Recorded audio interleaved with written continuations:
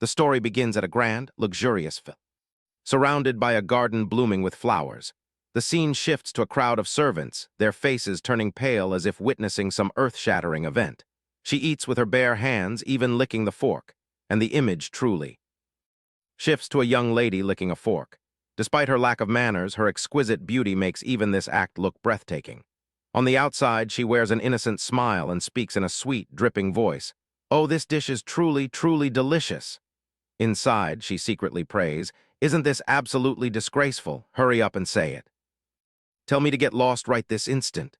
Unfortunately, reality is never that kind. "I have weathered many storms, and now that I have you, I will cherish you. I am glad you find it delicious. So marry me now, Evangeline Clorda."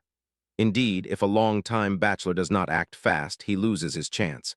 But this pace is far too quick, throwing her into utter panic. Why on earth is this happening?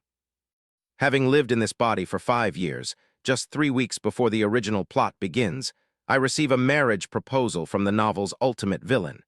In the end, a tragic demise seems entirely unavoidable. I die in a car accident. Just like that, I think my life. As Sean comes to an end. No, I believe everything is over, but when I open my eyes, I find myself as Evangeline, a 15-year-old girl. Wait, this scenario is far too familiar. A book titled The Night of. As a child of the 21st century, this trope is all too familiar. No way could I have actually transmigrated into a character in a novel.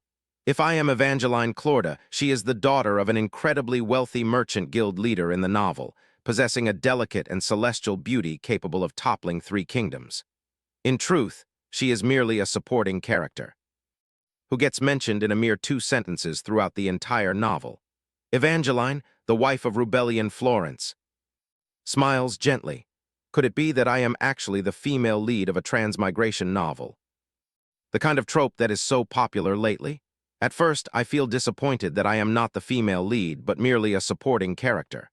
But then an unexpected twist occurs. It turns out I am the true female lead from the very beginning. If so, with this face, she begins to indulge in grand delusions. I will make history in this romance fantasy world by effortlessly swaying everyone's hearts. Being a wealthy, beautiful young miss is truly the best. As long as I do not get involved with him, everything will be perfect. Rebellion Florence, the ultimate villain of the novel, the mastermind behind a bloody rebellion. If I marry the Duke of Florence like in the original work, I will surely die. I cannot let that happen. Having finally transmigrated into a romance fantasy world, she puts all her brainpower to work. I must figure out a way to survive. Evangeline is currently 15 and she is destined to marry the Duke at 20. Thus, a genius idea is born. I must get married immediately. This sudden declaration startles her maid. What? Why so suddenly? Evangeline begins to map out her future. I just need to marry someone else and change my fate. Action follows thought. She goes straight to see her father. You want to get married? Evangeline nods firmly. Yes, father, he suggests. Then what about Duke Florence? She squeezes out a tight smile. He is very handsome, but he is not my type. Internally, she curses. I will find a husband myself, and so I begin my quest to find a husband. Evangeline's appearance at banquets leaves everyone in awe. Oh my, that woman, even just sipping tea, she is absolutely stunning. Isn't she the daughter of that wealthy tycoon? Dressed like a noble lady after constantly appearing in high society, Evangeline Clorda, now a bold young lady of 18, blooming like a radiant flower, calls out, "Your Highness, Crown Prince." The man she addresses is Icarus Aridon, the Crown Prince of the Empire, who replies, "Lady Clorda today. You are as breathtaking as ever." Inside, she is absolutely thrilled. He is completely captivated by my charm. Icarus extends an invitation. "My lady, may I have this dance?" As the music plays, Evangeline dances hand in hand with him, calculating her next move. Finally, the moment arrives for her to deliver her proposal. She confidently speaks, "Your Highness, Crown Prince." Icarus asks, "Lady Clorda, what is it you wish to say?" Evangeline proposes openly, "Please marry me." Her words shock the entire ballroom. His mouth hangs open as if trying to process this sudden, shocking declaration. Icarus frowns, his expression looking as if he is enduring something unpleasant. He releases her hand, his voice losing its previous courtesy. "Lady Clorda, I will pretend I heard nothing." She stands alone with sorrowful eyes, her hand awkwardly suspended in the air. What could be more mortifying than this social death? What? Did I just get rejected? Thought the female lead in a romance fantasy novel can have it all, relying solely on her shameless beauty. She truly believes beauty alone is enough. How could there be anyone as embarrassing as her, especially as the daughter of a wealthy merchant? And so I only succeed in creating a humiliating memory. Evangeline screams inside. Her reputation in high society is in ruins, and her plot to change the original storyline is a miserable failure. Reality finally slaps her awake. Even in this world, she is mistaken. One has to experience love to understand it. I thought he liked me, but I still cannot die like this. I must do something, try once more to change things. Running away, only to be caught and dragged back after 3 days. On her third attempt, taking a cold shower to fake an illness, she successfully escapes. The arranged marriage with the Duke. Foolish Evangeline smugly boasts, "Where are you, Duke? Let's keep trying. I will not let things go according to the original." Plot, time passes, and now only 6 months remain before the original storyline begins. Inside the mansion, a voice calls out, "My lady, the master is calling for you." Evangeline sighs in annoyance. "What now?" She laments internally, "The onslaught of my fathers. Arranged blind dates is starting again, but I have a plan ready." The maid reminds her, "Oh, I think you should dress up properly before going out. Duke Florence is on his way. Isn't that wonderful news?" She looks at the maids, beaming face, and feels annoyed. Oh my God. But on the outside, she still forces herself to play the part of a refined young lady. "Ada, can you help me find my favorite dress?" Captivated by her master's beauty, the maid immediately says, "Oh my, yes, I will fetch it right away." Evangeline, a moment before, is smiling gracefully against a dreamy pink background. The next second, she clenches her fists, all her elegant poise vanishing. "Because of my father, who is desperately trying to marry me off to Duke Florence, I am literally dead if this continues." She feels exhausted.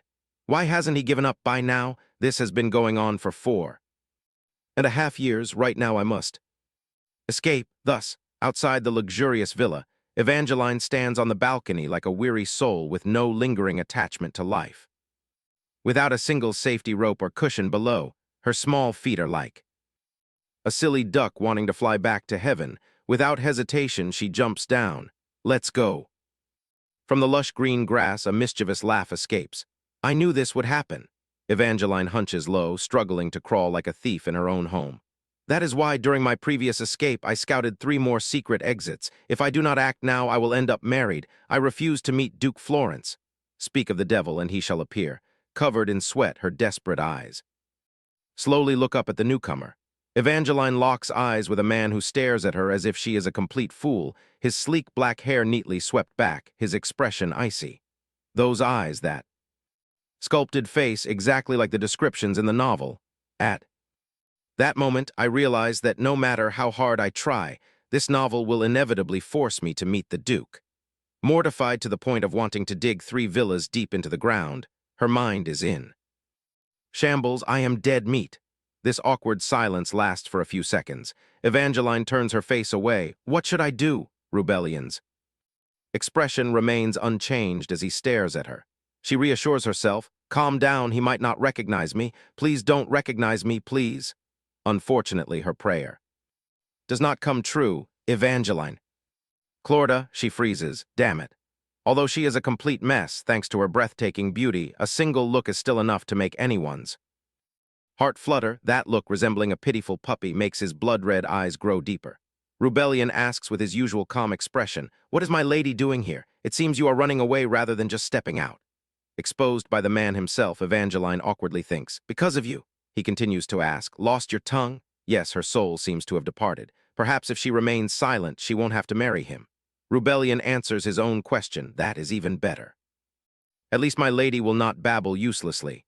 That comment acts like a power switch for Evangeline. "Oh my, Duke, what a coincidence to meet you in a place like this." He offers a light smile. "It seems my lady knows who I am," which leaves her stunned. Heavens, the presence of the male lead is no joke. She must not be fooled by that gorgeous face. Evangeline immediately switches to hyperactive chatterbox mode. "Of course, who in this world does not know you?" Internally, she babbles. "The weather is so lovely today, I couldn't help but take a stroll, and meeting you like this feels just like a dream." She begins her self-destruction campaign. You like peace and quiet, right? Then I will babble until your ears bleed. But Rubellion politely extends his hand. Now, let us go inside so I can escort my lady. Back home, seeing her disheveled appearance and the grand guest beside Evangeline, her parents are completely stunned. Her father stammers, struggling to utter Eva, while she can only smile sheepishly, while his anger flares to his brain, his voice trembling with rage. You! Evangeline guiltily avoids his gaze. It seems things are going to be exhausting for a while. She immediately activates her clingy tactic. Look, the Duke found me and brought me back, right, Duke? Evangeline's father looks at him cautiously. I apologize, Your Grace, our Eva is still quite immature. Rubellion completely does not mind. One must indulge their future wife.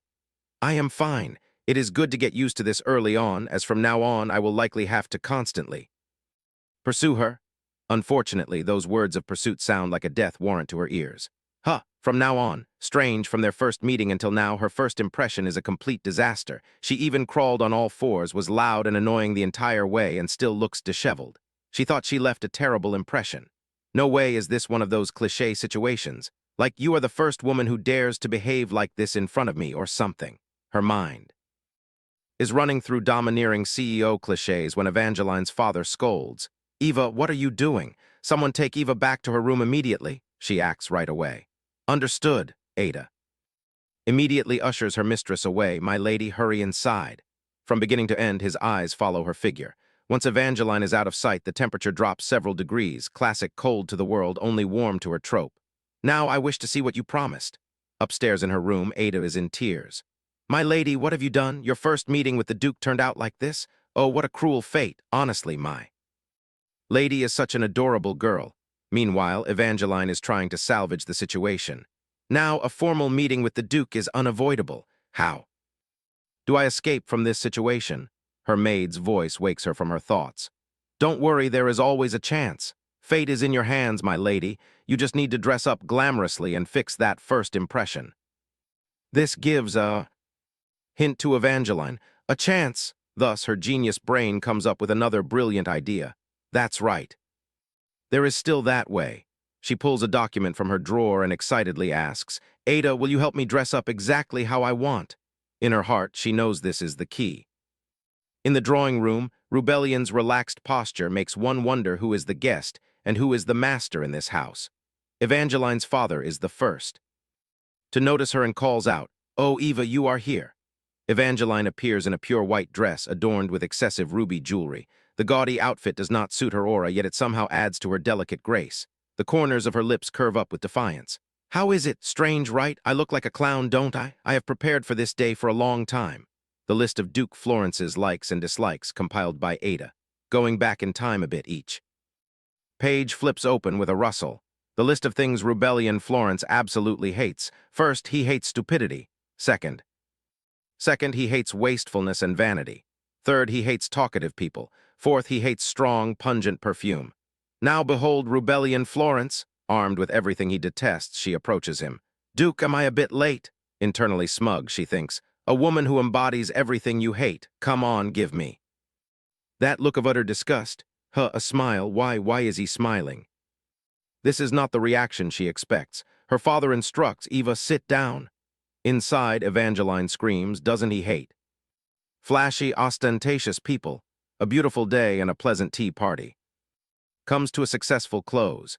Ada, like a doting fangirl, asks expectantly, My lady, what do you think of Duke Florence? She shakes her maid, demanding, Is the list you gave me actually accurate? Ada replies, Of course my sources are highly reliable. Evangeline mutters to herself, I wore so many accessories and drenched myself in perfume. Her maid looks bewildered, her reaction. Really? In the drawing room, Rubellion does not show even a hint of displeasure. He only smiles constantly. He acts like a model suitor, and I truly feel relieved. I worry that young Miss Eva might not like me, since we might see each other often if you hate me. It will be quite troublesome. She turns pale and clutches her forehead. What on earth does that mean? Ada asks anxiously, Young miss, is it possible that the Duke does not hate you? Evangeline tries to reassure her, that is not it. She becomes lively again, feeling relieved. I knew it, you look absolutely gorgeous today. She pauses. What? Ada praises her like a little fangirl. Those gems, those feathers. To be honest, I worry you might have gone too far. Oh, now I truly understand what it means when gems lose their luster before someone's beauty. You are like a swan, like an angel. Evangeline's mind hangs with a giant question mark. She realizes, so basically I fail because I am too beautiful. The reason Rubellion smiles is simply because I am pretty. Her small brain tries to recall the list, rapidly flipping through every page. The list of things Rubellion Florence absolutely hates. Number 5, he hates dirtiness. Theory must go hand in hand with practice. Next, she must do something dirty. Ada stands to the side, completely unable to catch her lady's wavelength. Yes. Internally, Evangeline is determined. Meet often, he will have to. Regret saying that, Rubellion Florence. A few days later, Ada cheerfully announces, "Young miss, today is the day, right? The invitation to the estate of Duke Florence." She holds a teacup in her hand and does not deny it. "Yes, that is right. Help me prepare." Ada's competitive spirit blazes. "Today, no matter what, I must be rejected." After careful preparation, Evangeline and her father arrive before Rubellion's vast estate. Her face clearly shows her nervousness. I'm here." Seeing this, her father smiles gently and asks, "Eva, are you nervous?" She smiles and answers him obediently, "No, not at all." Inside, however, she is crying tears of blood. Of course she is nervous, extremely so. If she fails today as well, it will be a one-way road to a ruinous end. In her past life, she is an attention seeker. Who would have thought she would be so desperate to make others hate her? After waiting for a moment, the doors of the estate swing open. The servant inside calls out to announce to the master that the leader of the Clorda Merchant Guild has arrived. Evangeline takes her father's arm and steps inside. She glances around and thinks to herself that, as the daughter of a newly rich family, she lives a fairly luxurious life. But a duke's estate is truly on another level. She wants that chandelier. Seeing her looking around, her father coughs softly as a reminder. "Eva, focus." Suddenly, his steps stop. The servant standing outside speaks politely. "It would be better if the young miss goes alone from here." Hearing this, Evangeline cannot help but feel anxious and restless. Her father holds her hand again and carefully advises her, "Eva, do your best and do not forget to show respect to the Duke." The servant bows slightly and gestures toward the back. "Please step inside, young miss," but Evangeline is not ready yet. Right now, she is quite bewildered. "Wait, father," looking at the face filled with joy on her father's face, she silently complains. It turns out this man has planned this from the start. Is he truly excited about selling his own daughter? Seeing Evangeline walk in awkwardly, Rubellion speaks, "You are here." She tries to calm down, steady her emotions, and gives him a radiant smile. "Hello." She tells herself that it is for the best. Since it has come to this, she will do her absolute worst. She will be as dirty as possible, enough to make the Duke faint. The image of her father cheering her on flashes in her mind. "You must do well."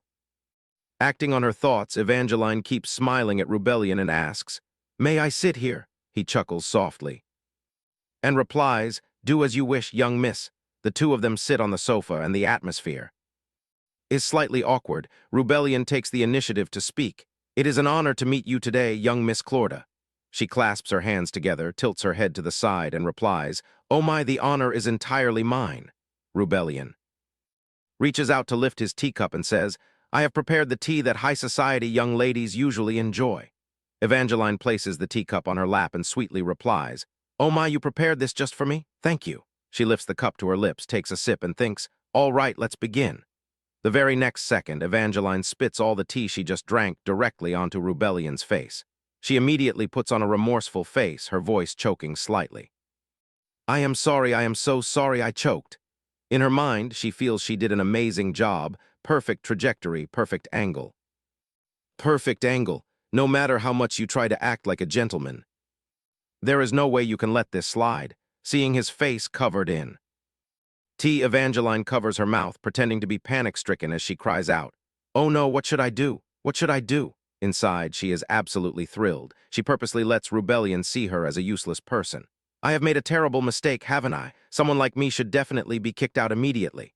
He calmly pulls out a handkerchief, wipes the tea from his face, and replies, "No, it is just an unavoidable accident." Then his gaze stops on Evangeline. He notices the tea stain spreading on her collar. In a rather caring tone, he says, "But instead of worrying about me, shouldn't you worry about your dress first?" Hearing this, she is slightly surprised and looks down. My dress, this will dry quickly, Rubellion kindly says to her. I will have another dress brought to you, young miss. Evangeline hurriedly waves her hands in refusal. No need, it will dry on its own. Perhaps I can cover it like this. She needs to keep it this way, a little messy. The thing she uses to wrap around herself is none other than Rubellion's suit jacket. He hesitates and says, that looks like my clothing. Evangeline acts a bit embarrassed, giving a forced laugh. Oh dear, I thought.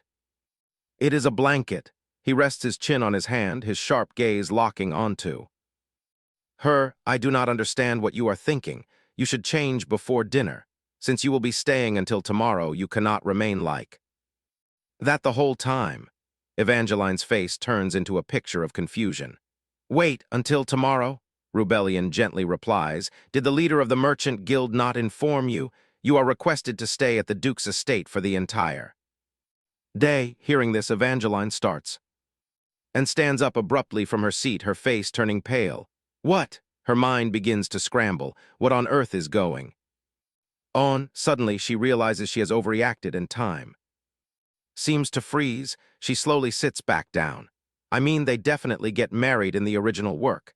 An unmarried woman of marriageable age staying overnight at the home of a single man. Evangeline has to change her strategy. She intends to decline the invitation to stay. I am truly sorry, but that might be an issue, especially regarding society's eyes. You are not yet married, and I am merely a commoner. Inside, she is as anxious as if she is sitting on hot coals. She must find a way to leave this place. Rubellion lowers his head with a sigh and replies, I do not understand why that is a problem. Many guests have stayed at the Duke's estate before. Evangeline still tries to find every excuse to avoid staying. But as you know, I have quite a bad reputation. I do not want to cause trouble for you. His gaze cools down a bit. I do not find it troublesome at all. In that moment, Evangeline seems to have nothing left to refuse with. Her entire body freezes. Rubellion stands up and walks over to where she is sitting. After tea, we will have a light lunch in the garden. Evangeline remains seated, wondering in her head. Is something wrong? Why is the Duke treating me so pleasantly? Even if it is out of goodwill, this is too much. I want to see the promised item. Yes, I have prepared it. The conversation back then was definitely suspicious. Everything Rubellion has done for me so far is not merely out of kindness or interest. His gaze from earlier has confirmed it. That look holds a clear purpose. He must have a reason for all of this. After thinking it over, she squeezes the hem of her dress with both hands and slowly stands up. In a low voice, she calls out to Rubellion, Duke, is it possible that you made a deal with my father? Hearing Evangeline ask this, the corner of Rubellion's mouth curls up. A deal? Why does the young miss think so? Hearing him ask her back, Evangeline falls silent. Why? She thinks so, because she remembers this character's past very well. Rubellion Florence, the villain, and the traitor in the novel. At first, he is a model gentleman, a lovable character, but it turns out his gentle words and smiles are only tools for revenge. When his true face is revealed later on, I am utterly shocked. I am fooled by that facade. I really want to expose him, but now is not the time. She tries to calm herself, then smiles brightly as if nothing is wrong. There is no particular reason. In her mind, she tells herself she will let this go for now. Whatever the reason, she just needs to avoid marrying him. His face carries a hint of confusion. What? She still smiles and says to him, if not, why would an extraordinary person like you ever invite me? Being invited is already an honor, and now you even invite me to stay for dinner. Hearing her words, Rubellion chuckles softly. Is that so? I am very glad to hear that you do not mind. Then please change into a new outfit so we can have lunch. Evangeline's face turns pale. Oh no, a moment later, the housekeeper of the Duke's estate leads Evangeline to the dressing room. I am caught up in this now. The room is filled with luxurious and expensive garments, leaving her completely overwhelmed. This guy, is he trying to win me over with dresses? Just how many are there? Goodness. Right at that moment, the housekeeper's cold voice rings out. Young miss, let me help you change your outfit. Which one would the young miss like to wear? Evangeline immediately senses her lack of friendliness. They are staring intently, making her so tense. Wait a minute, in this world, when a man gifts clothes to a woman, it carries a very special meaning. If she wears this now, it is practically declaring, I will become the Duchess. After some thought, she speaks hesitantly to the housekeeper. Well, actually, I can just try this one. and the woman coldly cuts her off. "This is the Duke's order." Evangeline's voice grows softer. "I will speak with him myself." The housekeeper's face instantly changes, her eyes showing that disobedience is not tolerated. "Do you mean to defy the Duke's orders, young miss?" Evangeline does not dare to do anything more. She looks at the pile of dresses, pretending to choose while quickly searching for another plan. Last time, she chose something far too gaudy and failed miserably. Finally, she finds a dress with a simple design and says to the housekeeper, "I will choose this dress." She sees that she wants to wear that one and cannot help but feel astonished. She says to Evangeline the young Mrs. Taste is quite similar to the late Duchess. She hears this but does not understand, asking, "What?" The housekeeper explains further. "That dress, it is the favorite dress of the late Duchess." Hearing her say this, Evangeline freezes instantly. Wait, but Rubellion's mother is already dead. Why do they keep a dress like this here? Are they testing me? Rubellion's mother, the former Duchess. Although she is of commoner origin, she became the Duchess through a rare turn of events, only to catch the Emperor's eye and be forced to become his concubine. She is forced to live in the imperial palace and carries Rubellion there. Therefore, the current crown prince and Rubellion grow up as maternal half-brothers. If everything stops there, this is merely another royal tragedy, but after giving birth, the Duchess takes her own life. That death is the biggest reason Rubellion becomes the mastermind behind all the plans for revenge. To probe further, Evangeline starts to lead the conversation, asking the housekeeper, could it be that the Duke himself chose this dress? Instead of answering directly, she asks back, "Do you not like it?" She gently touches the dress, her tone suddenly turning sorrowful. "I heard that this is the favorite dress of the late Duchess. I do not wish to thoughtlessly wear something belonging to the deceased, nor do I think it is respectful to her." Her attitude and words make the housekeeper highly pleased. Her expression softens and she nods gently. In her mind, Evangeline is calculating. No matter how much she wants him to dislike her, she will not cross the line when it comes to his family. To her, it is just a novel, but to him, it is real life. Regardless, that is a different matter. She needs to survive first. After changing into her new outfit, she goes out to the garden to dine with Duke Rubellion. "Thank you for the dress, Duke." He raises his hand to beckon her. Over here, young Miss Evangeline slowly walks over while thinking to herself, "So we are pretending everything is normal. I know exactly why you gave me this dress." Suddenly, her eyes light up. The pastries, beautifully and meticulously arranged on the table, make her gasp in amazement. "So beautiful." Seeing this, Rubellion points to the sweets and asks, "Do you like things like this, young miss?" She settles onto her chair, gazing at the tea, and happily replies, "Yes, I like them very much." Receiving her answer, Rubellion sips his tea and says, "There are many beautiful things in the Duke's estate. Just take whatever you like." Evangeline immediately remembers the chandelier she noticed earlier, her eyes shining like stars. "Really?" Rubellion sets. He sets down his teacup, his tone utterly casual. "A wife's assets are, after all, her husband's assets." Hearing those romantic words, she does not feel even a single ripple in her heart. Oh my, she almost believes it. He suddenly asks her, "If the young miss likes beautiful things, you must have seen many beautiful things when you visited the imperial palace." Evangeline looks up at him, her gaze slightly puzzled, but she still murmurs in response, "Yes, the imperial palace." Rubellion's next words strike her mind like a fatal blow. "I hear that the young miss proposed to the crown prince." And then she was rejected, very decisively in front of everyone. Evangeline is so embarrassed she dares not look him in the eye anymore, desperately swallowing her grievances. He is launching a direct attack on her. Is this a courtroom interrogation? Should she just speak frankly? Should she let the truth slip out? She begins to imagine herself telling Rubellion the truth. "Actually, this world is from a novel, and I transmigrated into this body. In the future, you will be the mastermind threatening my life. Please do not marry me." He will look at her with a bewildered and suspicious gaze. "What?" She thinks gloomily, as if he would ever believe that. It is simply too absurd. Seeing her mood plummet rapidly, Rubellion cannot help but ask curiously, "You were rejected, yet you still like him, the crown prince?" Evangeline flushes red, hastily denying it. "No, absolutely not." Rubellion still looks skeptical. "Is that so?" She almost yells at him, her tone incredibly firm and certain. "I have absolutely never loved him. Can we please stop bringing up my dark past?" Seeing that things are about to get messy, Evangeline tells herself, "I need to change the subject quickly." Rubellion rests his chin on his hand, wanting to continue. Is that so? But in that case, why? But she hastily cuts him off. By the way, did you prepare all these desserts just for me? Hearing her question, he nods slightly and replies, I heard you love food, so. I told them to prepare a lot. Her mood gradually brightens. It is time. For Plan B, Rubellion is currently waiting for the servant to pour him some tea. He calmly says to Evangeline, the bakers at the Duke's estate are highly skilled. You can have these often. In the future, the very next second, she forcefully grabs a sweet pastry. Her movements swift and decisive. That action leaves both Rubellion and the servant stunned on the spot, ignoring their gazes. Evangeline stuffs the pastry into her mouth and takes a huge bite. Her eyes light up. So delicious. Meanwhile, sitting opposite her, Rubellion's face darkens, wondering what on earth he has just witnessed. Evangeline's bizarre behavior causes all the servants in the garden who saw it to gasp in shock. She acts as if she does not care at all, grabbing one pastry after another with her bare hands and stuffing them into her mouth.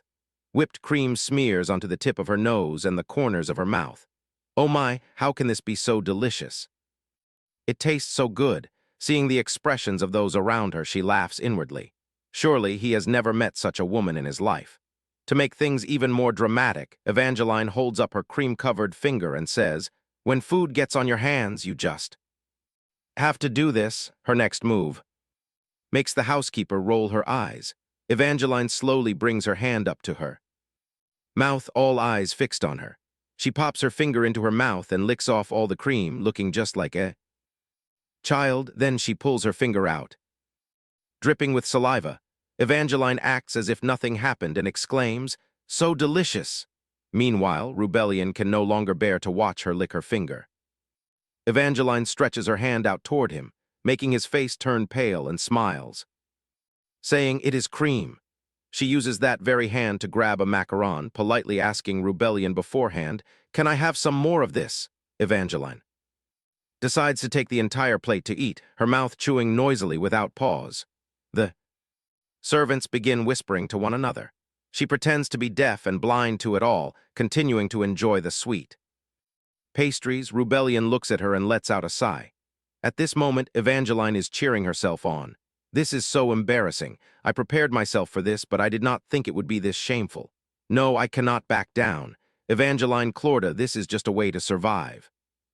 There is nothing to be ashamed of, absolutely nothing.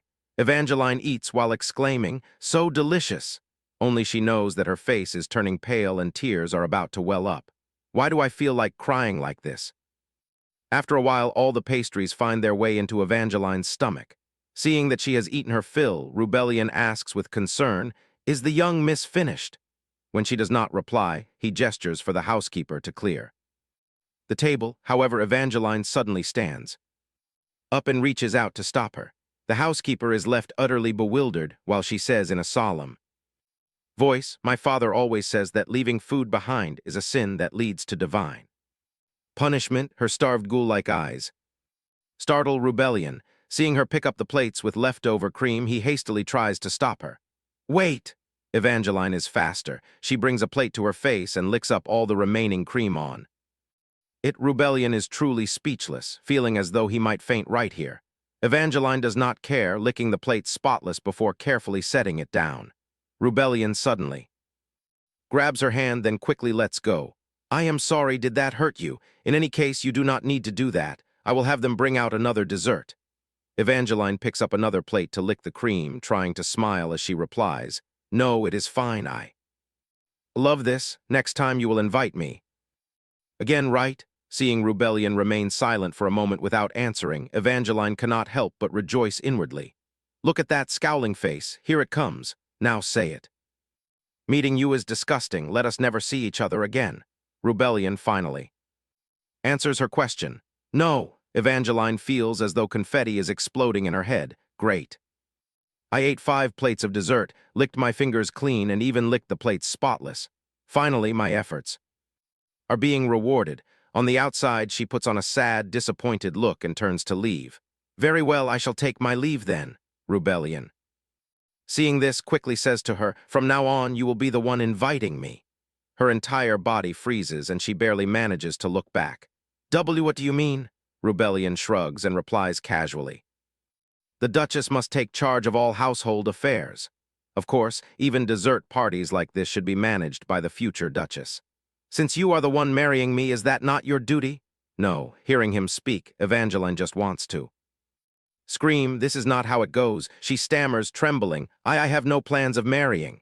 In her mind, she truly cannot comprehend how he can witness all of that and still propose to her. Rebellion, disbelieving, counters, Did you not propose to the crown prince? Flustered by his words, she hastily explains, That was just a joke. Hearing her say this, Rebellion's face turns dark. A joke? Is a wealthy man's daughter proposing to the crown prince just a joke? At this moment, Evangeline can only offer a strained laugh, realizing she is utterly doomed. Rebellion suddenly lets out a soft sigh and steps in front of her. He looks directly at Evangeline, his tone deeply sincere. I will give you everything the Duke's household possesses. Since you love luxury, you can enjoy it to your heart's content. Evangeline purses her lips, thinking to herself, I do not need it. Rebellion tilts his head toward the dining table and adds, If there is any dish you need, just speak to the head chef. Upon hearing this, Evangeline glares at him, her eyes full of resentment. Does he think I am a pig? Rebellion is not done speaking. His tone now feels commanding. But you will need to clean up your messy personal life. Evangeline's face flushes red with anger. I'm doomed, completely doomed. Nothing is working, I have done all of this just to avoid this very moment. And is this the best outcome I can get? There are no gods. If there are, I will slay them soon enough. Seeing her remain silent all this time, Rebellion extends his hand in front of her. So marry me, Evangeline Clorda. They say that no tree stands after 10 chops and hardships will eventually bring happiness. But why? Why? Rebellion's handsome face zooms in right in front of Evangeline. What is it? Do you hate it?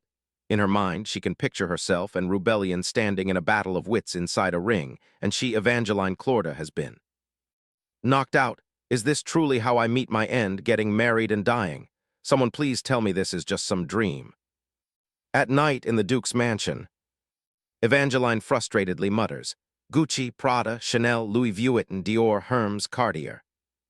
Tiffany, I cannot calm down. Lilith speaks up anxiously. Young miss, what on earth are you saying? She whirls around and stares at her. Evangeline asks in confusion, What on earth? Who are you? Lilith gently introduces herself. I am from the Florence household, the one who will serve you starting today. Please call me Lilith. I am the youngest daughter of Count Ben. Hearing this, she coughs, choking on her water, a noble serving a commoner. Evangeline tremblingly inquires, But why have you come to serve me?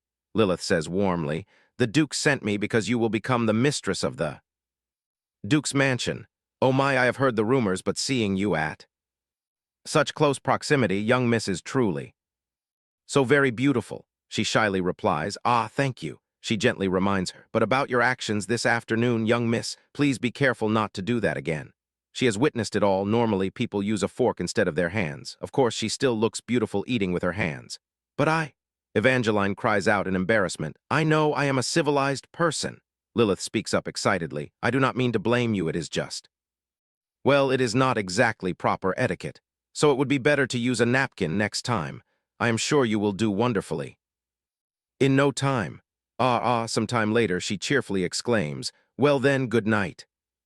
Evangeline thinks despondently. She never expected such an onslaught. To think she would keep her held up until this hour, any ordinary person would have given up long ago, but I will never give up, as a determined Korean. She lowers a makeshift rope of bedsheets. Down the window, Evangeline climbs down and quietly hardens her resolve. Just one last time, just one more try, I will try to escape. She groans with difficulty. Ouch, that hurts. Did I not wrap the sheets properly? Evangeline comforts herself, but I can endure this kind of pain. I will definitely escape and survive, even if the walls of the original work are still standing in my way. Looking at the wall in front of her, she mutters wearily, Why is it so high? Can I really do this? Are running and escaping not my specialties, but why is it so slippery? Rebellion quietly approaches her, inquiring with suspicion, What are you doing here? Are you dancing in the middle of the night? Evangeline thinks frustratedly, liar. Rebellion calmly speaks, It seems you are not just taking a stroll, are you? She thinks in disgust, liar. he leisurely observes. Leaving through the front gate is normal, but doing this is not right, Evangeline says angrily. You are doing this on purpose, aren't you? You actually know exactly what I am doing, and you are just teasing me. Rubellion freezes as he looks at her, while Evangeline collapses to the ground. He asks in panic, Evangeline, why are you crying? Are you hurt? Her tears stream down. Evangeline thinks in despair, no, I have no intention of destroying the world or anything.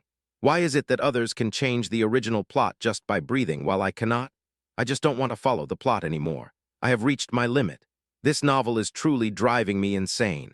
To the predecessors of this transmigrator struggle, I am sorry for whining and complaining about how frustrating it is.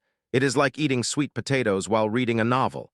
So please grant me some wisdom. Rubellion quickly kneels down. He speaks gently. Let us go inside. She thinks angrily. I do not want to look at his face at all, even if he is handsome. I have nothing to say, Evangeline yells in frustration. Is it fine if I say nothing? Can you not just leave me alone? Rubellion speaks calmly. That is troublesome because I need you. With absolutely nothing left to say, she begs in despair. Could you please marry my father instead? I will try to change some laws too. Help you, just please get out of my life. He sighs and leisurely advises her. I do not understand what you are saying. But first, calm down. It seems you have not even noticed the worms crawling right next to you. Evangeline's face turns pale and cold sweat breaks out. She clings to Rubellion and screams in panic. Worms, worms, worms, he calmly says. Yes, it is just a worm. Evangeline anxiously inquires. Are you sure there are none anywhere else? Surely there are no other worms around, right? Rubellion leisurely remarks. You have caused enough trouble. That is enough. Let us go inside. It is cold out here and easy to catch a cold, and I do not even have a coat to wear. She thinks to herself, what is up with that coat? Catch a cold? Evangeline declares testily. I am not that weak. He asks in a relaxed manner, is it not true that the main reason you cancel our meetings is because you were sick? Feeling guilty, she clears her throat. Ahem. Suddenly, Evangeline silently contemplates. Come to think of it, why is it so warm here? She quickly speaks up. But why on earth did you come here anyway? Rubellion calmly explains. I came to check if you are comfortable, but you were not. There, Evangeline exclaims in shock. At this hour you come looking for the room of an unmarried, grown woman. What are you trying to do? He leisurely replies. Declines. I am not going in. I tell Lilith to go in instead. At that moment, Lilith frantically announces. The young miss is gone. Evangeline stutters, and then, Rubellion calmly concludes, furthermore, I am not the type of person who touches someone so needy.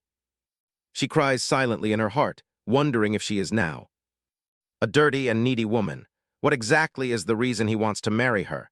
Unless he truly loves her beauty, why else does he go so far? He speaks leisurely. Well, we are going in. Then, Evangeline quietly ponders. Going so far, she suddenly speaks up. Duke, you must surely be in love with my beauty at first sight, right? Rubellion looks at her in bewilderment. Why do you say such things so easily? He conveys this through his eyes. He mutters, what is this? How strange. I feel uncomfortable. She exclaims in anger, looking at your face, it seems that is not the case. Well, then is there really something between you and my father? Evangeline silently speculates. Unless a Rubellion is completely captivated by my beauty and cannot live without marrying me, the only reason to push for a marriage as Rubellion's way of revenge is to marry me. Surely he makes a deal with my father to carry out that plan. Rubellion silently stares at her for a long time, then calmly speaks. Yes, it is true, she quietly thinks. It is just as she guesses. Evangeline resolutely inquires, then please tell me what it is. Evangeline asks, what is it? Tell me. Wait, is it money? Rubellion calmly asks back. Does a duke's family really lack that kind of money? She sadly thinks, well, that is true. Then what is the real purpose? Rubellion's revenge, a father driven by a desire for power and a deal with marriage as a condition. He calmly says, if you have no more questions, I am leaving. Evangeline mutters. Is that all? Rubellion pauses. He seriously asks, what do you say? She continues to speculate. Is my father planning to help you ascend the throne so that I become the empress? Rubellion approaches. Evangeline sternly warns, watch your words. That is not something you can say lightly, and do not try to find out more about this deal. She panics, and he carefully advises, it is too heavy a burden for you. Evangeline thinks in fear that she cannot breathe, struggling to speak. I can't breathe. Rebellion curiously asks, what on earth are you talking about? Evangeline angrily yells. Fine, let me go, you jerk, he humorously repeats, let me go, you jerk. She thinks in annoyance. Oh, he understands very well when someone speaks down to him. Rebellion carefully instructs, anyway, do not speak so carelessly. Be glad it is only the two of us here. If you understand, I let you go. Evangeline indignantly cries. Out, fine. A moment later, she says wearily, like this, can't I take care of myself? What my father gives in exchange for this marriage, I don't know what it is either. Rebellion resolutely refuses. No. Evangeline continues to question, hey, can't you at least tell me what it is? He calmly speaks, if it is an object, it is an object. If it is not, then it is not, she asks in confusion. What does that mean? I don't need an escort. I mean, now it is obvious that I marry and become a member of the family. Rebellion slowly consoles her. Still, be patient. You have a sprained ankle, don't you? Evangeline resolutely denies the sprained ankle. It doesn't hurt. She is secretly astonished. How does he find out? He calmly explains, you try your best to walk on that foot, in the middle of the brilliantly shining fountain garden. Evangeline leans lightly against Rebellion's arm. The two walk together, she quietly thinks. Anyway, I can't find out anything. That means I have to find another way. If so, time is extremely urgent. I am about to enter the original work. Start. The original work begins. Now there is no time left to devise a new plan. If I do not leave Rebellion before the original work starts, my life is not safe. Under these circumstances, I really enter the story as the Duchess of Florence.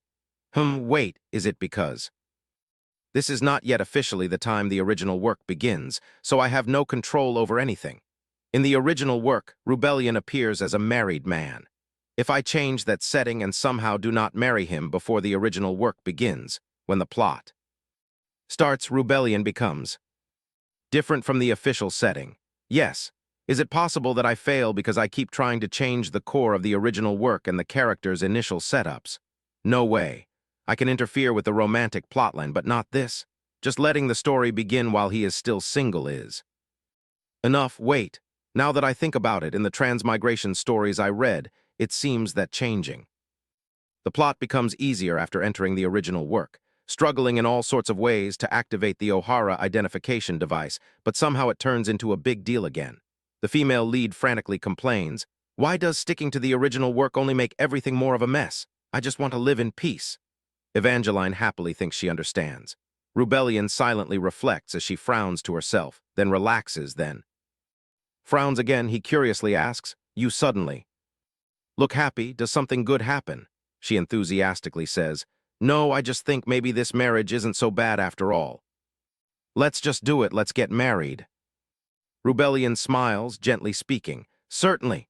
Evangeline is excited, thinking there is still a way to survive. At the mansion of the Clorda family, Evangeline's father enthusiastically says, this is so impressive, my daughter. Does the Duke's family treat you well? Are you comfortable? I truly raise an amazing daughter. Evangeline calmly replies, yes, father. She thinks wearily, what a shallow man. Evangeline quickly takes her leave. I am tired, so I go upstairs and rest first. He cheerfully exclaims, all right, sleep well. Ada happily says, young miss, this is such wonderful news. Are you proposed to? Congratulations tonight. Evangeline hesitantly says, that is enough, Ada. Yes, I get a proposal. But she excitedly inquires, why, you become a duchess, you are about to become a noble. She thinks dejectedly, that duchess title kills me twice over. Now that I know I cannot change the original work, I just get married. How ridiculous. I swear I do not marry in my past life, but now it is the very thing drawing all my attention. Ada hastily asks, do you want a cup of tea, or do I prepare the room for you to rest for a while? Evangeline calmly says, please prepare my room. She quietly thinks, well, marriage is not forever. What stops me from doing it? Don't I always achieve my goals no matter what it takes? In my past life, I am the epitome of perseverance and stubbornness. My family causes all kinds of trouble. A family living in luxury, looking down on others. I am determined to throw every single one of them into prison. I even Leave home and pass the bar exam. On my first try. For someone like me, nothing is impossible. First, let's just follow the original plotline. If my theory is correct, the more I try to stick to the original work, the more it deviates on its own. Just wait, a peaceful future with no worries of an approaching death is coming. Soon. About a week before entering the original work, I officially receive a proposal from the Duke of Florence. However, the next day, Evangeline asks in surprise, "Ada, this looks like the royal seal, doesn't it? Are you serious? Is this really sent to me?" Ada frantically says, "Yes." I even check the sender multiple times. This is a summons from the Crown Prince. She thinks in astonishment, "What on earth is going on? Is something changing because I am actually following the original work? The story does not even officially begin yet." She hastily exclaims, "Oh, what do we do? Prepare a dress." Evangeline's father asks, "Eva, does the Crown Prince really send?" Letter. Evangeline silently ponders. "What is happening?" She gasps in panic. "Yes." In front of the imperial palace. A guard stands at attention before the gate. He looks in astonishment at the approaching person and asks, "Are you?" Evangeline gracefully introduces herself. "I am summoned by the Crown Prince." Inside, everything is designed with extreme sophistication. Viscount John respectfully greets her. "It is a long time, young miss. Welcome to the Imperial Palace, the Crown Prince's palace." Viscount John, the younger brother of Count John. She curtsies gently, calmly saying, "It is a long time, young master." Evangeline glances around, looking at the servant's reactions. She swallows nervously. Last time Evangeline confidently blurted out, "Please marry me." She quietly reflects. So after that confession, rumors about me spread throughout the Imperial Palace. Viscount John respectfully says, "Please, this way." Evangeline silently thinks, "Well, so what? When the original work starts, all the noise about me quiets down and all events revolve around the female lead. Now, I just need to find out why the Crown Prince summons me today. It is probably nothing serious, right? An awkward reunion between the one who confesses and gets rejected and the one who flatly rejects her." She thinks dejectedly, "This is definitely awkward for both of us." Viscount John calmly announces, "Everyone is waiting for you in the garden." Evangeline gasps in surprise. "What? Wait, everyone?" He coldly says, "Do you not know? Today is the day His Highness the Crown Prince hosts his regular tea party." She thinks in annoyance. "So he calls me here just to drink tea?" A female commoner who once takes high society by storm confesses to him, gets rejected, and is now invited to an aristocratic tea party. What on earth is this Crown Prince thinking? No, there must be a reason. After all, the Crown Prince is the male lead of this story. I just have to trust the author. Trust the author. Viscount John calmly announces, "Young Miss Evangeline, daughter of the Clorda family, arrives." Evangeline quietly thinks, "Tea party radiating pure hostility. I expect this, but it is still clear that they all hate me." She lets out a weary sigh. Evangeline thinks despondently, "Do I really leave this place safely, Duchess?" Colica flashes a malicious smile. She begins to sneer. "Oh dear, it must be quite difficult to shroud oneself in such vulgarity from head to toe. Yet young Miss Evangeline manages to achieve the impossible." Evangeline calmly says, "Oh, Duchess Colica." Duchess Colica cuts her off. "Since you are about to marry the Duke, you should behave with more grace and dignity." Evangeline angrily thinks, "Should I just eliminate the heir to the throne? What is his reason for inviting me? To see me humiliate myself?" The other noble ladies also begin to gossip. "I wonder if rudeness really suits you? This is why one always should live within one's means." Evangeline silently ponders after confessing to the Crown Prince, getting rejected and getting blacklisted from society. Many nobles close to the Crown Prince despise her more than anyone else, and among them is the family of Duchess Colica. Indeed, they are the Empress's family, the mother of the current Crown Prince, making them the most powerful clan in the empire. Today, the gaze of Duchess Colica is cold and sharp, fixed upon her. Evangeline quietly thinks, no noble in this world dares to cross them. Well, a commoner admitting her feelings to the Crown Prince and getting rejected. They certainly do not look at me with kind eyes. This party is clearly a gathering of nobles who support the Crown Prince. That means everyone here is connected to the Colica clan. She calmly says, "I see everyone is quite busy." Discussing her, Evangeline thinks with contempt. "Just one clan," she confidently declares. "I am always unmatched by anyone, at least when it comes to beauty." Evangeline silently reflects, except for the Florence clan, of course. This means war. It is a battle against fools, her decisive Words leave Duchess Colica momentarily stunned. She exclaims in contempt, "What a rude reaction." Evangeline cheerfully replies, "Rude? What do you mean by that? If picking a fight is a lady's role, then responding is mine." Duchess Colica sneers, "Oh my young miss, it seems you are far too sensitive." She coldly declares, "If that is how you intend to use sarcasm, then I must express deep concern about the quality of your education. If your tutor is the one who teaches you that, on a scale from 1 to 10, you only score about a 2. Everyone is stunned by that remark. At that very moment, Jelen coldly says, My. Just as the rumors say. Ha, just as I think, vulgar commoners have no place in gatherings like this. Jelen Fusick, the heir of the Fusick family. Evangeline gasps in surprise. Oh, and I wonder who you are. Oh, aren't you the one who once confesses his love to me and gets rejected? Jelen screams in anger. What? When do I ever confess to you? She calmly recalls. Why? Don't you say that before? Oh, Evangeline, the ocean of. Your eyes are like a full moon in the night sky. You even suggest a private rendezvous at night, do you not? Even though I am but a commoner, I still have my principles. I certainly refused you politely, but it seems my lord cannot forget this vulgar woman. My lord, I almost pity you, Marquis Fusick. Jelen slams his hand onto the table. He stands up abruptly, his face flushing red, his furious gaze locked onto her. Evangeline thinks to herself, "Ah, it seems the provocation works." Judging by that look, he truly looks as if he wants to strike her. It is time. She must act. He cries out in anger, "Oh, do you think a pretty face is enough?" She thinks in astonishment she cannot believe he actually intends to resort to violence here. At this moment, a cold voice rings out. "Stop, what do you think you are doing?" Jelen and Evangeline look up in surprise. At the person who just walks in, Rubellion speaks calmly. Jelen Fusick, his gaze locks tightly onto the man. Rubellion stands with his hands on his hips in a corner looking toward Evangeline and Jelen. He walks quickly toward the two of them. She speaks up to greet him, "Duke." The man looks panicked and guilty again. "Duke, this is..." Jelen closes his eyes tightly in fear, unconsciously raising his hands to shield his face. Rubellion, however, pays him no heed, instead walking over to Evangeline and caressing her cheek.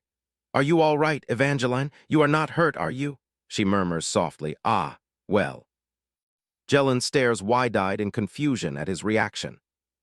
Rubellion directs his bloodshot eyes toward the man. He growls, "Jelen." Fusick, hearing Rubellion's voice, sends a shiver down Jelen's spine. "Duke, this matter," Icarus suddenly speaks up, breaking the tense atmosphere.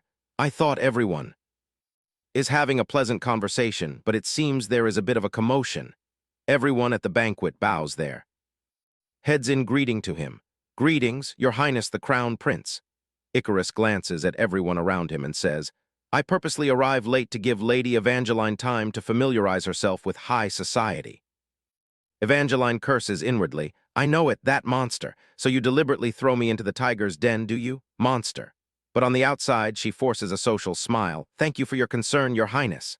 The Crown Prince chuckles politely in response. "If you do not mind, I would like to hear the whole story." "Oh, really?"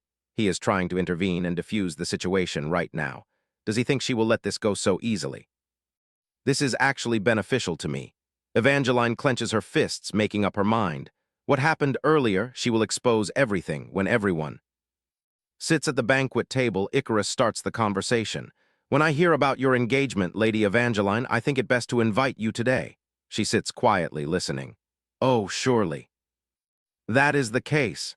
He continues, "Since you will be appearing frequently in social circles, I think it would be good if Duchess Colica guides you at today's tea party. Of course, I believe the Duchess has taught Lady Evangeline valuable lessons. However, it seems there is an inappropriate disturbance."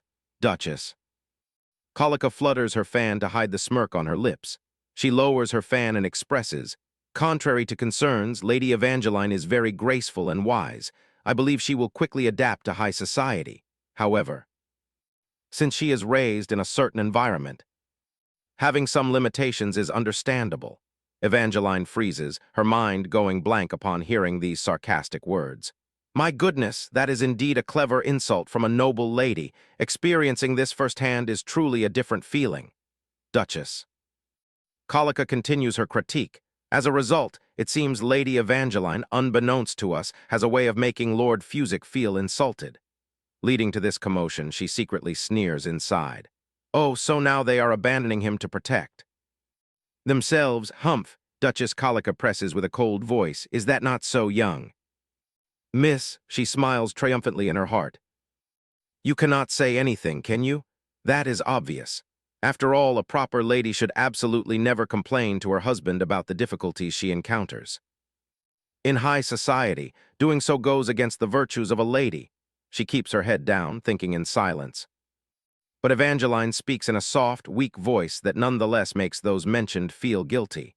Duke, honestly, I am not sure if I can do this, but starting from this person here and all the way to that person over there, everyone hates me so much that they want to stone me. All the nobles sitting at the banquet table feel guilty, sharing the same thought. We do want to stone her. Rubellion still sits in silence, observing the situation and everyone's reactions. The noble figures fearfully avoid his terrifying gaze. They scramble to shift responsibility, especially that person over there. Jelen trembles in fear upon hearing his name. No, she tearfully accuses in a trembling voice. Just moments ago, he calls me a woman who only cares about appearances. I do not mind if you insult me, but to call the Duke lowly simply because he proposes to me. I feel heartbroken to be judged by you like that. He can no longer bear it, standing up abruptly to refute. What? No. Duke, I never say such things. Evangeline continues to sob, and above all, he says he will ruin me. I am so scared, Duke. They are not the only ones who can spread rumors. Mixing 3 truths with 1 lie makes even the lie believable. I consider myself an expert in this. At first, I feel overwhelmed by the atmosphere here, but upon second thought, they are no different from the people I meet in my past life. She turns an innocent gaze to Jelen. Am I in the wrong? He denies in confusion. No, I never say such a thing. When do I ever say I will ruin you? Rubellion speaks in a chilling voice. So the part before that is true. The moment his voice sounds, the atmosphere at the table turns cold by several degrees. Jelen freezes, stammering that.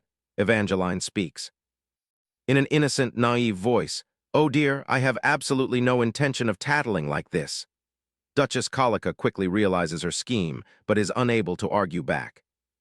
You cunning wench! Jelen trembles with rage, but tries to grit his teeth and endure it. Damn it! Rubellion runs a hand through his hair and speaks. This is not something that can be taken lightly as a mere commotion. It seems the young master needs to learn how to behave properly. Jelen sweats profusely in a panic. No, wait. Duke, I apologize. Rubellion lectures in a stern voice. An apology is not something that can simply fix this. You attempt to tarnish the reputation of an innocent lady and myself. At the same time, she gently tugs his sleeve and says, Duke, please do not be too harsh. Perhaps the young master is only upset because I rejected his confession. Previously, the atmosphere at the table falls into a hush as Evangeline's words fade. Rubellion takes her hand and asks, Did that happen? I hear many rumors about Jelen's rudeness, but seeing it with my own eyes is truly astonishing. Duchess Colica frowns, secretly feeling anxious. The others at the table also keep their heads bowed in silence. He stands frozen, trembling in one spot. Jelen grits his teeth, scowling in anger. Evangeline leans against his shoulder and whispers softly, Oh dear, I apologize. The tea party becomes a disaster because of me and ends sooner than expected. Jelen is permanently banned from coming near me as a punishment. Rubellion stands up and walks over to him. Jelen Fusic, this matter does not end here. Let us go, Eva. Soon, rumors spread across the capital that the wicked dog is about to become the Duchess of the Florence family. She looks back and curses him in her heart. Serves him right. Evangeline lies lazily on the sofa with a face mask on. We're abroad, Ada explains while brushing her hair, a small island in the far north that is recently discovered. I hear Jelen loses a lot of favor from the Florence clan. Evangeline replies lazily, Oh, really? Really? A few days later, Jelen leaves for another country. To be exact, it seems he is sent away. She casually bites into a slice of cucumber while frowning in thought. Rubellion must be terribly embarrassed. If it were me, I would explode too. Ada awkwardly laments. Young miss, we are out of cucumbers. Do you know that you eat 3 for everyone you put on your face? Evangeline still casually orders, MMH, go slice some more. Both of them freeze in bewilderment when they hear Rubellion's voice. Is there any reason you are eating the cucumbers meant for your face? He suddenly stands with crossed arms, leaning against the doorway. She sits up and asks, what is the matter? There is still plenty of time before the wedding. Rubellion replies calmly, we need to go out to prepare for the wedding. I am here to pick you up. Evangeline turns an innocent gaze toward him and asks, right now? Rubellion blushes in embarrassment, avoiding her gaze. In that case, I will. Wait outside. Evangeline frowns in annoyance. What is wrong with you? Ada carefully reminds her, young miss, your face. She screams in panic as she looks at herself in the mirror. What? Did I stand in front of everyone with my bangs like this? I must be out of my mind. She sweats in embarrassment, but she still looks very beautiful. Young miss. He sits quietly waiting for Evangeline in the drawing room. Rubellion falls silent, lost in thought as he recalls her disheveled appearance from earlier. His cheeks flush slightly with embarrassment. Am I losing my mind? What am I thinking? When we marry, I must ensure she dresses properly. Rubellion raises his head and spots a photo placed on the table. It is a portrait of Evangeline. She suddenly appears behind his back. I am ready. What are you looking at? Rubellion picks up the portrait and answers, a portrait. Evangeline looks at the picture, unconsciously asking, when I was younger, did I really look like this? He nods and remarks, you are still the same. Rubellion freezes, stunned by her beautiful, sparkling eyes. Evangeline is bewildered when she sees a smirk playing on his lips. What? Why are you smiling? Do I look funny? Rubellion explains, no, I just feel like smiling. She frowns in surprise. What is it, really? And to clarify, I am still a child. But that portrait was painted only 4 years ago. There is no big difference. He clears his throat and reminds her, a proper lady should not go around slapping other people's hands. Evangeline clenches her fists, trying to suppress her anger. Good heavens, even when you see me like this, you still call me a proper lady. I am crying. Rubellion looks at her portrait in his hands and says, I do not know, I just suddenly feel sorry for you. Evangeline rounds her eyes in surprise. Excuse me, for what? There is no reason for a groom-to-be to sincerely apologize to his bride. She quickly recalls that matter, and Evangeline says listlessly, could it be? That is impossible, right? Is that why you postpone the wedding until now? Will I live alone forever? He stands up abruptly to object. No, she starts in fright. Good heavens, you scare me. If that is not the case, why do you yell? Rubellion covers his face to hide the embarrassment. Evangeline looks at his back, silently giggling to tease him. What? Are you embarrassed to speak of this? Oh my, why are you so shy? We are about to get married. Rubellion turns away in shame. Stop it, please. She rests her chin on her hand, leaning against the chair, thinking to herself, what is this? He is supposed to be a genius, yet he blushes over things like this. It is actually quite adorable. What a waste. If he were not a villain, I could tame him properly. Looking at Evangeline's slightly mischievous face, he feels a chill. Why are you licking your lips like that? She chuckles and denies, I am not thinking of anything. Why are you avoiding me? I really am not thinking of anything. Evangeline gently plops down on the seat. Rubellion sits beside her and reminds her, stop letting your mind wander. She tilts her chin in denial. I will not, I will not. Besides, you hate me anyway. He shyly steals a glance at Evangeline. Who says I hate you? Rubellion gently touches her cheek and asks, you do not hate me, do you? As soon as his words fall, the atmosphere between them also lapses into silence. Evangeline speaks up to break the ice. So we are going out, right? Where are we going? Rubellion turns to look at her and replies, the theater district. She frowns in surprise. The theater district, if I remember correctly. I remember now, the neighborhood where the female lead Rachel lives. If I am not mistaken, in the prologue of the novel, Rachel's stepmother, who is in debt, she attempts to sell Rachel near the theater district. Evangeline falls silent, lost in thought. Since they are heading to her district, they might run into her. But is it all right to meet the female lead before the story officially begins? Seeing her quiet in deep thought, he calls out to her. Eva. Rubellion reaches his hand out to her, anxiously pulling Evangeline into his embrace. Evangeline, are you all right? She looks up at Rubellion's worried expression. Evangeline looks confused. What is with that expression? He looks as if he is worried about me. Wait, if I happen to meet Rachel and make a good impression, then when the original work begins, it might help improve the relationship between Rubellion and Rachel. In the original work, one of the reasons Rubellion targets Rachel is because she is close to the crown prince, who is the target of his revenge. But if I make friends with Rachel instead, even if Rubellion puts her on his target list, then neither I nor Rubellion will be destroyed by Rachel's sword like in the original work. She loses her composure and cries out, "That is it!" His entire body flushes red with embarrassment as Evangeline suddenly moves closer, a strange smile on her face. Rubellion looks on warily and in panic. Asking, "Why do you suddenly take my hand?" She wears a gentle smile. "Let us quickly head to the theater district. Hurry up." He sighs helplessly as he watches Evangeline act so whimsically. She eagerly walks ahead. Surely it is fine if she makes an impression on the protagonist before the main story begins, right? Right, it is not like I am trying to change the setting like Rubellion. Rubellion stands up and proposes, "Have you eaten? If not, let us eat while we are out." Evangeline smiles brightly and agrees immediately. It sounds wonderful and her heart flutters with excitement. Oh, she hopes that Rachel is at the theater district when they arrive. The small path and the village look remarkably fresh, lined with lush green trees beneath a deep blue sky. At a boutique for ladies, Evangeline, holding a glass of water in one hand, cheerfully points with the other. "From here all the way to over there, give me everything." Standing beside her, Rubellion remarks, "You are truly taking, choose whatever you want, literally."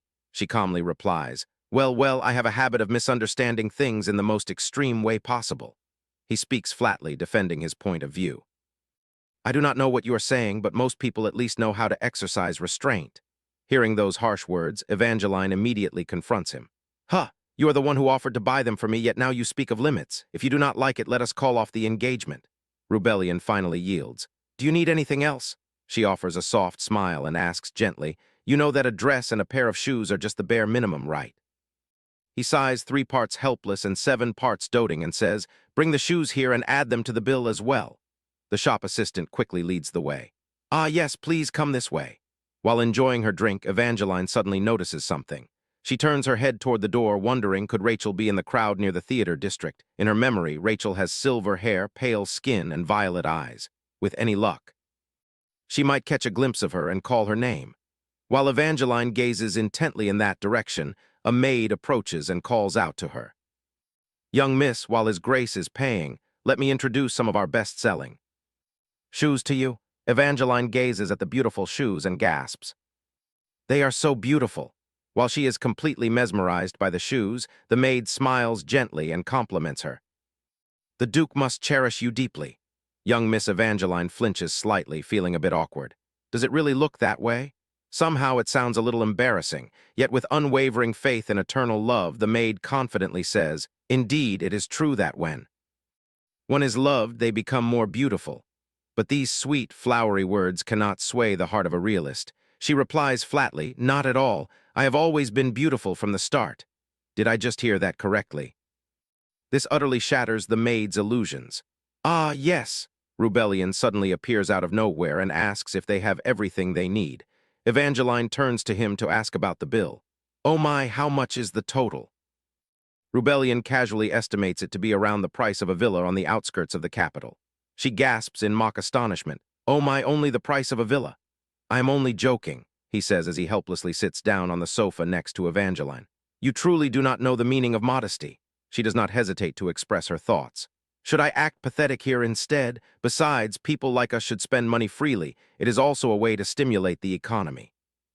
Rubellion sighs and says, "Is that so?" His calm, indulgent demeanor, as if dealing with a child, irritates Evangeline. How petty, how petty. Everyone out of the way. Cancel the dress, cancel the shoes, and call off the wedding. After venting her frustration, she turns her head away in a sulky pout.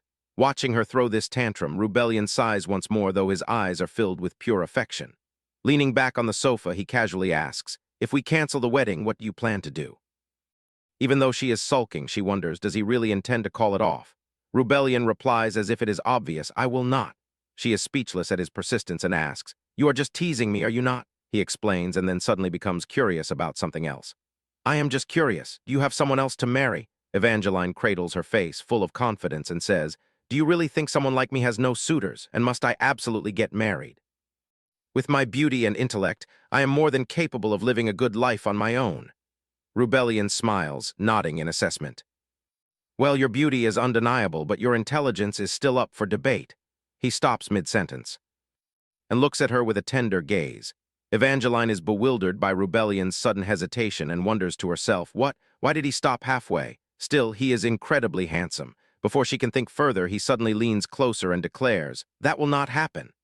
I have no intention of canceling the wedding, so it seems I will have to support you for the rest of your life." He made me anticipate it, only to tell me it is nothing. Really, I should not expect such things anymore. Evangeline returns to her sharp demeanor and fires back. "But who knows? Perhaps after seeing another side of me, you will completely despise me." She chuckles softly and sighs. Observing this, he feels a sense of doubt. "Is there anything else you wish to show me?" After that, they both suddenly relax, stopping their bickering and returning to their initially cheerful mood. The twilight gradually falls. With romantic shades of purple, Evangeline's voice suddenly rings out. "The meal is wonderful, so now we only have the wedding left, right? You can discuss the rest with my family. I am a little tired." Hearing this, Rebellion teases her. "After buying dresses, shoes, and all that jewelry from the most famous jeweler in the capital, you are tired now." Evangeline tries to salvage her image while clutching her ankle. "You did not hear me demanding to buy them, did you?" She groans softly. "Oh, my feet hurt so much." He pauses for a moment, then Rebellion reaches out and gently takes Evangeline's foot. "Forgive me." Feeling awkward, she tries to crack a joke to ease the tension. "Oh my, a gentleman's eyes should not gaze upon a lady's bare ankle like that." The hands that are gently massaging her foot suddenly freeze. He remains completely silent, which makes Evangeline anxiously explain. "I am just joking, only joking. There is no need to be so serious." At this moment, Rebellion's gaze is fixed intently downward. Holding her foot, which is covered in red scrapes, he gently chides. "Your feet are so blistered. How on earth were you walking?" She softly explains. "I have always been good at enduring pain."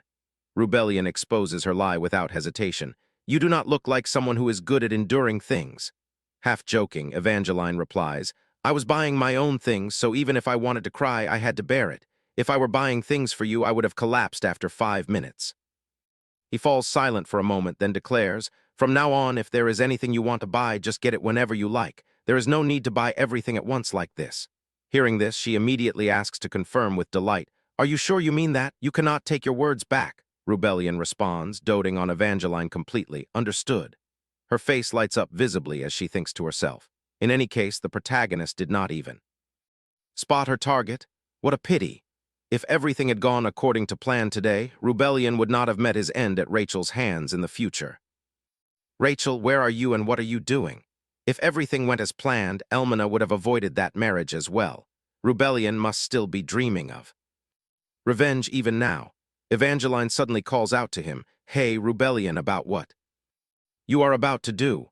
But she quickly hesitates, lost in thought. Even though his death is predestined, will he truly go through with it until the very end? Am I allowed to ask that? Suddenly, Evangeline notices something. Rebellion's eyes widen as he looks at her in confusion. Seeing him in such an awkward and bewildered state, a thought arises in Evangeline's mind. "What is this? Are you actually planning to do something else? Why do you look so guilty?" Then she explains her brief hesitation. "It is nothing. I just want to go home and rest." Rebellion leans his back against the wall, resting his chin on his hand. "Is that so?"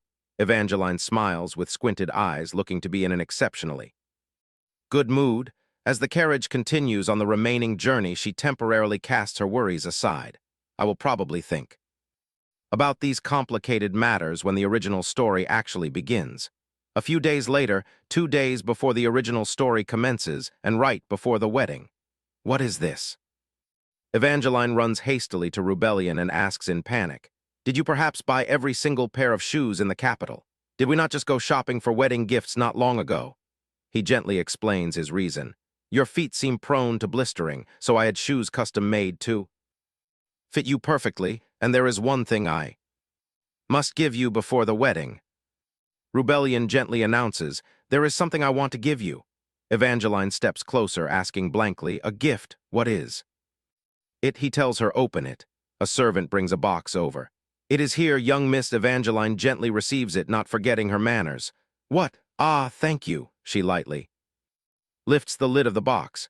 Evangeline spots a ring set with a deep blue gem and gasps in astonishment. "A ring!" The ring radiates a brilliant luster, as if proclaiming its immense value.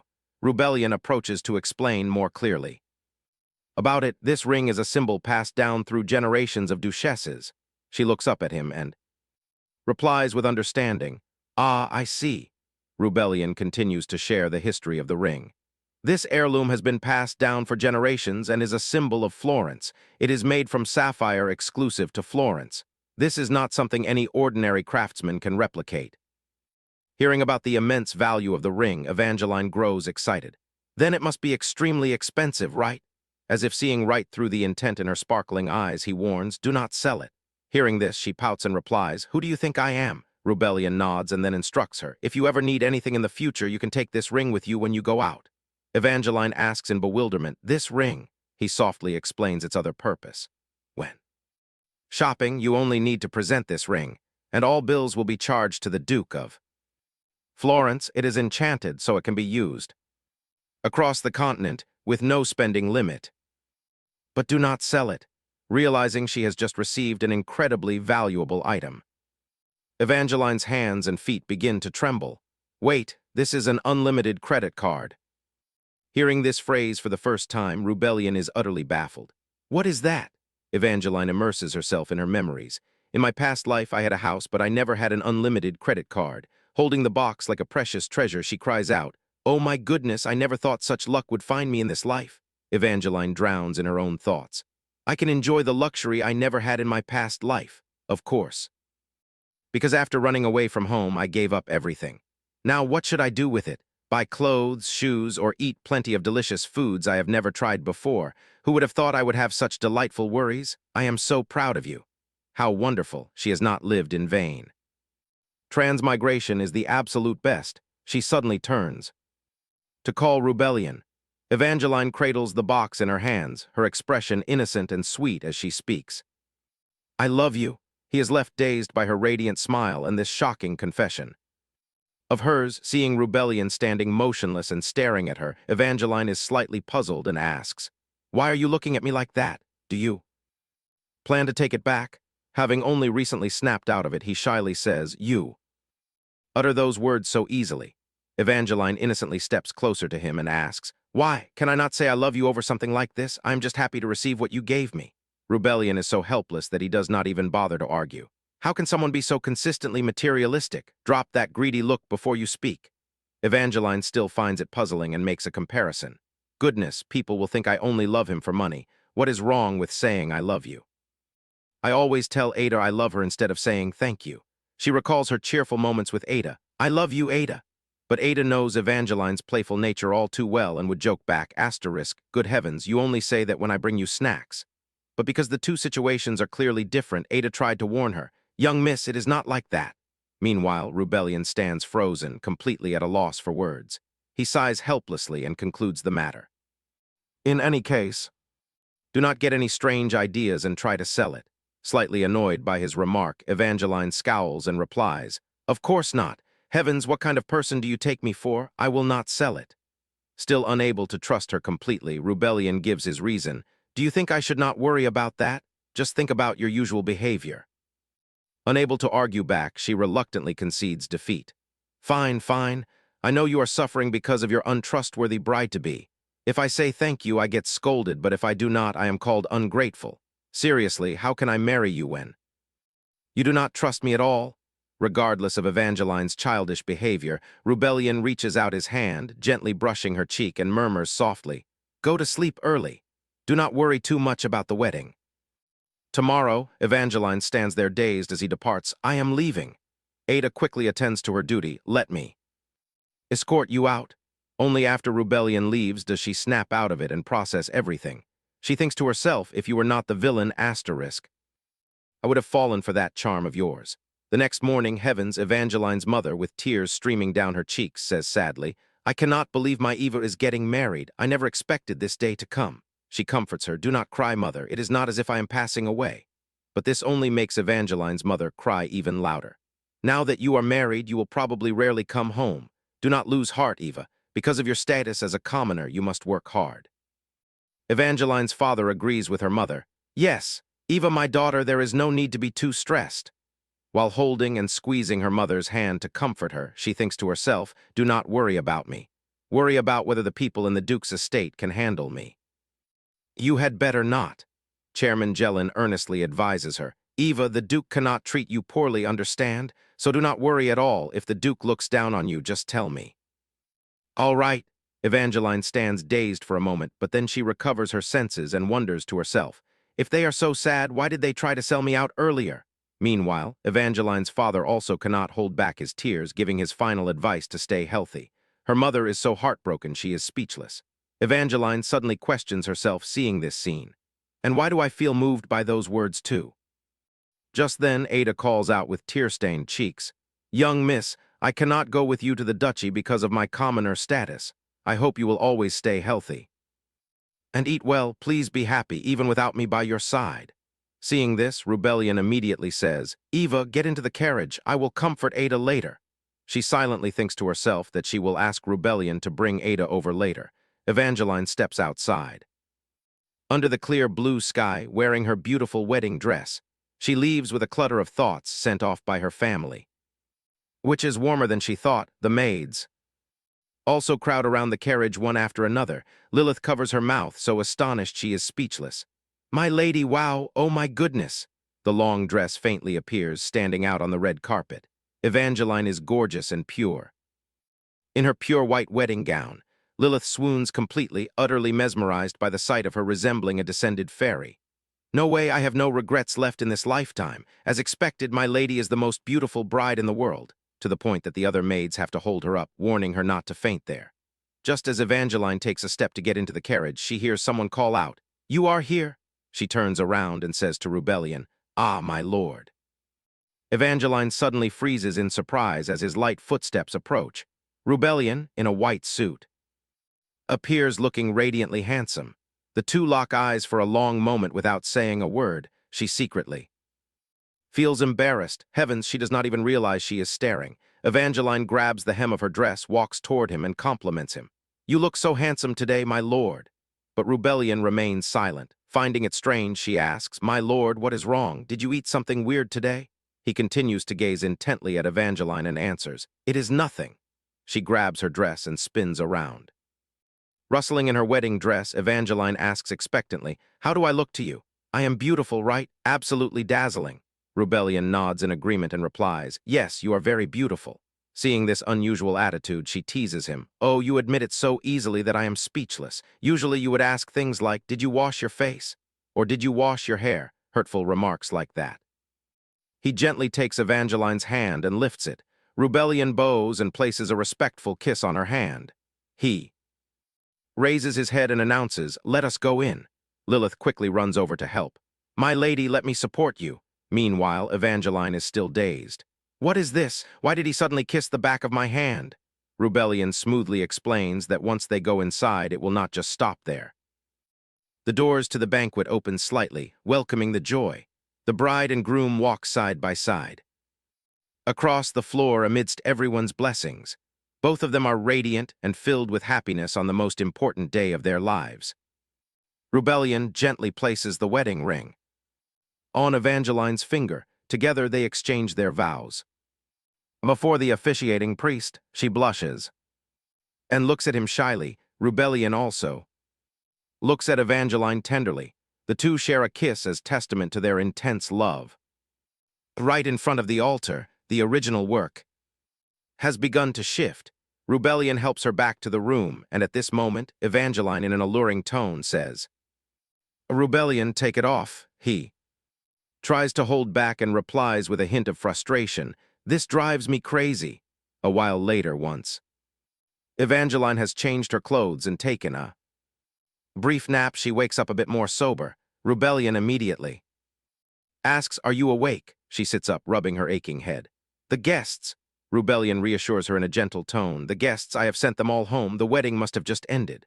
Ah, so they? Suddenly, Evangeline looks around, finding everything a bit unfamiliar, and asks, Where is this? He replies, This is the bedroom that you and I will share from now on. You do not seem to handle alcohol very well. You only had a few sips and could barely stand, so I brought you to the resting room. Evangeline asks in a daze, Weak with alcohol? Me? No way.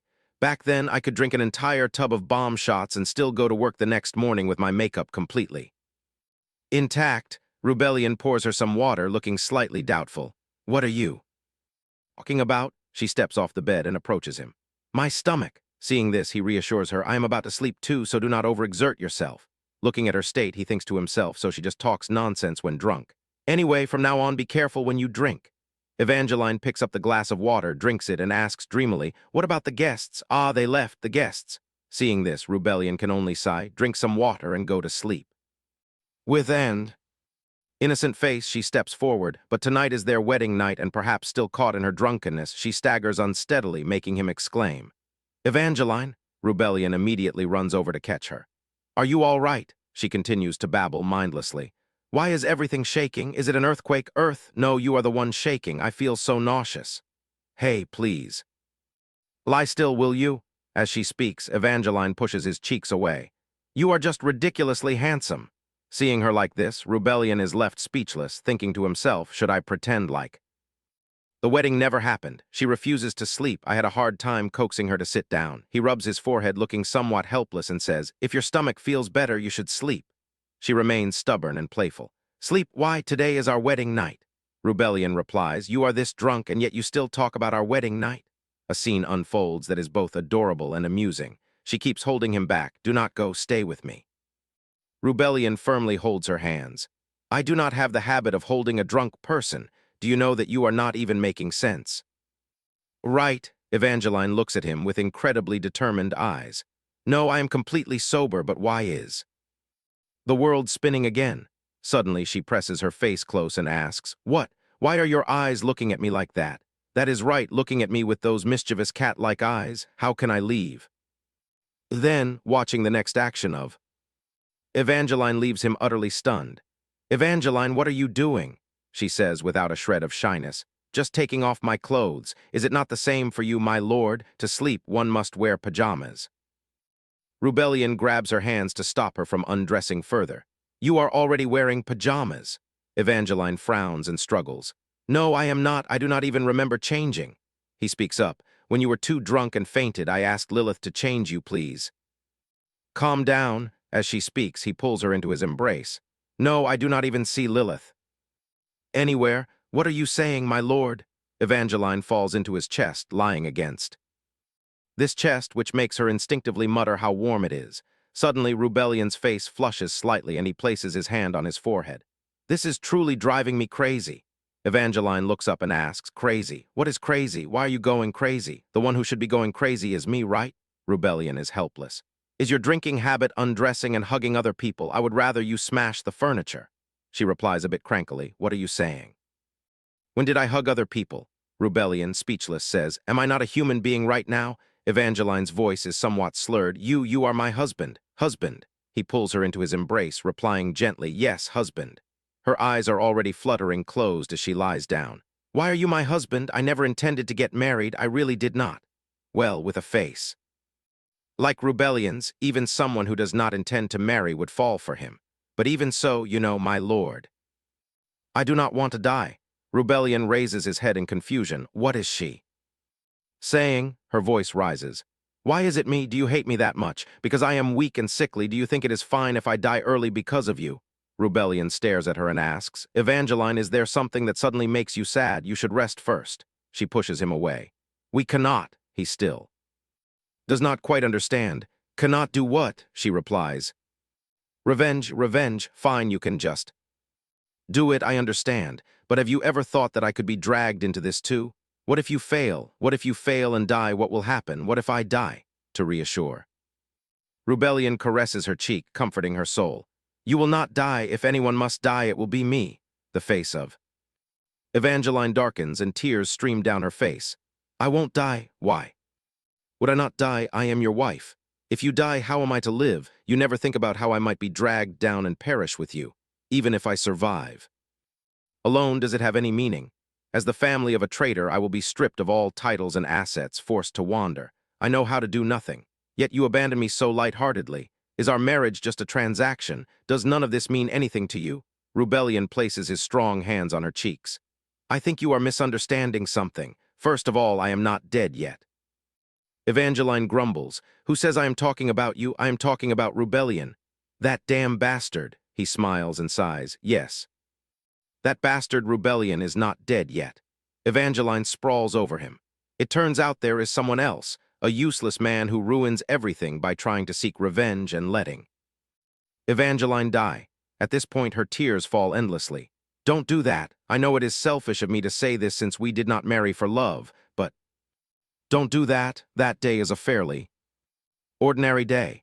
Except for one thing, a strange creature suddenly barges into his life. That is before the marriage negotiations between the Duke of Florence and the clan. Recalling the time before, inside the room is the voice of Evangeline's father. But as you know, the connection between the imperial family and Duke Colica is not easily severed. What the head of the Clorda Merchant Guild brings that day is truly unimaginable. It is evidence that the current emperor and the church once collaborated to destroy Duke Colica. This evidence is incredibly precious to Rubellion, who harbors a deep hatred for Duke Colica and dreams of taking revenge on the imperial family. It is truly invaluable information. The secret of Rubellion's birth is something everyone in the empire knows. His mother, Charlina, though born a commoner, became the Duchess of Florence thanks to her ethereal beauty. One day, that beauty caught the emperor's eye. He sent the duke to the border and forced Charlina into the palace to violate her. In truth, it was rape. However, that truth is nothing in aristocratic society. The whispers of the nobles are endless. She snatched the seat of duchess, then seduced the emperor to become his mistress. Such low-born blood. Not only did she seduce the emperor, but she also bore him a child. Didn't she approach the emperor first? She must have approached the Duke of Florence in the same manner. How vulgar and crude. The poor empress, how her heart must have ached. In the end, Rubellion loses his mother the moment he is born. When Rubellion is a child, a man kneels and holds him close. Rubellion, you are the son of my wife. Charlina's child is also my son, so you are not alone. That is when he begins to harbor a deep hatred for the emperor and Duke Colica. His goal is very simple: to destroy Duke Colica, who tormented his mother, and for those who mocked his father and insulted his mother.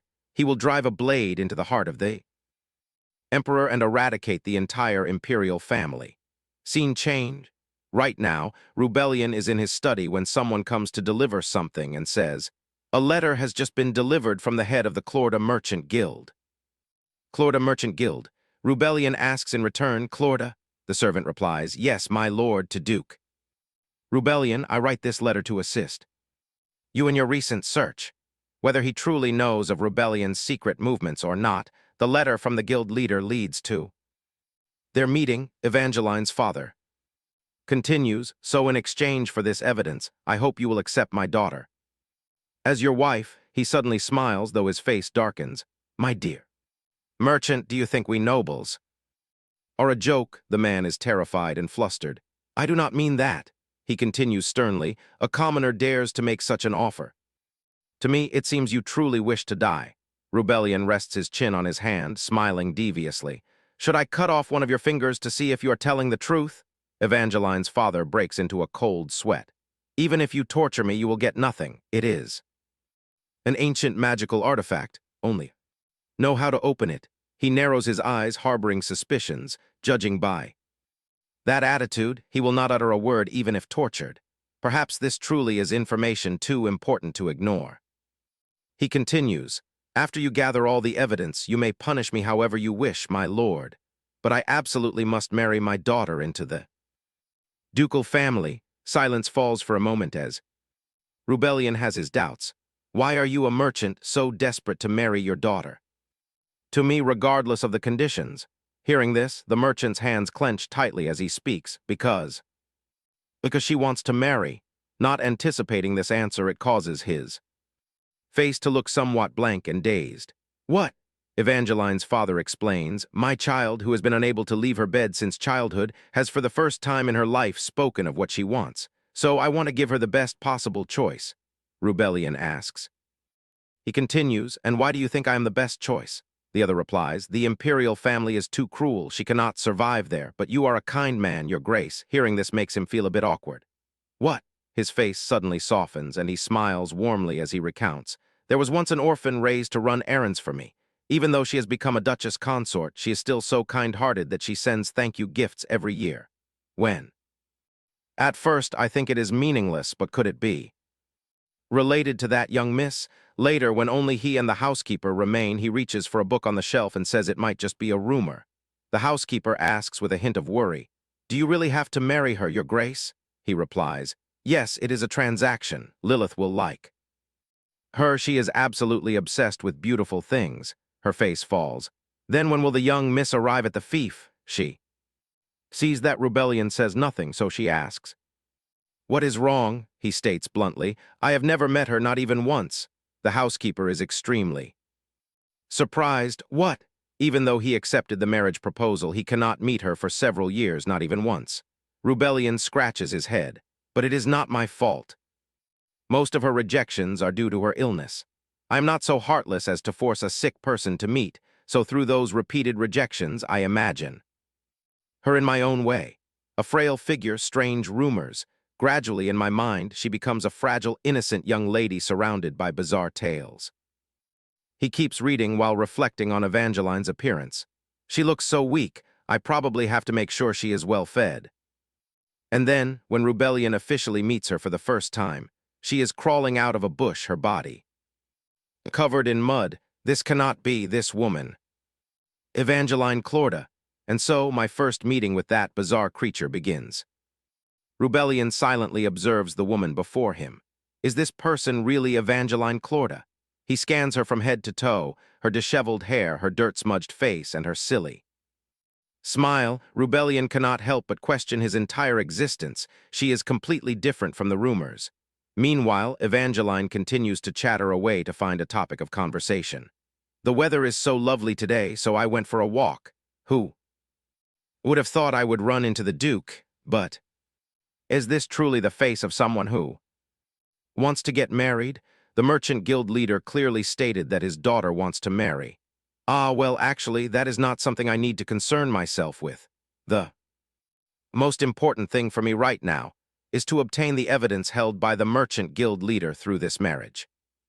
As for Evangeline, she is forced into a marriage she does not want at all. How pitiful. That is the only emotion I have. Rebellion recalls the moment their eyes met when someone nearby called out, "Oh, Evangeline, you are here."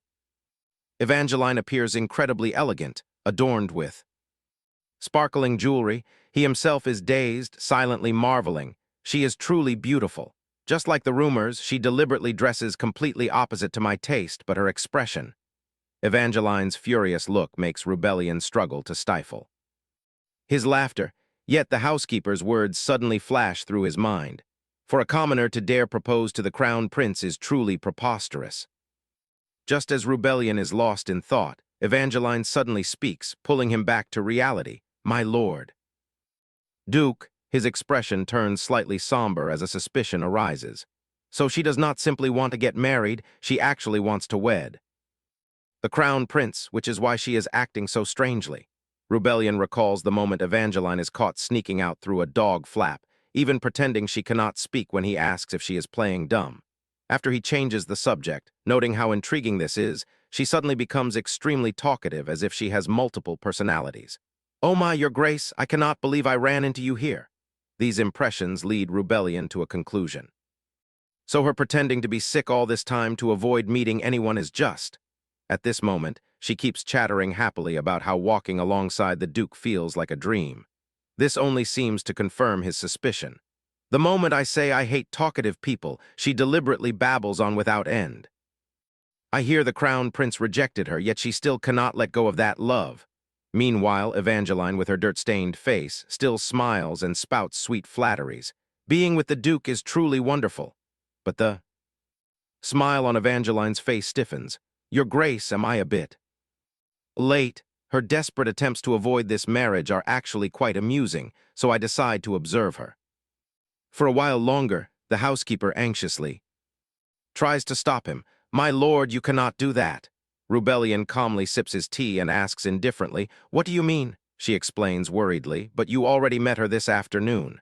This reminder brings back the memory of Evangeline's messy appearance while eating sweets. It is indeed quite shocking, almost like a squirrel. Meanwhile, the housekeeper insists that she is hardly human. I must be losing my mind to think well of such a person, even for a fleeting moment. Lilith, standing nearby, comments casually, but she really is a creature. Hearing this, the housekeeper becomes even more speechless. Lilith, you have loved beautiful things since you were a child. Have you lost all your senses? When flicked, she playfully cries out in pain, Auntie, it hurts. Ignoring the noisy commotion, Rebellion remains seated in silent contemplation. With such a beautiful face, what on earth is she plotting? Why is she so desperate? He recalls the moment when Evangeline, crying tears of joy, praised a dessert while eating it. This is so delicious. Rebellion lowers his guard around her even more. Her acting is terrible, yet this only makes him feel more unsettled. Rebellion slowly lowers his hand as his thoughts wander. This far, does she hate me that much, or is it? The image of Evangeline, tearful and aggrieved, insisting in his memory flashes by. I have never loved the crown prince, not even once. Rebellion cannot help but ponder. She says that, but she must still love the crown prince in her heart. Yet to seek revenge, I need her, so I know there is no other way than to make her hate me. But if I ruin someone's life just to achieve my goal, how am I any different from that despicable emperor? I need to have a proper talk with her. With that thought, Rebellion turns to ask, Lilith, is she in her room? She replies, I just saw her getting ready for bed. What, even at this hour you still miss her face? Ignoring the teasing remark, he seriously instructs, if she is still awake, tell her I am coming over right now. We need to discuss this marriage. Again, these words provoke an unhappy protest from Lilith.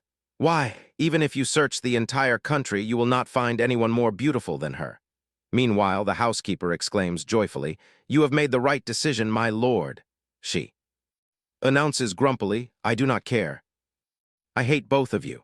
After Lilith leaves, the housekeeper complains helplessly, That girl, is she going through a late puberty? I am so sorry she slammed the door in your face like that, my lord. Rebellion only offers a faint smile. It is fine. I see Lilith has behaved like this since she was a child. Right at that moment, Lilith reappears, bursting through the door. With a pale face, then she panics and announces, The young miss, she is gone. As they search outside, voices whisper endlessly. The window is open. It seems the young miss tied the curtains and blankets together to climb down. What if someone was captivated by her beauty and kidnapped her? Rebellion still pays no mind to their chatter, anxiously scanning his surroundings.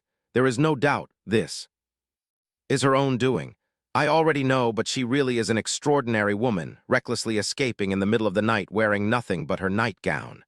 If she is still within the Duke's estate, that is manageable, but if she wanders onto the streets and encounters danger, thinking of this, Rebellion steps freeze for a moment. A wave of unease and anxiety floods his mind.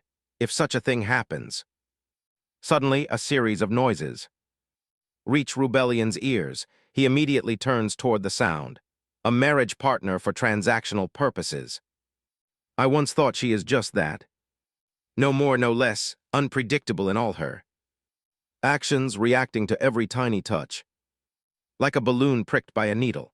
Yet now, seeing her safe before my eyes, why do I feel so relieved? What is this feeling? It is hard to define at this very moment, but I only want to indulge in this relief. Should I tell her we should reconsider this marriage, perhaps postpone it for a bit? Suddenly, a desire wells up, a yearning to see even more of this unpredictable woman. I did not expect her to find out about the agreement, but this marriage, I think I am fine with it. Evangeline stands side by side with Rebellion, offering a bright smile. Let's get married. Seeds of courage suddenly bloom in his heart. I do not understand why she smiles so beautifully and agrees to this marriage with such resolve, but thanks to her acceptance, I can remain by her side. Soft moonlight streams through the window, illuminating the room. At this point, no matter what my feelings are, the truth is that my motives for this marriage are not pure. She might still linger on her feelings for the crown prince. I have hurt her deeply. Therefore, if I use that as an excuse, if I treat her more gently, love her more, cherish her more than anyone else, and love her more nobly than anyone else, perhaps, just perhaps, she will turn her gaze toward me. We still have a long time ahead to be together. Like this, Rebellion maintains his posture, watching the one sleeping peacefully on the bed for a long time. The early morning sunlight breathes fresh life into the Duke's mansion. Evangeline is comfortably immersed in a sweet dream. It is so soft, so warm, such a pleasant feeling, and smooth too, like floating on a warm cloud. But why does my head hurt? Oh, right, I drank alcohol last night. It was the wedding banquet. Realizing this, Evangeline suddenly wakes from her slumber. Wait, wedding banquet? While she is still dazed, recalling what happened, a caring voice from beside her speaks, "Are you awake?" Evangeline slightly lifts her eyes, only to meet Rubellion's firm chest. She is so stunned that his caring words barely register. "Did you sleep well? Do you feel unwell or notice anything strange?" The incredibly alluring sight of the man fills Evangeline's vision, waking up in the morning to such a beautiful sight. At this moment, she suddenly becomes aware of their intimate position. Evangeline slightly shifts her body.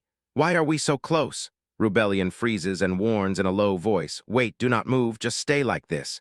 She squirms even more embarrassedly in his arms. "Huh, why? It is a bit uncomfortable." Rubellion furrows his brows with effort, as if trying to suppress a surging heat. The awkward silence leaves Evangeline too flustered to turn around. Why does this feel so embarrassing? It looks exactly like the first morning of a newlywed couple. Now that I think about it, I do not remember anything about yesterday. Not a single thing. At all, I cannot recall even a bit of yesterday. How can I get so drunk that my mind goes completely blank like this? And on my very first wedding night, no less. How weak is this body against alcohol? Just then the effects of the hangover set in, plunging Evangeline into a state of nausea. "I used to be a heavy drinker," she tries to regain her composure and sits up abruptly. Evangeline urgently calls Rubellion's name. He remains calm, eyes closed as he rests. "Why do you call me?" She hesitates to speak. Well, yesterday." In the end, Evangeline cannot bring herself to voice her curiosity. Asking if anything happened now feels too embarrassing. What should I say? Rubellion intently watches every micro-expression on her face. Only after a long silence does he vaguely address the conflict. In her mind, "Yesterday, were you about to ask if anything happened? Or not, what do you think happened?" Evangeline responds in a panic. What kind of smile is that? Suspicion suddenly rises within her. Is this guy always this scheming? Thinking this, she quickly averts her gaze and slowly increases the distance between them. Well, if nothing happened, then that is good. He does not let it go, teasing her with amusement. "Since you made such a scene, how could anything happen?" Evangeline stiffens and turns to look at him with suspicious eyes. "Made a scene?" She inquires cautiously. "What do you mean by that?" Rubellion asks with a straight face. In return, "What do you think? Last night you looked as if you wanted something, suddenly clinging to me and all. But I am a proper gentleman. I do not take advantage of someone who is dead drunk." At this moment, the expression on Evangeline's face twists slightly. "Are you implying that I was a nuisance last night?" She silently laments. "He is clearly teasing me, right? The way he speaks." A bold idea suddenly sparks in Evangeline's mind. She immediately takes action, causing Rubellion to warily retreat backward. "Why are you suddenly getting so close?" Evangeline playfully repeats the question. "So, are you saying I really did those things last night?" He remains calm and confirms, "That is right." Seeing this, she brings her face closer in provocation. "Then what about now? I am completely sober. Even now our wedding night is still going on." Before she can finish, Rubellion quickly reaches out his hand to block her suggestive words. His face flushes red as he asks in embarrassment, "What are you talking about?" Evangeline cannot help but conclude triumphantly in her mind. Judging by that reaction, nothing happened last night, right? He turns away in embarrassment to avoid her intense gaze. "Oh, come on." Meanwhile, with her mouth covered, she mumbles inaudibly, "What, you?" Disappointed, just as the atmosphere between them turns suggestive, a voice from outside inquires, "My Lord Duke, my lady, do you require anything?" Rubellion immediately regains his majestic composure and commands, "Come back later." The servant respectfully replies, "Yes, I understand." Meanwhile, Evangeline lifts her eyes with curiosity. What is that about? What is he planning to do? Seeing this, he ruthlessly pushes her forehead away. "You look like you are expecting something. That is not going to happen." Flushed with embarrassment, Evangeline raises her voice. "What, me?" Rubellion immediately cuts her off. "I am off first, rest a little longer." Suddenly she reaches out and tugs at the hem of his robe. Though equally embarrassed, Evangeline boldly challenges him. "So you really do not plan to do anything? What a shame." Rubellion is stunned by this sudden, childish gesture. A second later, he turns his face away and bursts into a chuckle, making her exclaim in annoyance, "What?" Rubellion offers a gentle smile and asserts, "I have no such intention, nor is there anything to be disappointed about." The scene shifts to the bathroom, which features a large door overlooking the scenery outside. The emerald green water ripples in. The bathtub, Evangeline currently being attended to by the maids, does not forget to harbor a grudge in her heart. So he is not disappointed. Anyone would think I am the one who is regretful. What is with that laugh anyway? A maid politely speaks up. My lady, if the water is too hot, please let us know. However, she has no mind to focus on bathing. Enough, I am getting out and I am not disappointed at all, though living like a noble is not bad. While lost in thought, Evangeline is distracted by a flurry of noises. Why is it so noisy out there? Mary, go and see what is happening. She quickly departs. Yes, please wait a moment. My lady, it seems the Duke will not be having breakfast with you. He is preparing to leave with a very grave expression. A moment later, the bath area is deserted. Evangeline hurriedly slips into a simple dress and quickens her steps, ignoring the anxious maids who try to remind her. My lady, let me dry you off a bit. At this moment, she is drowning in immense frustration. Wait, even if nothing happened on our wedding night, we should at least eat breakfast together. Is he truly not disappointed?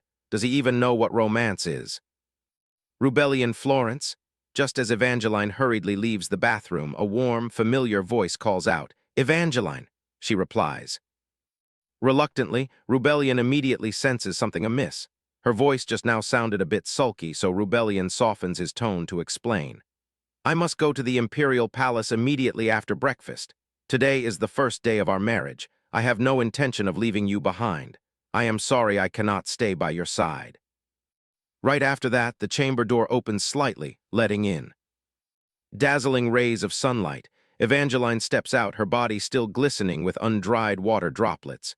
Did something happen? Were you summoned? That beautiful sight forces Rubellion to suppress his urge to admire her further. He both averts his gaze and maintains eye contact while gravely announcing, this morning, it is said that the power of the goddess has appeared at the capital's central theater.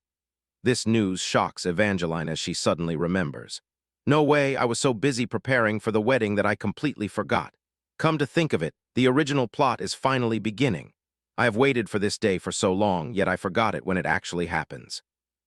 In that case, if I go with Rubellion today, I might be able to meet Rachel. Evangeline resolutely steps forward. Rubellion, let me go with you. Outside. 3 knights are standing guard. Evangeline waits alone in the room, deep in thought. In the end, I still followed him here. Evangeline shakes her head, and then her whole body goes limp with weakness. Panic-stricken, she cradles her head. This is much more nerve-wracking than I imagined. In my entire life since being transmigrated into this world, have I ever felt this anxious? Before, it is only natural. It is not the male lead nor the villain, but the true protagonist of the original work. I might meet her today if I remember correctly. The female lead's name is Rachel, who has a truly tragic fate. The original story begins with her stepmother and family selling Rachel to a pot-bellied theater owner. Back then, she is despised and shunned by everyone while trying to escape his abuse. She accidentally awakens the power of the goddess. Sensing that power, the royal family immediately captures Rachel, leading to her first meeting with the 2 main characters. Evangeline looks out the window where the warm sunlight streams through, whispering to herself, that means today is the day, if today is indeed the day Rachel is brought here. Evangeline thinks tensely, this is my chance. I must treat her well. I must befriend her, get close to Rachel, and change my fate, because if I do not... She clenches her fists, burning with determination. Both Rubellion and I will die at Rachel's hands in the end. That is right. Evangeline anxiously stands by the large window, looking out. She presses her face against the glass. They must have brought Rachel back from the theater by now, right? I have no idea what is happening outside, so I cannot do anything. It turns out Evangeline has been left behind in the drawing room for over an hour. Suddenly, a girl dressed in tattered clothes with silver hair timidly enters the room. The knight who escorts her in speaks, telling her to stay quietly inside. Hearing the noise, Evangeline turns her head, her eyes widening in surprise. Rachel with Bare feet steps into the luxurious drawing room. Her tiny figure really does not fit in a place like this. Jellin only notices her now. Ah, Duchess Florence, I apologize, I did not know you were here. I will have another room prepared for you immediately. Evangeline steps forward to reply. It is fine. In her heart she cannot help but feel suspicious. Who is this? Judging by her behavior, she does not seem to belong to the imperial family. Jellin speaks to the other knights standing outside. Since Duchess Florence is here, we should move to another room. Hearing this, she hurriedly steps forward to stop them and demands clarification. Wait, what is going on? She looks like a guest. He replies to her. Ah yes, this morning we brought back someone who has just awakened. Power of the goddess at the theater. Evangeline suddenly realizes. I knew it. Jellin speaks calmly. Since she could be dangerous, we plan to move to another drawing room. She suddenly raises her voice. No way. The two of them freeze upon seeing Evangeline so worked up. She speaks up. Are you planning to confine someone who possesses divine power? He asks back in confusion. What, but this person is highly dangerous. Evangeline coldly raises her hand. It is fine, let her in. Rachel looks at her in utter confusion. Perhaps she does not expect anyone to be unfazed by this. Power, Evangeline commands. Jellin, wait. Outside, if anything happens, I will call. The knights can only stand guard outside, yet they cannot help but gossip. What should I ask now? Who knows, maybe she just pities her because they both are commoners. The atmosphere in the room is extremely awkward. She sits there thinking, oh dear, this is so awkward, what should I ask? Now hobbies, ideal type. Wait, is this a blind date? Rachel suddenly speaks up, Duchess consort. Evangeline is tense, so she reflexively uses formal speech. Yes, her crescent eyes downcast. Thank you for sitting with someone like me. Evangeline puts on a knowing, confident look as she replies, there is no need to thank me. What is your name? She answers, Rachel. She stays calm. So it is Rachel. Evangeline immediately confirms the answer in her heart. Oh my goodness, it really is her. It really is Rachel. Her pale skin, soft silver hair, violet eyes. Her clothes are tattered and old, yet her beauty still shines through. She looks just like the descriptions in the novel. I am actually meeting the main character in real life. Evangeline's inner thoughts. Is this a dream or reality? Someone pinch me. She smiles gently and introduces herself. I am Evangeline. Have you eaten yet? Let us have some tea together. The tea at the Imperial Palace is truly delicious. Rachel shrinks back and answers awkwardly. What? How could I? She continues. Ah, let me untie you first before I make the tea. Evangeline cannot help but feel smug in her heart.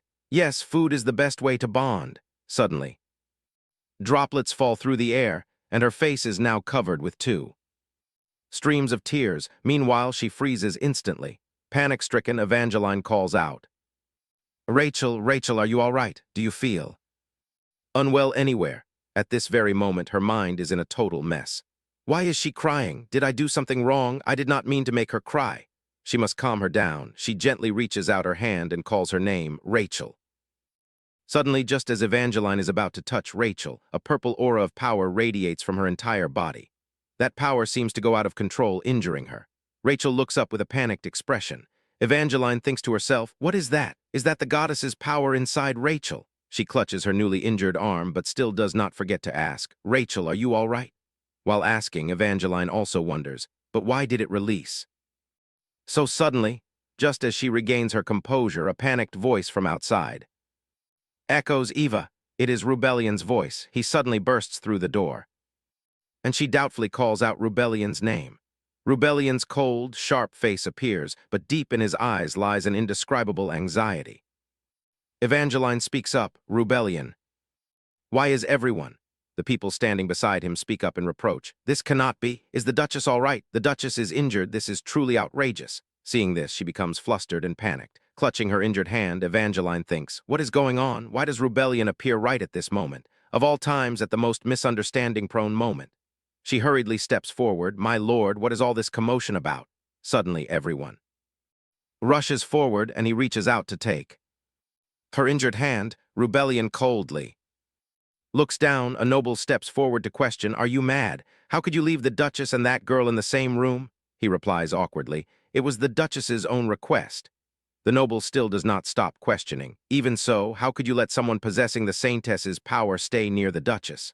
Evangeline hurriedly interrupts to explain, My lord, I am fine in such a chaotic atmosphere. Rebellion calls for the imperial physician in a cold voice. Immediately the knights hurriedly obey, Yes, my lord.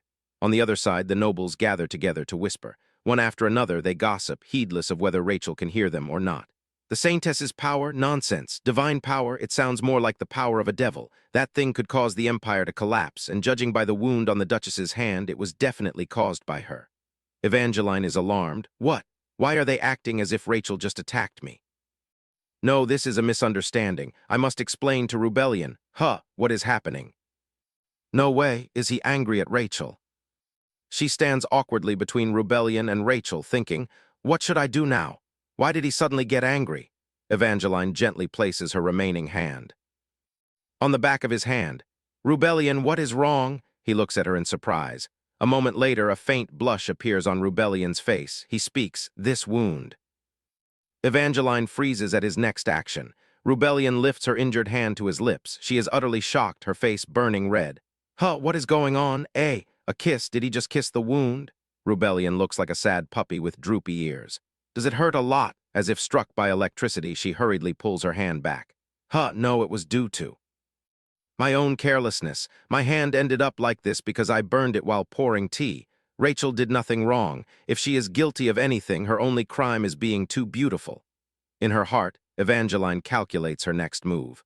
All right, I will just make up some story to diffuse the situation. Suddenly, Rachel speaks up after a long silence. I am sorry, she freezes. Rachel, she is still sitting in a corner, her entire body trembling. As she repeats those words, I am sorry, a shout from the nobles outside rings out. That wicked witch, it turns out you were indeed the one who harmed the Duchess, yet you still dare to pretend you are innocent? My lord, we must immediately imprison her. My lord, lock her up quickly. Evangeline's brows furrow. What on earth are those people talking about? Since when do they care about me so much? So, rather than a commoner climbing the social ladder by seducing a noble, they view a commoner carrying the power to destroy the empire as a threat. In the original work, the Saintess's power is actually divine power, but because of a prophecy stating that the person who possesses it will destroy the empire, it is also called the power of the devil. That is why from the very beginning when Rachel enters the palace, she is treated like this. Evangeline no longer wears a gentle expression. Her face is now colder than ever. Still, witnessing it firsthand is infuriating, whether in her past life or in this world. Those who trample on the weak just to assert their own existence never change. That man's mouth does not stop for a single second.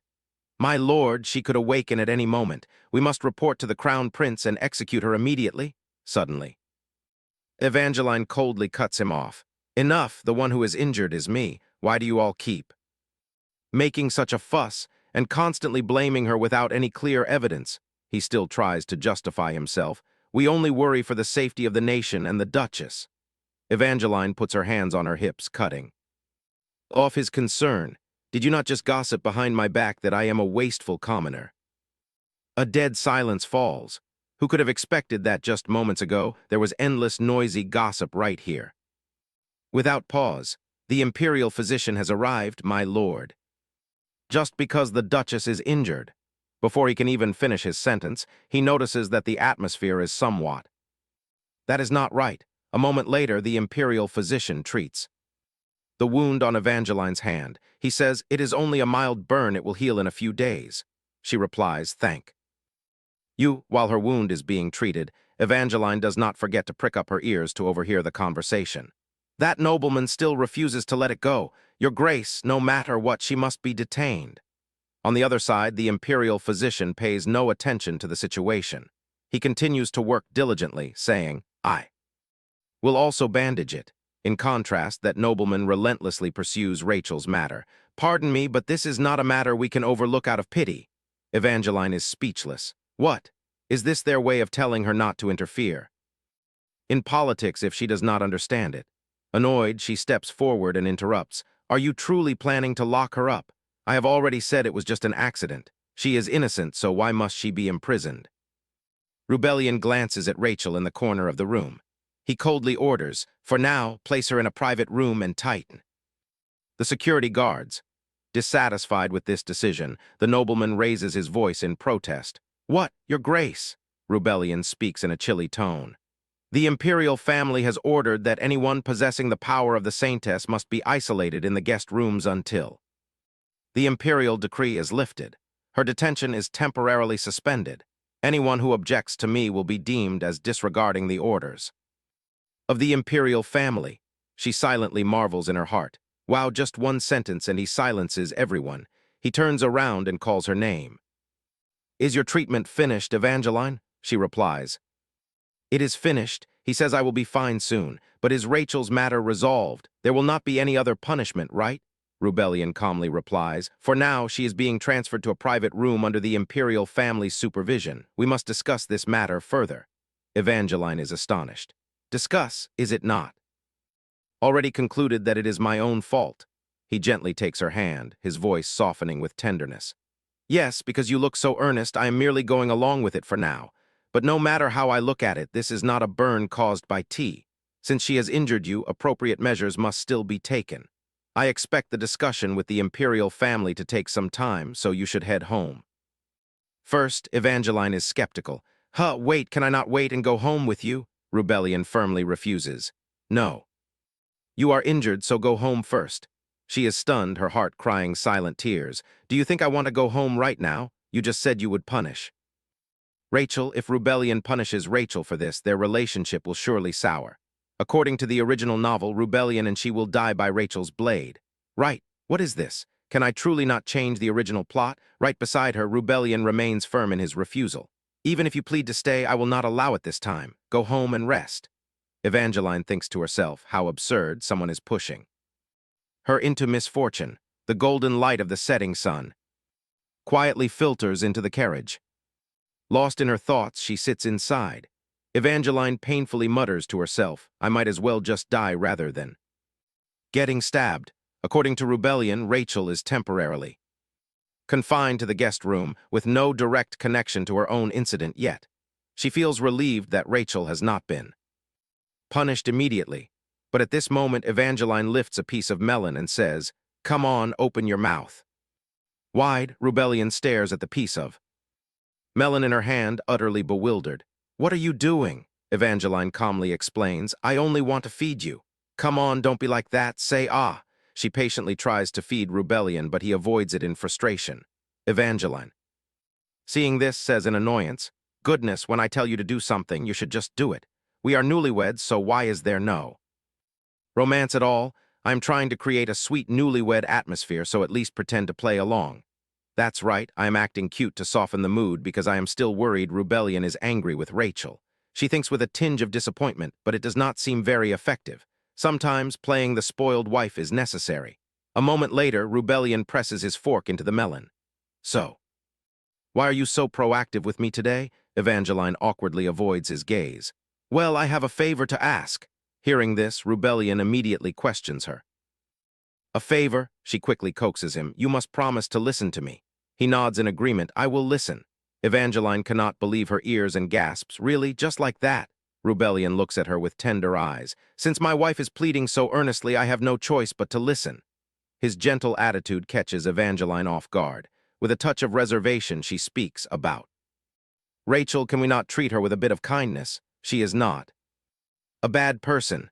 Rubellion falls silent for a moment before speaking. You want me to be kind to the demon destined to destroy the empire? Evangeline frowns in disapproval. Oh, come now, do not call her that. He shoots her a sideways glance. I truly do not understand why you have sided with her from the very beginning. Evangeline immediately defends her actions. What is wrong with defending someone who is wronged? Rachel did nothing to me that day. She is pitiful, treated unfairly by the nobles simply because she is a commoner who possesses the power of the saintess. Why are you looking at me like that? Rubellion shares his thoughts. I am merely a little surprised. I thought you were playing silly tricks like last time. I do not know why. But she helplessly protests. I did. Wait. What do you mean by last time? You knew I was acting cute before our marriage. Suddenly, Evangeline feels mortified. When did he notice? Was my clumsy acting exposed? Really? Meanwhile, he smiles in amusement. I see right through your thoughts. She turns her head away in despair. No way did I blurt everything out while drunk that day. Actually, it is better that he knows, as it clears up the misunderstanding. Thus, Evangeline keeps her composure and says, since you already know, there is no misunderstanding. Those ridiculous actions that day were just an act. I am truly not that kind of person. I have my own circumstances. Rebellion accepts her explanation for now. Very well, let us assume you had a reason. Then what is your reason for protecting her to this extent? She calmly replies, she is beautiful. He asks in disbelief, is that why you like her? I see. Stop meeting Lilith. Evangeline is completely baffled by his reaction. He solemnly warns her, that demon will only hurt you. Annoyed, she corrects him, stop calling her a demon. The readers will not like it, she mutters to herself. She then asks in frustration, would you like it if others called you that? Rebellion calmly responds, I do not care much about my reputation. She presses on, no, would you want your child to be called a demon? He is startled and turns to look at Evangeline. Our child. At this moment, she puts on a sorrowful face and murmurs, Rachel's parents must be so heartbroken. Though in her heart she suspects they might not care at all. Indeed. Even Rebellion's parents probably would not care, and besides, Rachel is already staying with us. Meanwhile, Rebellion suddenly grows serious. Seeing his expression, Evangeline is bewildered. What is this? Did it actually work? She seizes the opportunity. See, you find it deeply unsettling, don't you? Rebellion rubs his temples without a word. Evangeline follows up on his reaction, so the final decision regarding her lies with the imperial family. Rebellion shoots her a sideways glance. I can only offer my opinion, I cannot act as her advocate. Hearing this, Evangeline quickly suggests, I am not worried about the imperial family, you just need to remain silent and make no proposals. In the end, he has no choice but to compromise. Very well. Satisfied that one issue is resolved, she smiles. Suddenly, Rebellion speaks. But Evangeline, about that matter. Yes, Evangeline. Observes his hesitant expression and wonders, what is it? He hesitates for a long moment before asking, what you said earlier about children. Is it because you wish to have a child with me? She gasps in. Bewilderment, her mind racing. Why is he suddenly asking this? What is going on, and why does he look so melancholy, or is it just my imagination? At that moment, Lilith rushes in from outside. She quickly reports, My lord, there is news from the imperial palace. Oh. Is Madam here as well? Seeing Lilith barge in, Rebellion asks. What is it? She hesitates. Unsure of how to explain. The Empress has summoned you to a secret gathering. The Empress has sent an invitation. When I first arrived in this world, I heard rumors of this. In high society, there are many exclusive gatherings, including the Empress's private assembly. This is an intimate, highly confidential tea party.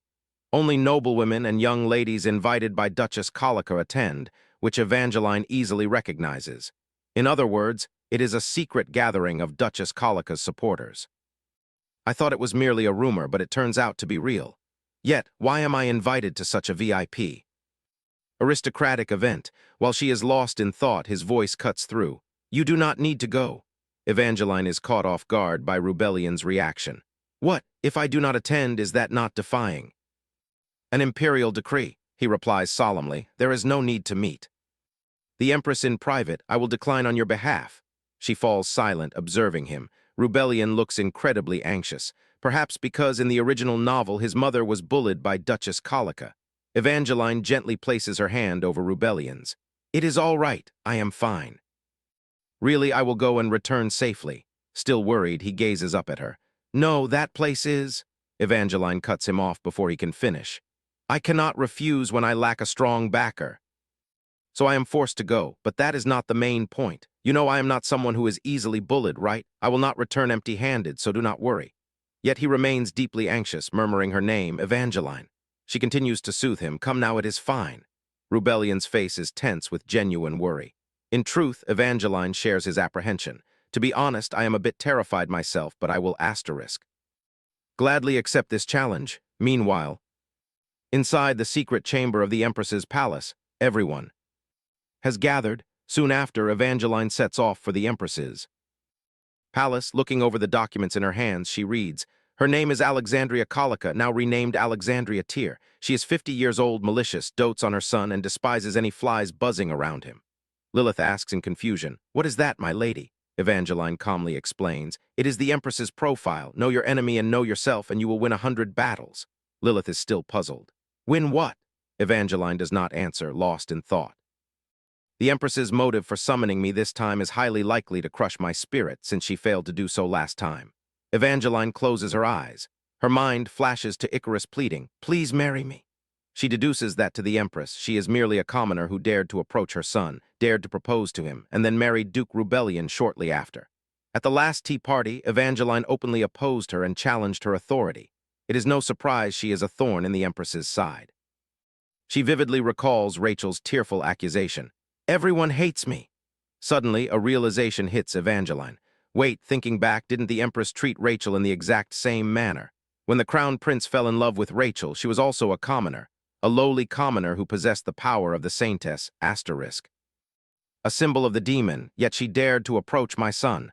Furious, the Empress relentlessly tormented Rachel. Once the Crown Prince discovered this, he wiped out the entire Colica clan. In other words, any beautiful commoner who dares to draw close to her son has no way out. There are likely many other victims besides myself and Rachel. Of course, in the original plot, the true mastermind behind Colica is the Florence clan, pulling the strings from the shadows. At that moment, Lilith takes Evangeline's hand. Madam, do not be afraid. No matter what the Empress says, please pay no heed to it. Let it go in one ear and out the other. Evangeline feels a sudden spark of curiosity. Am I not allowed to talk back? Actually, aren't you the one who is more nervous? Asterisk Lilith anxiously explains that the Empress is not one for idle words, adding, if there is any danger, you must scream. Evangeline nods gently to reassure Lilith. Do not worry. By the way, Lilith, come closer, let me whisper something to you. Shortly after, she is led into the secret chamber of the Empress's palace. Evangeline observes her surroundings. This hallway is incredibly long. A servant quickly guides her. This way, madam. Evangeline stares at the tightly closed door, lost in thought. I have arrived. The Empress's secret gathering. The perfect place for Duchess Colica to play her dirty tricks in the shadows. She steps into the room and speaks. Thank you for inviting me, your majesty. The next second, Evangeline shrieks as someone grabs her hair and yanks her down. The Marchioness growls in fury. How dare a lowly creature like you hold your head so high? Lady Florence truly possesses no grace, but that is hardly surprising. That clan only knows how to marry vulgar women. Surprised, she clenches her dress and thinks, no preamble at all, they go straight to the main event. I cannot believe this. Are they some sort of gang? Then Evangeline glances to her side and sees the woman shrieking in rage. You wretched girl!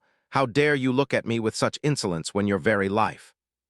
Am I not even safe myself? The Marchioness coldly slaps Evangeline's cheek, then raises her hand to strike her once more. What is the meaning of this? Just then, Duchess Colica cuts in. Come now, Marchioness, do you not see that the Duchess consort is frightened? Evangeline is utterly shocked by the other woman's identity, the Marchioness. Is she really a Marchioness? The hierarchy in this room is on a different level. Are these the bullies of this romance world? Even if she goes outside 100 times to claim the Marchioness struck her, it is useless if the Empress denies it. Obeying her command, the Marchioness bows. Yes, your majesty. Meanwhile, she reaches out to touch the wound on her face. Do not forget. This is a secret gathering of the Empress. She gives her instructions. No matter what happens here, not a single word must leak out. The men of the Florence family truly have a consistent taste. They fancy women who are both beautiful and vulgar. Evangeline smiles upon hearing these words, then turns her gaze toward Duchess Colica. It is an honor to audience with the Empress, but both the late Duke and my husband are men who live for others, she criticizes bluntly. Men are inherently weak against the sweet talk of vulgar women like you and that vulgar Charlina, shameless, utterly base. Indeed, no different from cheap courtesans, right? Evangeline is highly displeased by Duchess Colica's words. Oh, she managed to use the word vulgar 3 whole times. Evangeline remains calm. She is not naive enough to fall for such a cheap provocation. This is the Empress's secret gathering, a place where she and her lackeys can commit any madness without anyone knowing, which means. Therefore, she calmly speaks up. Oh, indeed. If I am to be completely honest, I have never known shame. That is exactly why I dare to love the Duke, harboring vulgar intentions and seducing him just to become the Duchess consort. Do you plan to punish me for that? Ah, I can somewhat understand the Empress's feelings when a lifelong covenant is betrayed. What woman would not be heartbroken? She gasps in disbelief while Evangeline continues to speak eloquently. I understand that rage, but even a commoner like me knows that such anger should be directed at the one who broke the covenant in the first place. The Marchioness is furious, raising her hand and shouting, "You lunatic, have you no manners in front of the Empress?" Right at this moment, Duchess Colica rushes forward, swinging her hand to deliver a slap. Evangeline remains perfectly calm even as she is struck once more. Having vented her anger, Duchess Colica speaks, "I shall generously overlook this slip of your tongue." Meanwhile, she reaches up to touch her wound. "If you intended to vent your anger on me, you should have warned me beforehand. That way I could have prepared to please you."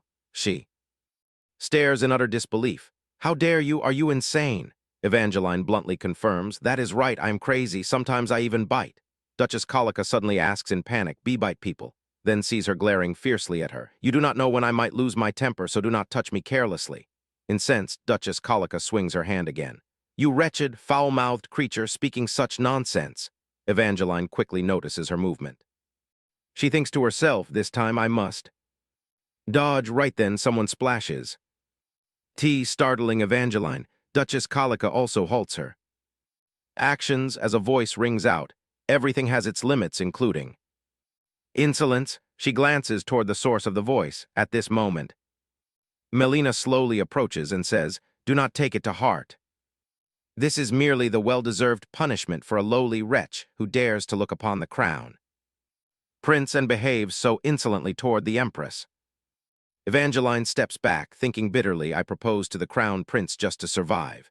Indeed, but the crown prince already has a fiancée, none other than Melina Vanis, the young lady of Marquis Vanis, a character from the original work, the one standing behind Duchess Consort Colica. I do not remember her appearance clearly because in the novel she is merely a supporting character, but judging by the current situation, she is. She holds her head high, the corners of her lips curling up with arrogance. She scoffs inwardly. What is she, a turtle? Well, whatever, asterisk. This situation is even more advantageous to me. Let us begin. Suddenly, Evangeline covers her face with both hands, her body trembling violently. She sobs. Melina and Duchess Colica stare at her with bewildered eyes.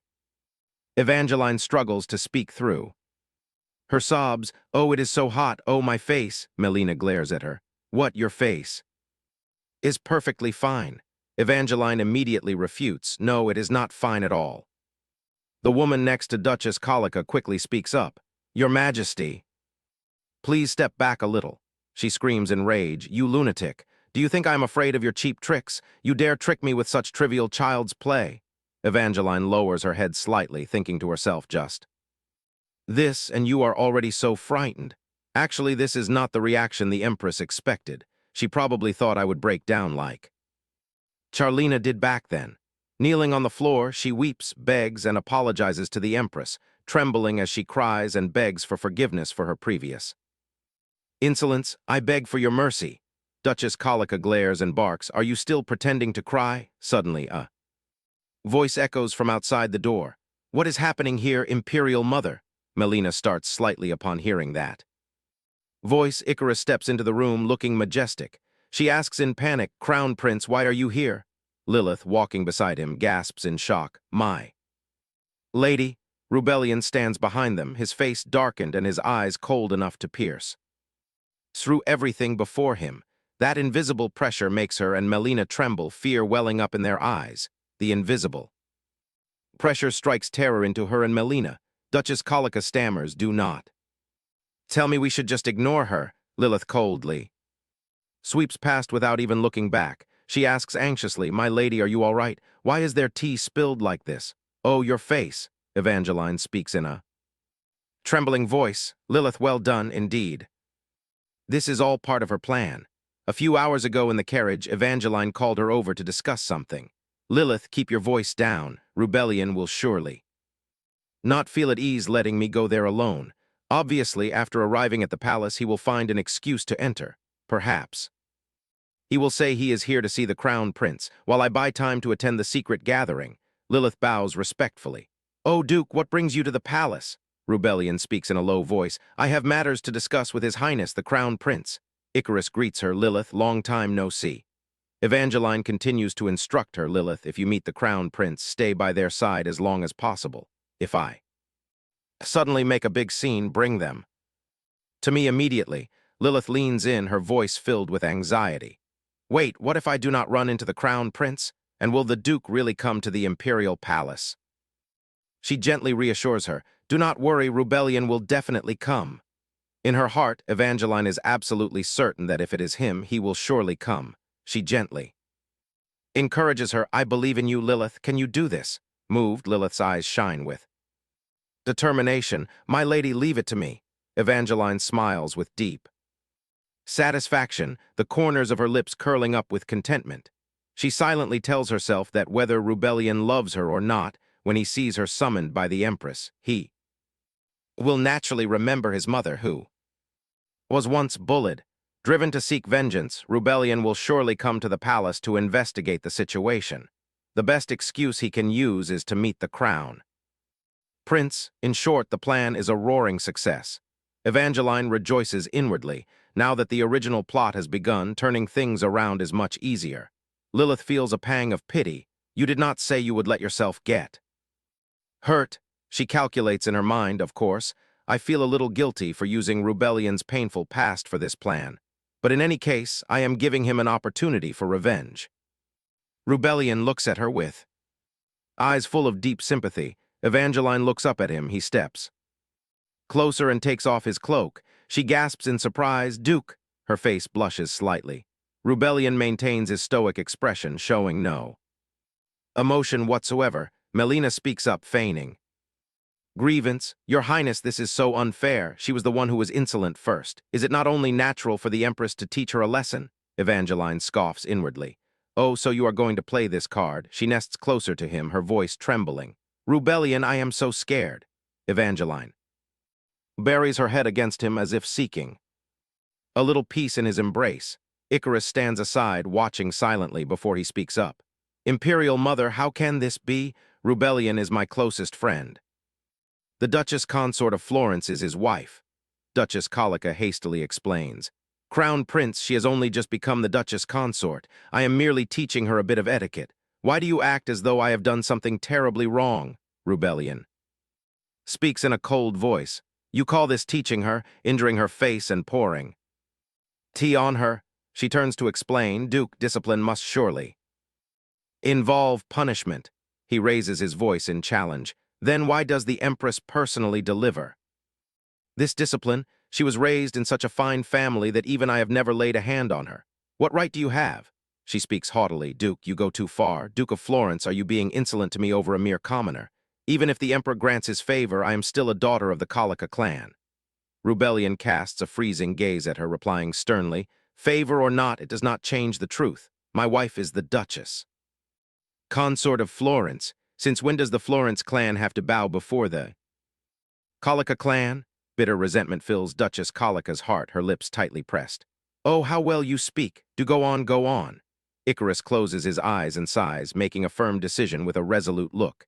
Imperial Mother, in the past, I turned a blind eye to your constant invitations to noble ladies and young misses, thinking it was just to soothe your loneliness. But now I think we should reconsider, she screams. Crown Prince? He continues, and I am not of the Colica clan, I am the son of His Majesty the Emperor. Do not try to control me according to your wishes anymore, and never do such things to the Florence family again. Duchess Colica warns loudly. Crown Prince, you will be betrayed in the end. Do you not know what kind of people the Florence family are? He replies flatly. He is my closest friend. To me, he is like an older brother. When I ascend the throne, he will be my most trusted ally. Meanwhile, Rubellion checks on her. Eva! Evangeline feels guilty inside. I spoke too much. The Crown Prince thinks so highly of Rubellion, yet in the end, Rubellion will betray him.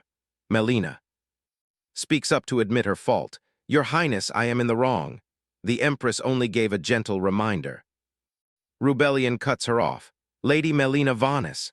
Melina desperately retorts. The Duchess Consort of Florence is just blowing things out of proportion. Your Highness, why do you not believe the Empress? Evangeline thinks to herself, her eyes watching pensively. If you were in my shoes, would you believe her? If this continues, I will not remain silent either. She suddenly speaks in a pitiful voice. Rubellion, your highness. The crown prince listens intently, his eyes fixed on her. Rubellion remains silent, his gaze steady as he waits for her to continue. Evangeline lowers her voice, her face masked with fear. The Empress did nothing wrong. She merely grabbed my hair and forced me to bow upon entering. But that is only discipline. I am sure Lady Vonis did not mean to splash hot tea on me. He turns a piercing look upon her, making a direct demand. Without hesitation, Your Majesty, from now on I hope you will not summon my wife here at your whim. In the corridor of the magnificent palace, light reflects off the gilded walls. Lilith cannot contain her anger, shouting, Melina, next time I see her at a banquet, I will scratch her face. Evangeline quickly raises her hand to calm her down. Lilith, that is the Empress's command. She is only obeying orders. Lilith is still appeased. And unable to forgive, Evangeline speaks firmly to reassure everyone. I am fine, it will fade in a few days. Rubellion cannot help but feel a pang of heartache. But the door swings open and Icarus steps out from the room. He says sincerely, My apologies, Duchess Consort of Florence, I did not think this would happen, she replies. Your Highness, I assumed you would call for me, but I hope this will not happen again. Icarus confidently asserts, I shall make sure such a thing never happens again, even if the Empress calls. I will avoid it. I believe His Majesty will understand. Rubellion, I apologize to you as well. Rubellion has no intention of blaming him. You may do as you wish with me, but I hope my wife will never have to face these things again. Icarus is decisive. Very well, I shall handle that. He takes his leave, then I shall go ahead. He glances down, his gaze filled with deep thought. He calls after Rubellion, forgive me. Evangeline walks on, her heart filled with worry, and unable to stop wondering. Why do I suddenly feel so incredibly flustered?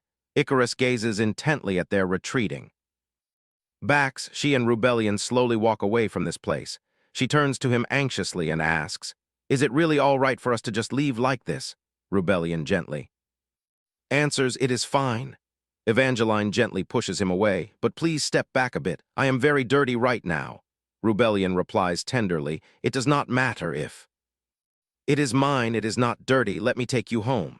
She gasps, her eyes widening at what she just heard. What did I just hear? Does it mean because I am his wife now I am no longer dirty? Rubellion smiles softly, his face shining with kindness and affection. Then he speaks in a warm voice, Let us go home. A few days later at the magnificent mansion of the Duke of Florence, Lilith proudly recounts. So that is what I do. I scratch Melina Vonis's face to pieces. I even hold myself back from cutting fingernails to seek revenge. If I hadn't been stopped halfway, I could have left another scratch. The butler steps forward to interrupt. So the rumors are true that Child, my Lord Duke Duchess, dinner is ready. Please proceed to the dining room. Lilith, speak no more and return to your work. After that incident, the Empress no longer summons her there. After the storm, peaceful days arrive. And I gradually adapt to life at the Duke's castle. I want to visit Rachel, but she is still confined to the dungeon, so I decide to wait until the upcoming Saintess coronation. What is this strange feeling? Everything is far too peaceful, making me incredibly uneasy. In the bedroom, Rubellion gently dries her hair strand by strand. His tender and caring gestures fill the air with warmth. Evangeline suddenly asks Rubellion, Are you not busy lately? He wonders why she is asking, and she replies, You look so busy, yet you are always at home. Rubellion gazes at her intently, his voice firm. From tomorrow, I will cut back on my work. Evangeline asks in surprise, Can you really do that? He replies curtly. No, she blinks in confusion. What, are you not whining because you want me to play with you? Evangeline raises her head, her gaze slightly flustered. She replies awkwardly, Who is whining? I am just asking. Rubellion lowers his voice inquisitively. Then why did you ask? Evangeline stammers. Could you just step back a little? Please, he speaks with a tinge of sadness. Do I make you feel uncomfortable? She quickly waves her hands in denial. No, that is not it. Rubellion steps closer, his gaze full of tenderness. If I make you uncomfortable, I will let you know. Evangeline thinks to herself, her face flushing red with embarrassment. What on earth is wrong with this man? Why does he look so sexy today? Is he going to kiss me? This atmosphere is too dangerous. No, I cannot. He is the villain. And an incredibly cruel one at that. I cannot fall for him so easily. She pushes him away and screams, "It is too early for a baby." He cups his face in his hands and questions her. "Did you not say you do not want to have children with me?" Evangeline quickly explains, "That is because if I am to have a child, I must be fully prepared." Rubellion is stunned and asks, "So if you are prepared, you would not mind having a child with me?" She admits, Who else would it be but you?" "Wait, let me make this clear.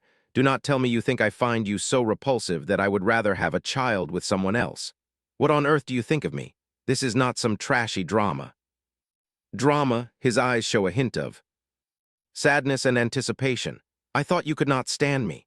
Evangeline speaks up to defend herself. "No, I do not hate you. I only hate marriage, not you." Rubellion presses further. "Then why did you propose to the crown prince?" She stammers, closing her eyes in sheer embarrassment. I must have been crazy at that time. I was blinded by the position of crown princess." He speaks softly with a touch of gratitude. "Eva, thank you." She freezes, her eyes wide. In confusion, Rubellion tilts his head and speaks. Tenderly, for not hating me. Her face remains flushed. Why is he thanking her? For something like that, he speaks with a deep undercurrent of meaning. "I am holding myself back." Evangeline asks in confusion, "Holding back what?" Rubellion is still plagued by doubt. "But am I not trustworthy enough for you to consider having a child with me?" Evangeline quickly raises her hand to correct him. "Hey, you are misunderstanding again. We have only known each other for a few months and have been married for barely 10 days. No matter how decent you are, if I am not ready, it is still a no." He speaks softly, with infinite patience. "Then I will wait until you are ready." "All right," she gasps, her eyes dreamy as she thinks, "Oh my God, what a waste of such a man. He is actually the villain." Icarus stands before the brilliant flower garden of the splendid palace, gently running his hand over the blossoms. Suddenly, Rubellion's voice calls out, "Crown Prince." Icarus greets him politely. "You have arrived. I heard you are about to marry Lady Evangeline Clorda." He nods. "Yes." Icarus offers his congratulations. "How wonderful. She is a beautiful and gentle young lady." Well, perhaps gentle is not the right word, as she does not exactly fit the standard mold. Rubellion glances at him, his probing eyes calm. Icarus informs him, "Well, today I summoned Lady Evangeline here." Rubellion is surprised, slowly asking, What do you mean?" He replies calmly, "From now on, you two will have to meet often, and sooner or later you will have to face Duke Colica. I think meeting beforehand is not a bad idea." Rubellion expresses his view. "You also know that Colica has never liked the Florence clan. Furthermore, with the crown prince summoning her to the palace, no one will fail to remember that you were the one who summoned my mother to the imperial palace back. Then, your highness, do not drag her into this. I do not want to witness that tragedy repeat itself once more. I understand your point, but I cannot easily accept it. Forgive me, but we both know it well. Surely you have realized it yourself as well." Evangeline and the late Duchess of Florence share a similarity. Icarus speaks in a sharp voice. "Wait, Rubellion. Both come from commoner backgrounds, both became the Duchess of Florence, and both were once involved with members of the imperial family." Rubellion complains that it is deeply irritating. He departs with decisive steps, not even bothering to look back. Rubellion throws a rose branch onto the ground. He blames himself. "Perhaps I have done wrong. Right now the nobles must have gathered at the tea party. Evangeline is also going there. If she has to suffer the same humiliation my mother once endured, then I—" Jellin waves his hand and scolds her in a furious tone. "Do you think having a pretty face is enough to get by?" Just as I expected. But the moment she sees him, Evangeline softly calls out, "My Lord Duke." She is stronger than I thought. Rubellion anxiously asks, "Eva, are you all right? You are not hurt, are you?" She gently replies, "Oh yes, of course to say I am not angry would be a lie." Rubellion watches her demeanor closely, his gaze calm, not missing a single detail. A murderous aura radiates around Evangeline. They will pay for this. She is much tougher than expected. During the meal, she complains to Rubellion with a pout, "My Lord Duke, honestly, I am not very confident." From one person to the next, everyone hates me, especially that person named Jellin or Jennings who just said I only get by on my face. In his heart, he already knows everything but remains silent, not blaming her at all for that little act.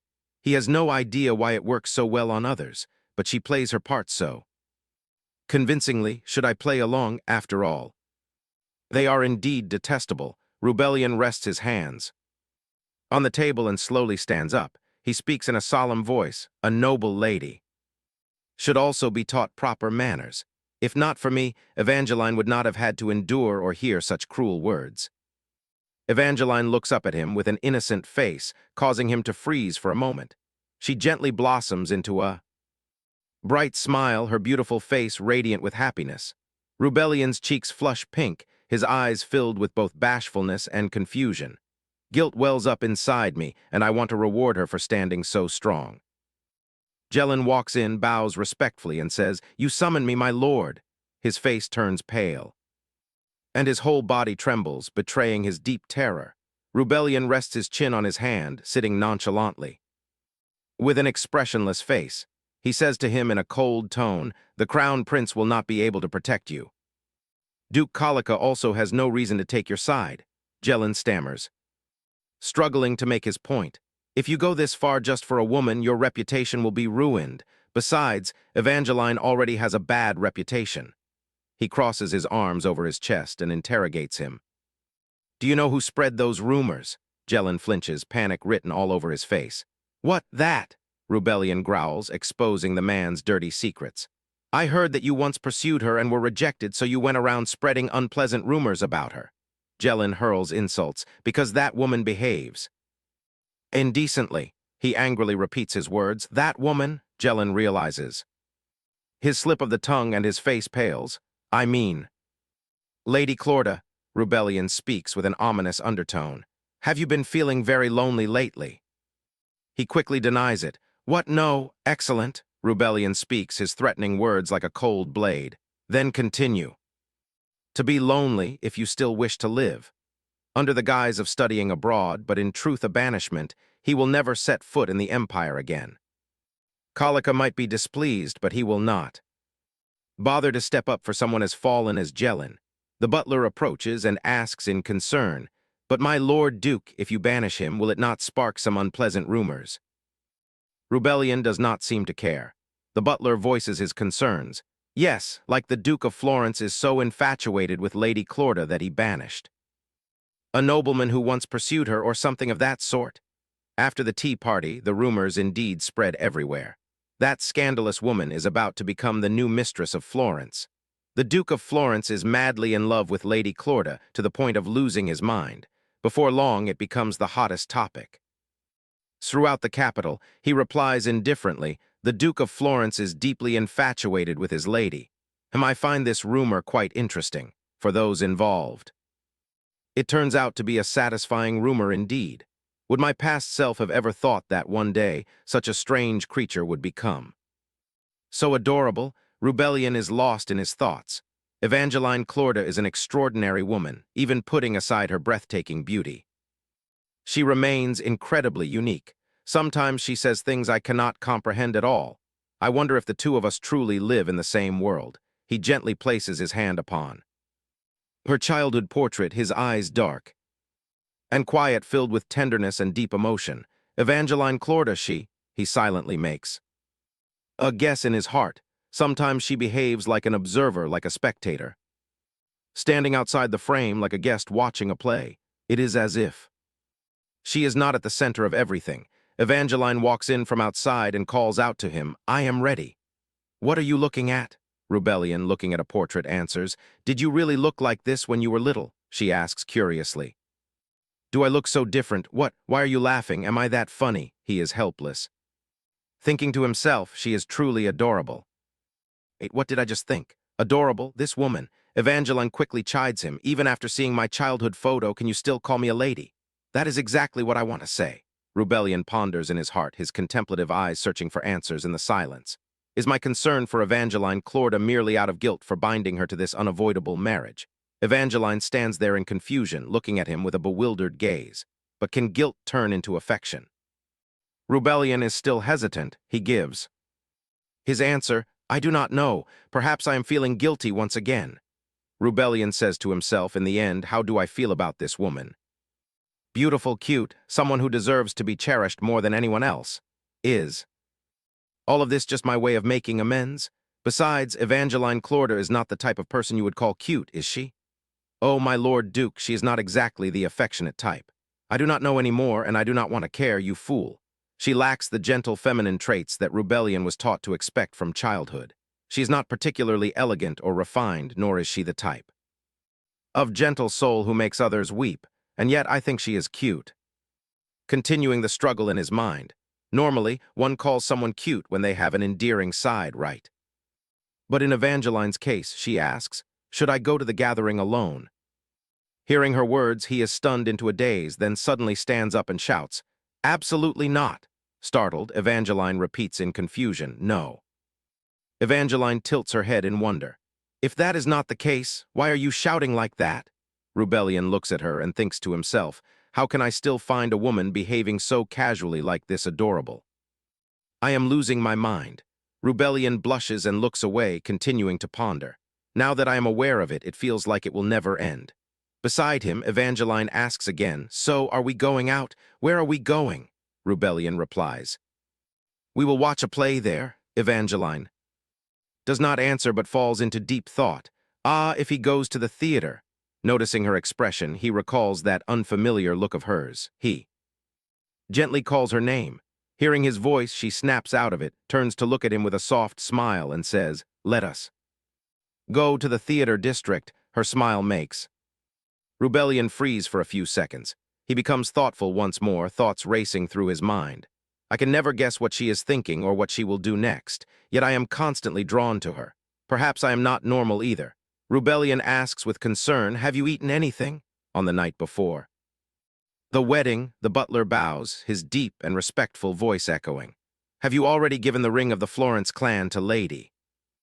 The leader of the Clorda Merchant Guild does not lack money, so what is the meaning of this? The Duke's family expenses have risen unusually to the point that Bill almost fainted, my lord. Rebellion glances over, uttering only a simple, oh. She continues to remind him, because of the upcoming wedding, no one opposes your decision, but please keep it in mind. Rebellion replies casually, it is just a few dresses, why make such a fuss? What did you say? A few dresses. Lilith speaks up excitedly, oh, I cannot wait to see the young lady try on those gorgeous dresses. The other day when I visited the boutique, the moment I saw the latest design, I thought this dress was born for her. He replies coldly, is that so? She answers respectfully. Yes, would you like to visit the boutique and take a look?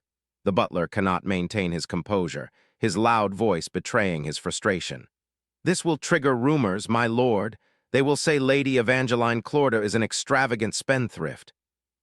Waste. Rebellion does not pay it much mind. Rumors are just rumors. She analyzes, her tone incredibly grave.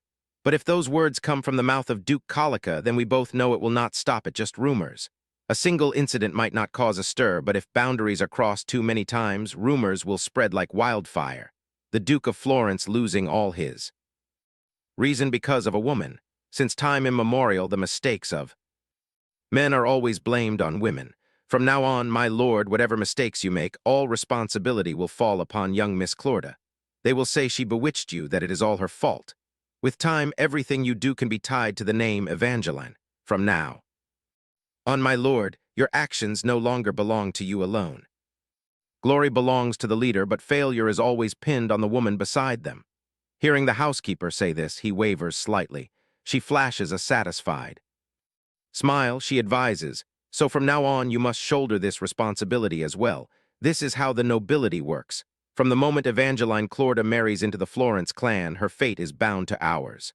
Do you understand? That correct, Rebellion replies simply. I understand. The housekeeper explains thoroughly. Marriage demands sacrifice and change from both sides. If you realize you are sacrificing nothing and changing nothing, then perhaps you should ask yourself if your partner is carrying your share of the burden. Her words jolt him awake. Rebellion speaks with gratitude. I understand. You have given me very useful advice. I will keep it in mind. The housekeeper speaks up and says, I thank you, and my heart goes out to you, my lord. Rebellion looks puzzled. She smiles warmly. I feel so relieved because you look very happy. Congratulations on your wedding, Duke. He stands frozen, eyes wide. For a moment, confusion written all over his face.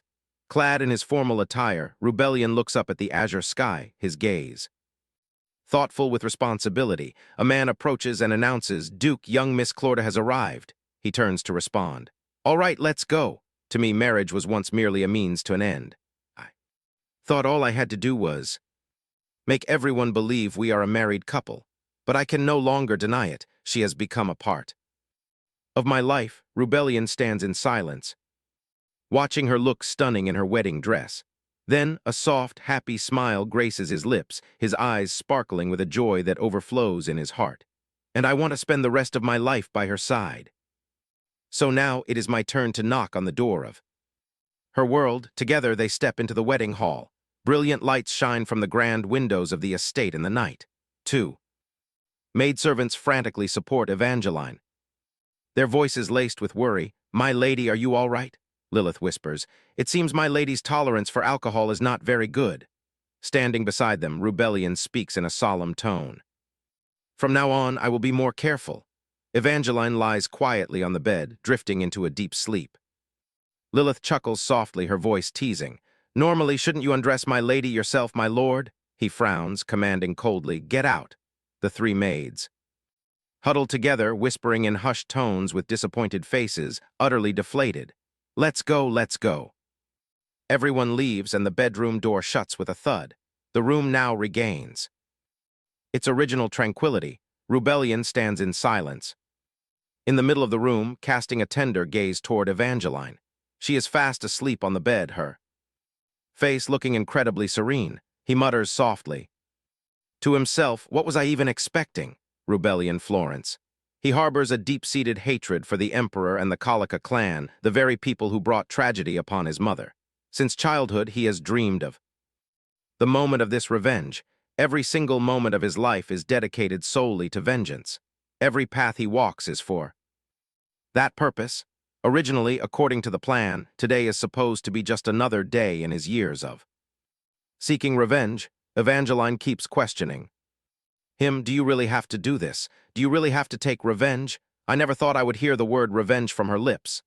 Evangeline is crying, her gaze completely soulless, as if lost in her own world. Rebellion tries to stay calm. He tells himself, since when? Since when has she been calm? Evangeline is drunk. Everyone knows of the tense relationship between the Colica clan and the Florence clan. It is not surprising for a commoner like her to think so deeply. She trembles as she speaks. "Have you ever thought that I might get dragged into this? What if you fail? What if you fail and die? What if I die? How absurd. This is my revenge. There is no way she should die for it." Rebellion looks at her with a pensive gaze, then he gently raises his hand to caress her cheek. Rebellion speaks in a deep, warm voice. "Evangeline, you will not die. If anyone must die, it will be me." He tells himself perhaps that is only natural. Listening to his words, she asks timidly, "I will not die. Why won't I die? I am your wife after all, since long ago. Glory belongs to those with power, while mistakes are dumped on women." "Ah," Rebellion recalls the conversation he had with the housekeeper. From the moment Evangeline Clorda married him, she has been bound to the fate of the Florence clan. "You must understand that." "I understand." His heart is filled with turmoil, conflicting emotions, causing his mind to waver. "That is my answer." But Evangeline softly utters each word. "If you die, how am I supposed to live? I have dreamed of revenge for so long, yet not once have I feared failure. Because I dedicated my entire life to that plan. I thought I would die without any regrets, but for the first time I am afraid. If I die, what will become of her? If my clan falls and I am executed, what will become of her? She will become the center of countless rumors, and perhaps she will suffer a fate even more cruel than my mother's." Rebellion clenches his fists, trying to suppress the emotions welling up inside. He blames himself. "How cruel have I been? It is because I was too short-sighted." Rebellion looks at her, his eyes filled with tenderness and a secret yearning, gently touching her hair. He calls out her name, "Eva." Rebellion quietly loses himself in his own thoughts. Because of a deal, she married a man she does not love, and now she must die for the revenge of a man she does not love. The day I promised to cherish and love her, I should have abandoned my revenge. How much fear did she have to endure, knowing she had to marry someone like me? Evangeline earnestly pleads, "So please don't die, Rubellion," he confesses. "I have done many wrongs." The room is shrouded in silence. Rubellion casts his gaze downward. Evangeline is fast asleep. In his arms, they hold each other tightly, quietly enjoying every peaceful moment. Rubellion still cannot escape his thoughts. "I still hate the Emperor that will never change. But if everything I live for destroys Evangeline's life, then I think I can temporarily set my hatred aside, because more than anything I want her to be happy. I cannot fully define everything yet, but there is one thing I am certain of. If revenge was once my entire world, now Evangeline replaces it." Rubellion whispers softly, "Good night, Eva." Still, I think myself fortunate that, in a world of nothing but revenge, she is the only one who stepped into it.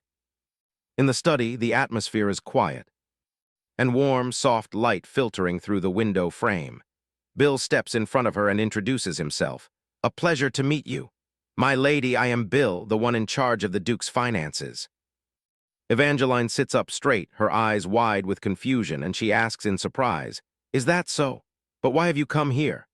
Bill steps closer to the desk and speaks in a serious tone. "The position of Duchess Consort has always been vacant, so I was the one handling this." He places his hand firmly on the stack of papers on the desk, Bill's voice resolute. "However, the finances of the duchy are supposed to be managed by the Duchess."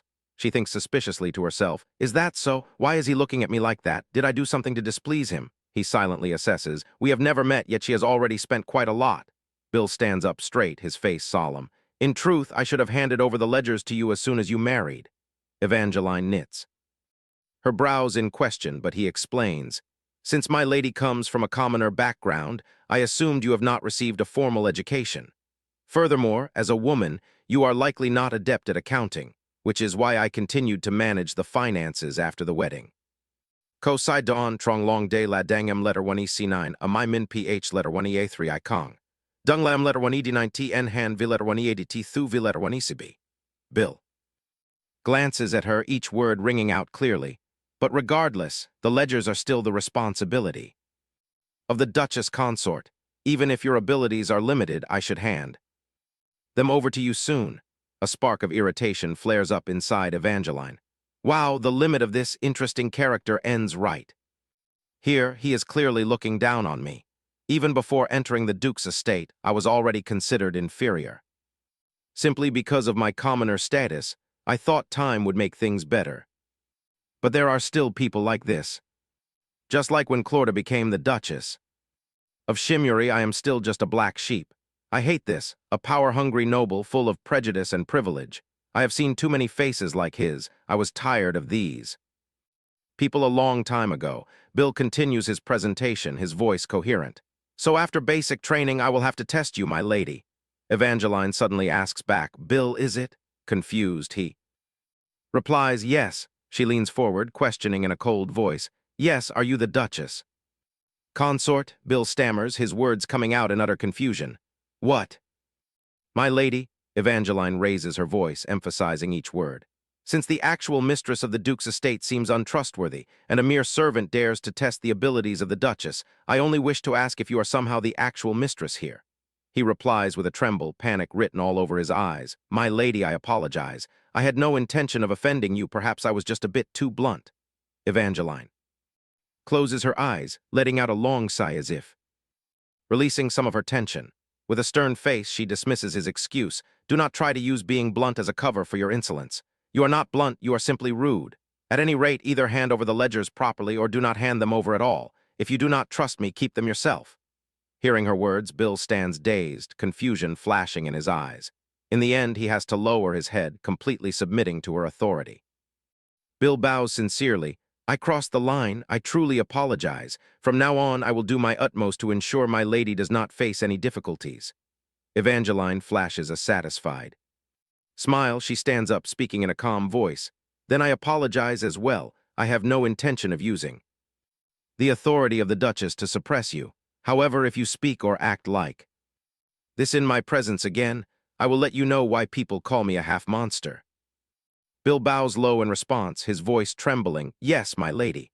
2 days later, Lilith eagerly inquires, I heard my lady has started managing the family's finances. Evangeline nods slightly. Lilith cheers happily. That is. Wonderful. Bill is biased and arrogant. I was worried he would hurt you, but it turns out my lady is highly talented at bookkeeping. Evangeline smiles gently, humbly declining the compliment. I am not just talented, I am actually very good at it. Bill praises her with eyes full of admiration. My lady does it exceptionally well. No, it is actually perfect. Showering her with endless praise. My lady is truly amazing. While the two are conversing, a figure approaches from afar. Evangeline speaks with immense satisfaction. Still, seeing Bill's face go numb is quite gratifying. Am I being a bit cruel? The person behind them speaks up. Who is cruel? Both. Look toward the source of the sound by reflex. Evangeline speaks with great excitement. Rebellion, you are here? He opens his arms, looking at her with a gentle gaze. Evangeline rushes forward and throws herself into his embrace. She suggests, next time when I open my arms, you must run into my embrace, all right? Today I will let it slide. Rebellion nods in agreement. Understood. However, Eva, there is an imperial banquet in 3 days. Normally, the Duke and Duchess are invited, but given the Empress's current situation, we do not need to attend. She thinks to herself. Even if you beg me, I will not set foot in there. He adds, furthermore, Rachel will attend. It might be dangerous, so. You should stay. Evangeline suddenly cuts him off. Wait, Rachel is attending. Rebellion replies simply, yes. She ponders cautiously.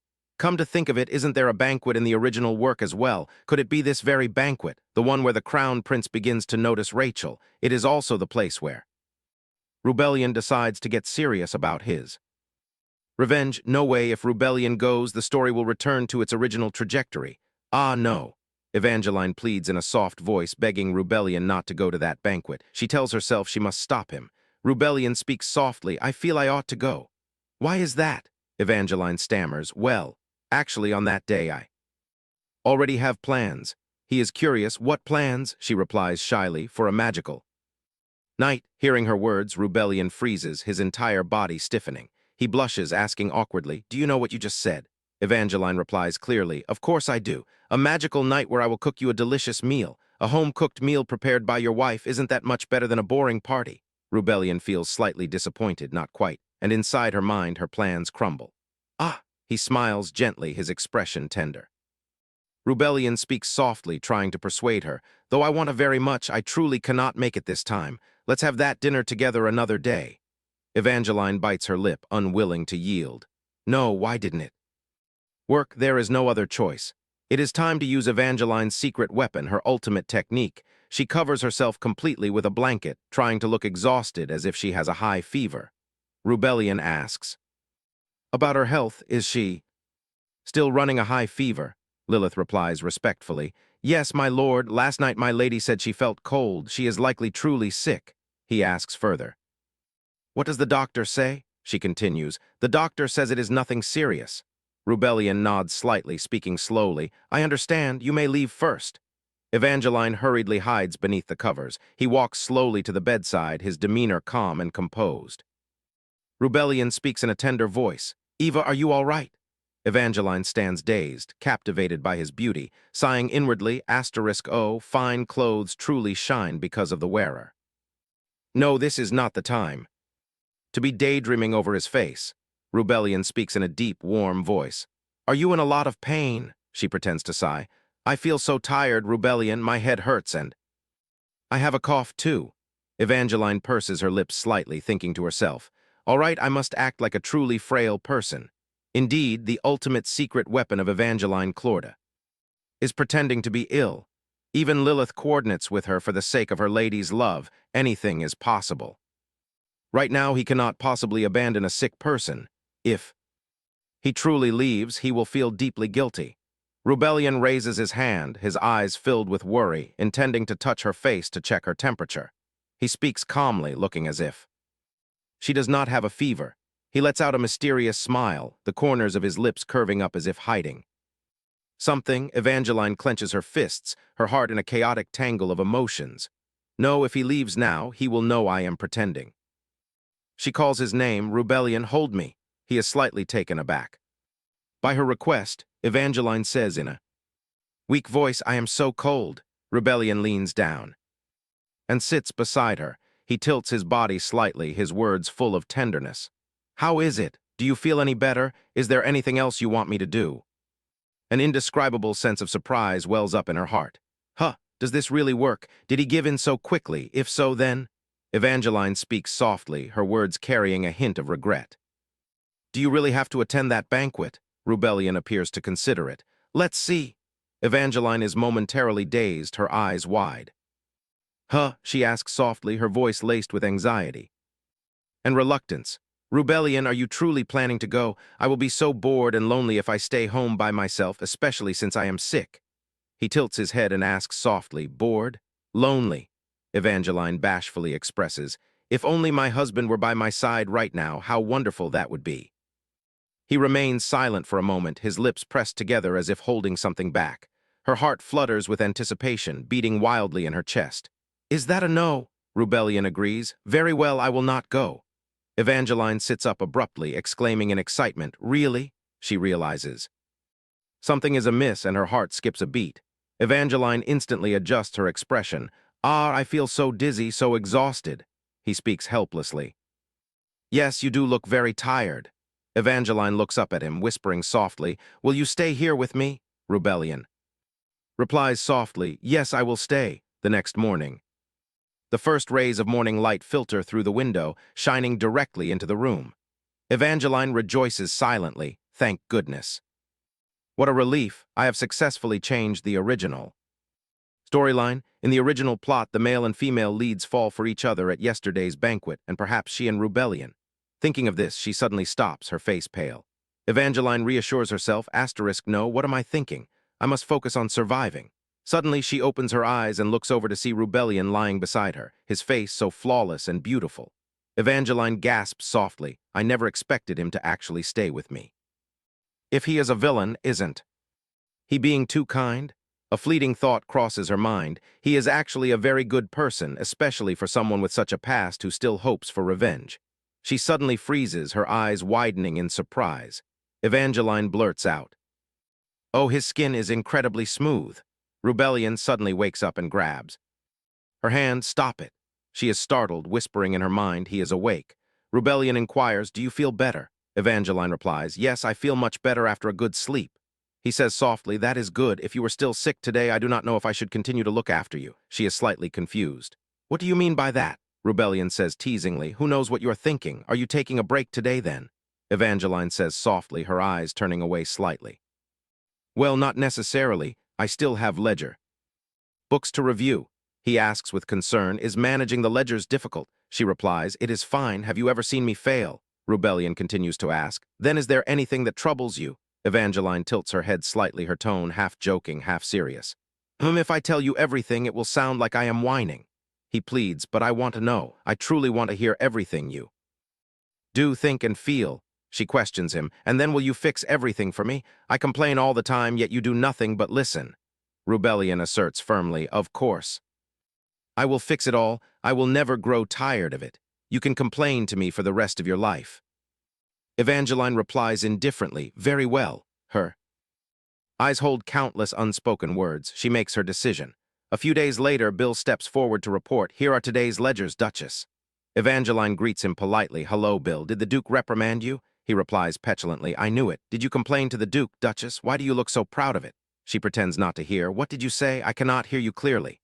Lilith enters the room. Duchess, I have brought tea for you.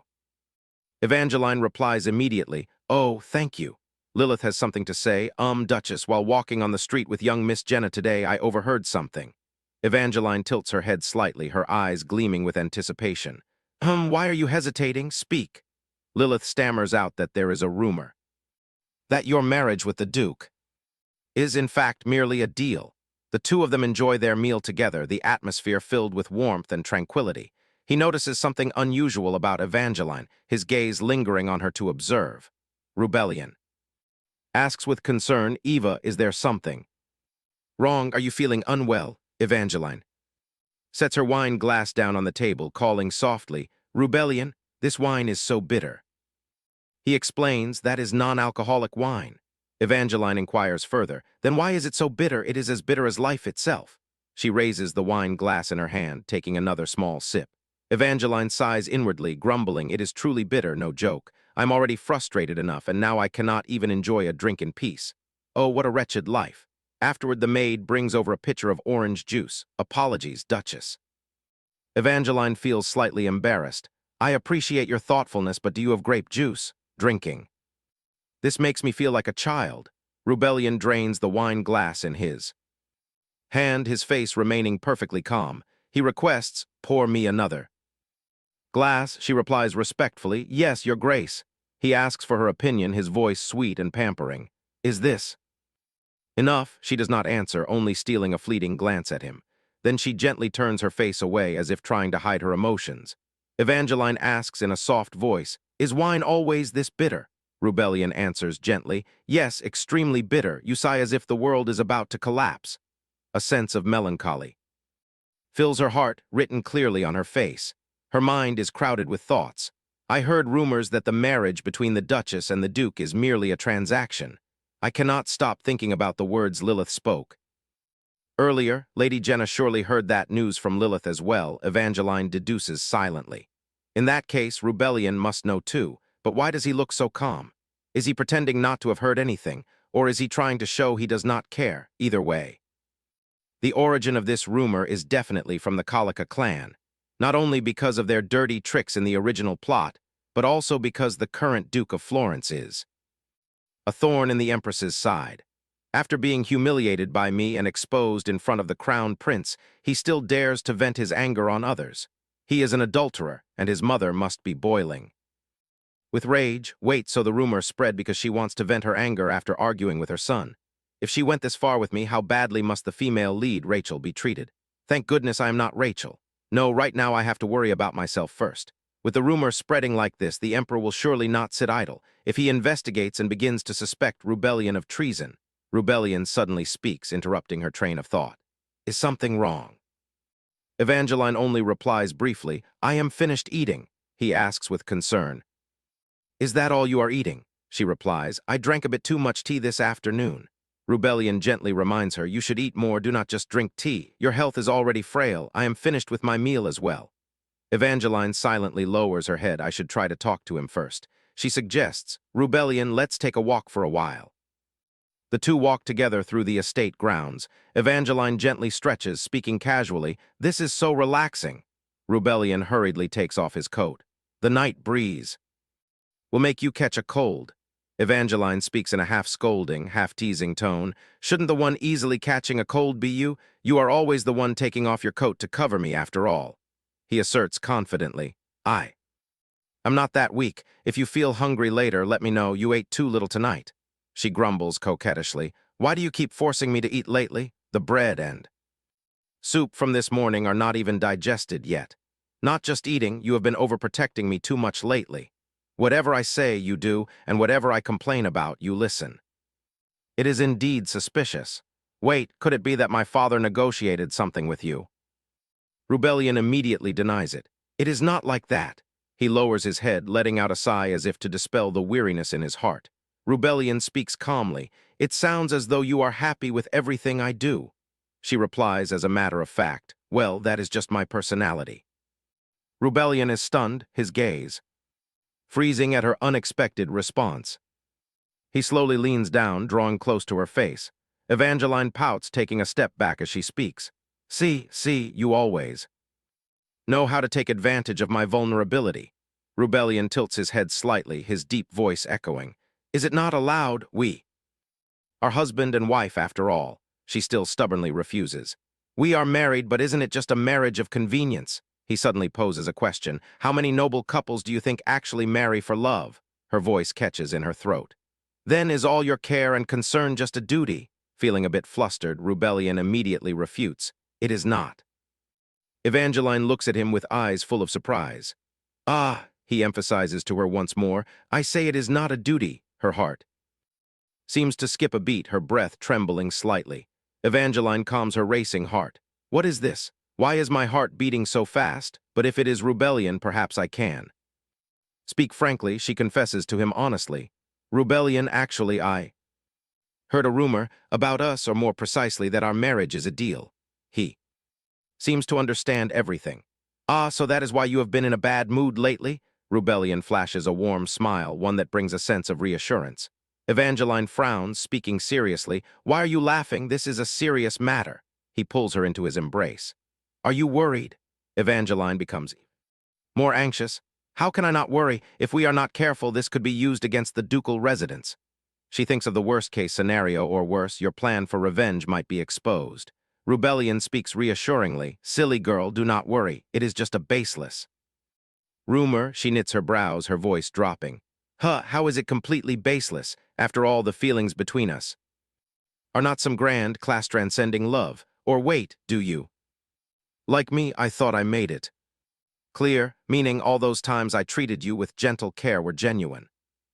Not a duty, Evangeline asks anxiously. Regardless, the rumor has already spread. What should we do now? Are you planning to just leave it be?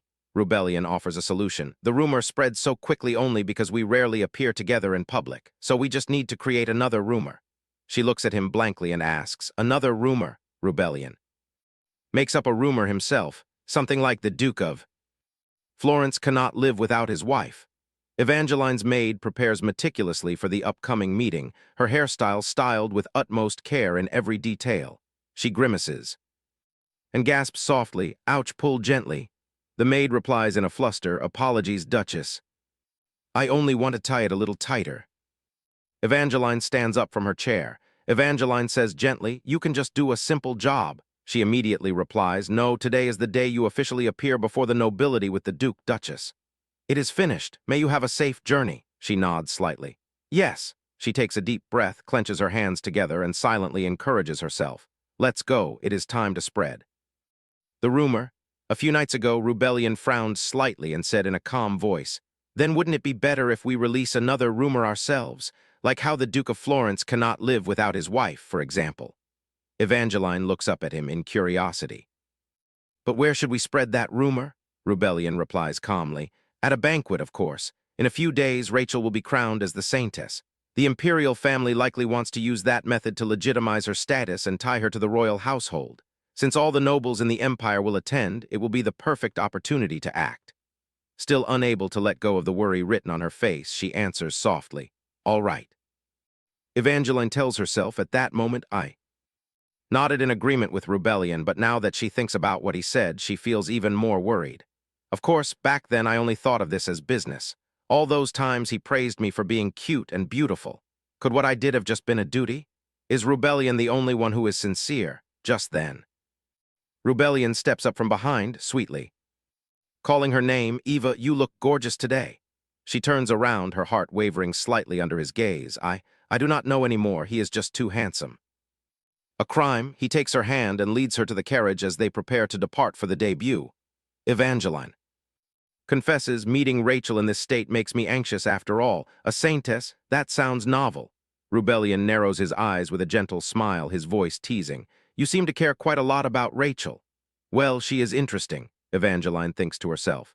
After all, she is the character. He leans in and asks, interesting? She replies calmly, her voice tinged with curiosity. Since our last meeting, she is the center of gossip. Why do you ask? He says leisurely. It just seems you care about her a bit too much. In Evangeline's heart, there is a hint of panic. Is that so? Do I really pay that much attention to her? She chuckles silently.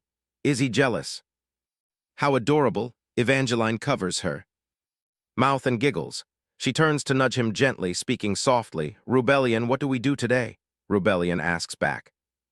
What do you mean? Evangeline explains. We have to show them that you cannot live without me. Should we kiss or hug? She looks at him with expectant eyes.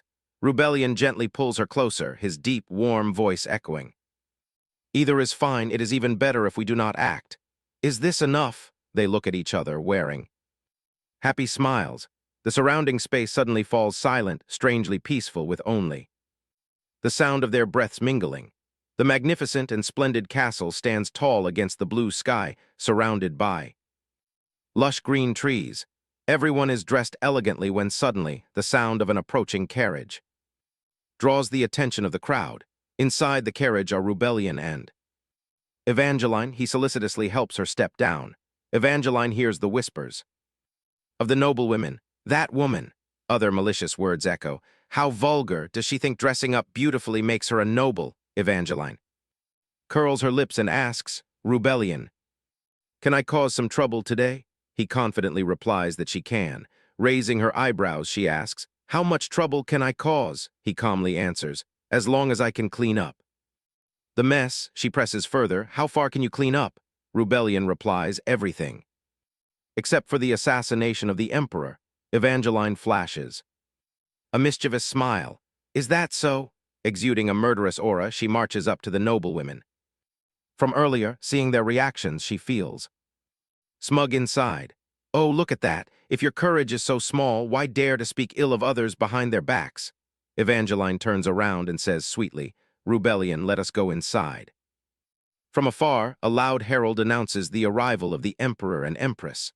Antio enters with an air of majesty, amidst the grand welcome fit. For an emperor, Evangeline looks at him. With resentment, here they are the root of all sins. He takes the initiative to approach and greet them. Duke, we meet again after a long time. He politely greets him back. Your Majesty. Her heart is filled with disgust. Do not come near.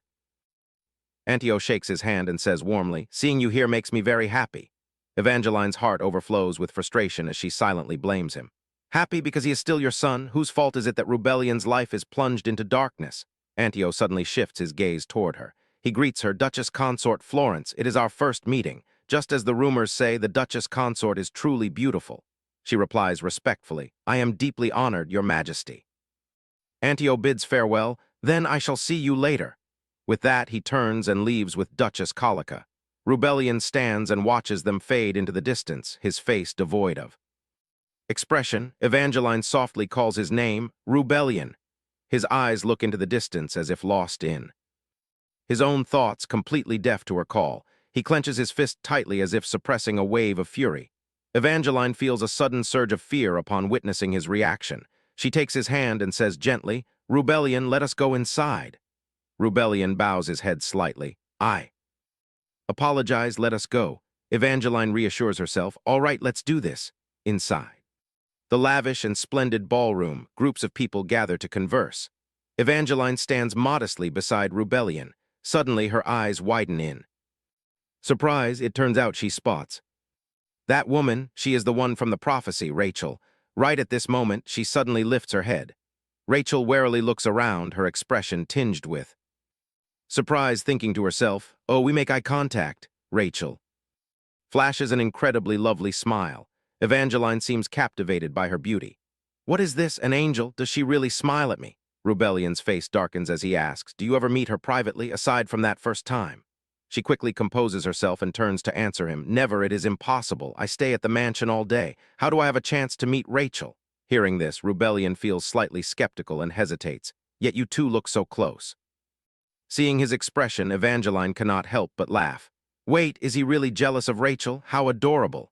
Then she has to explain, We are close because I am friendly with everyone, but among them the one I am closest to is my husband. Pacified, Rebellion happily bows his head and says, Even if it is just sweet talk, thank you. She continues to soothe him. I truly feel I marry a very good husband. With that, Evangeline cheerfully smiles and thinks to herself, I do not expect Rachel to still remember me, a perfect husband, and even Rachel, who is supposed to be an enemy, smiles at me. Do I change the original storyline? Farewell to my past self who is always terrified of death. Suddenly, someone approaches and speaks. Excuse me. The two of them immediately become tense and turn around. Evangeline looks at the man before her and asks, Who are you? Rebellion quickly introduces him to her. He is His Majesty's close aide. Is there a problem? The old courtier respectfully delivers the message. His Majesty wishes to see you. Hearing this, Evangeline tactfully turns to him and says, Go ahead, Rebellion. I wait here and chat in the meantime. However, the old man interrupts and repeats, Duchess Consort, please come. He requests to see you. It is an order from Your Majesty. The atmosphere instantly turns silent. Rebellion's face darkens. As he objects, No. The old courtier tries to deliver the message once more. My lord, it is an order from the emperor. However, he angrily cuts him off. I say no.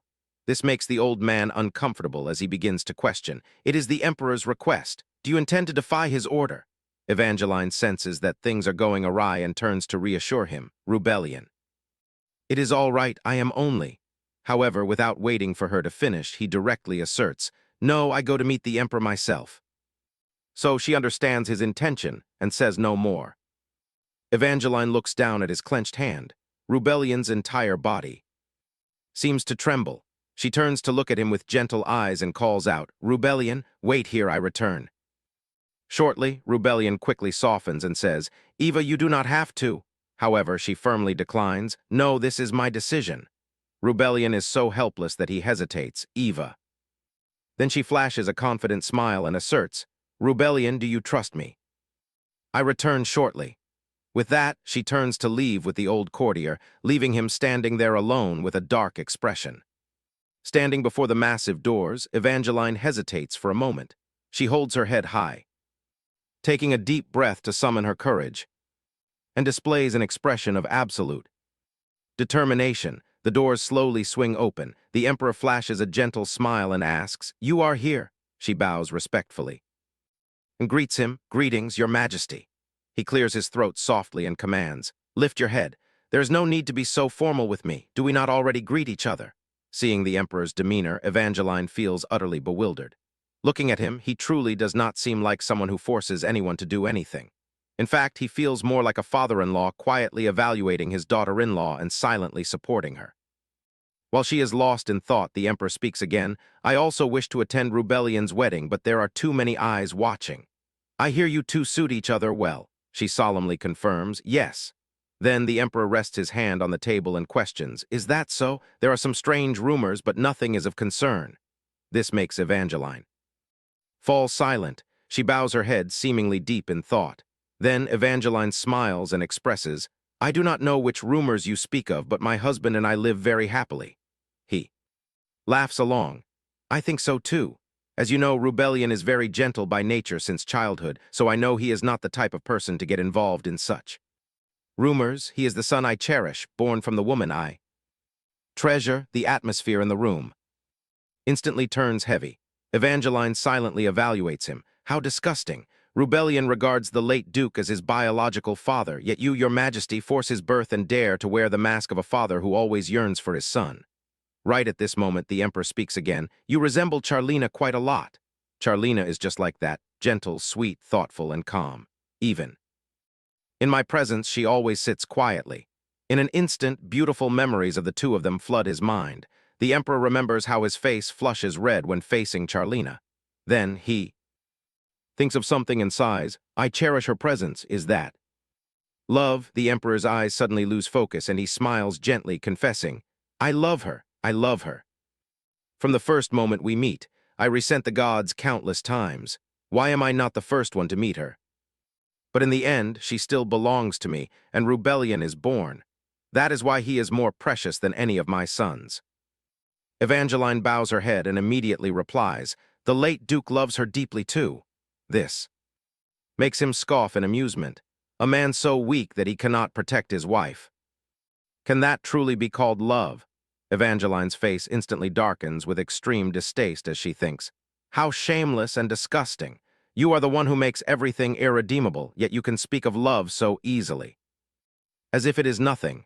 Meanwhile, the emperor speaks again, asking her, "So, Duchess Consort, what do you think of what I just say?" This catches Evangeline off guard for a moment. She tries to collect her thoughts and replies, "Forgive my impudence, but I want revenge.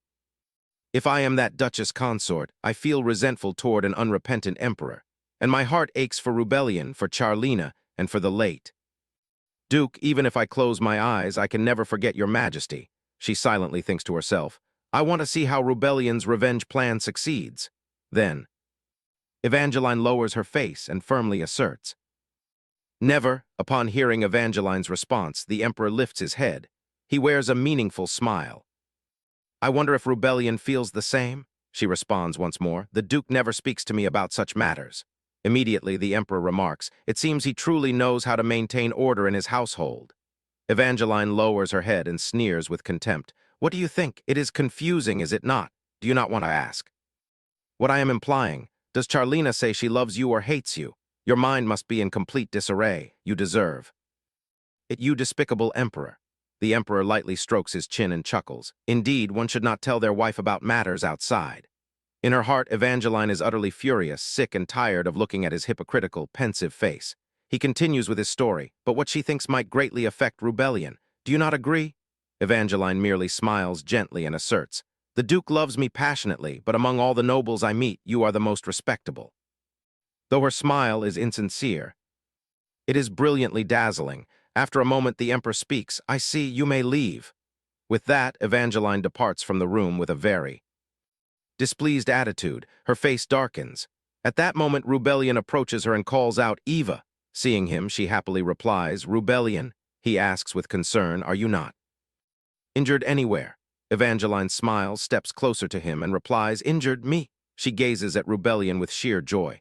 Then she suddenly calls out, "Rubellion." Right after that, Evangeline throws herself straight into his arms and hugs him tightly, leaving Rubellion bewildered. "Eva!" His face flushes red with embarrassment. Yet right after, Rubellion also grows worried. She probably endures so much, he wraps his arms around her. Preparing to hold her, Rubellion's hands gently tighten, resting lightly on Evangeline's waist. She buries her head in his chest and sobs, "Rubellion," he replies softly, "I am here." Once more, Evangeline calls Rubellion's name. This worries him greatly. He pushes her back slightly and asks, "Eva, are you truly all right?" At this moment, Evangeline flashes a blissful smile and answers, "Yes, I am completely fine. I just need a little rest. Now I am fully recharged by my husband." Thinking back, perhaps this is fate in its own way. Unable to catch her words, Rubellion turns to her in confusion and asks, "What do you say?" However, she quickly turns around and urges him, "Nothing, the Saintess' coronation is about to begin." Rubellion asks no further and lowers his head, lost in thought. Evangeline has her own calculations as well. "I think about it over and over again. Why do I have to wake up in this place, in this role as someone who is supposed to die like this? But now I understand. Emperor, I am brought here to drag you to prison to make you pay for what you do." After walking for a while, Evangeline stops and calls Rubellion. She turns around to face him. Then Evangeline flashes a smile as beautiful as a flower and asserts, "Let us start enjoying our lives." In her heart, she vows to herself, "I want revenge." For the first time in her life, someone makes her angry on behalf of another, and he must pay for that. This peculiar behavior of hers makes Rubellion worry. "Eva, are you sure nothing is wrong?" in case he said, "Is anything in there?" Without waiting for him to finish, she quickly chimes in, "Oh, he did, but I also answered back." Rubellion begins to grow curious. "What did you say to him?" She also quickly reassures him, "Dear, don't worry. I only spoke in riddles. Only his own guilty conscience can understand my meaning. Even if he realizes it, he can do nothing to harm you." Hearing this, Rubellion sighs in sheer helplessness.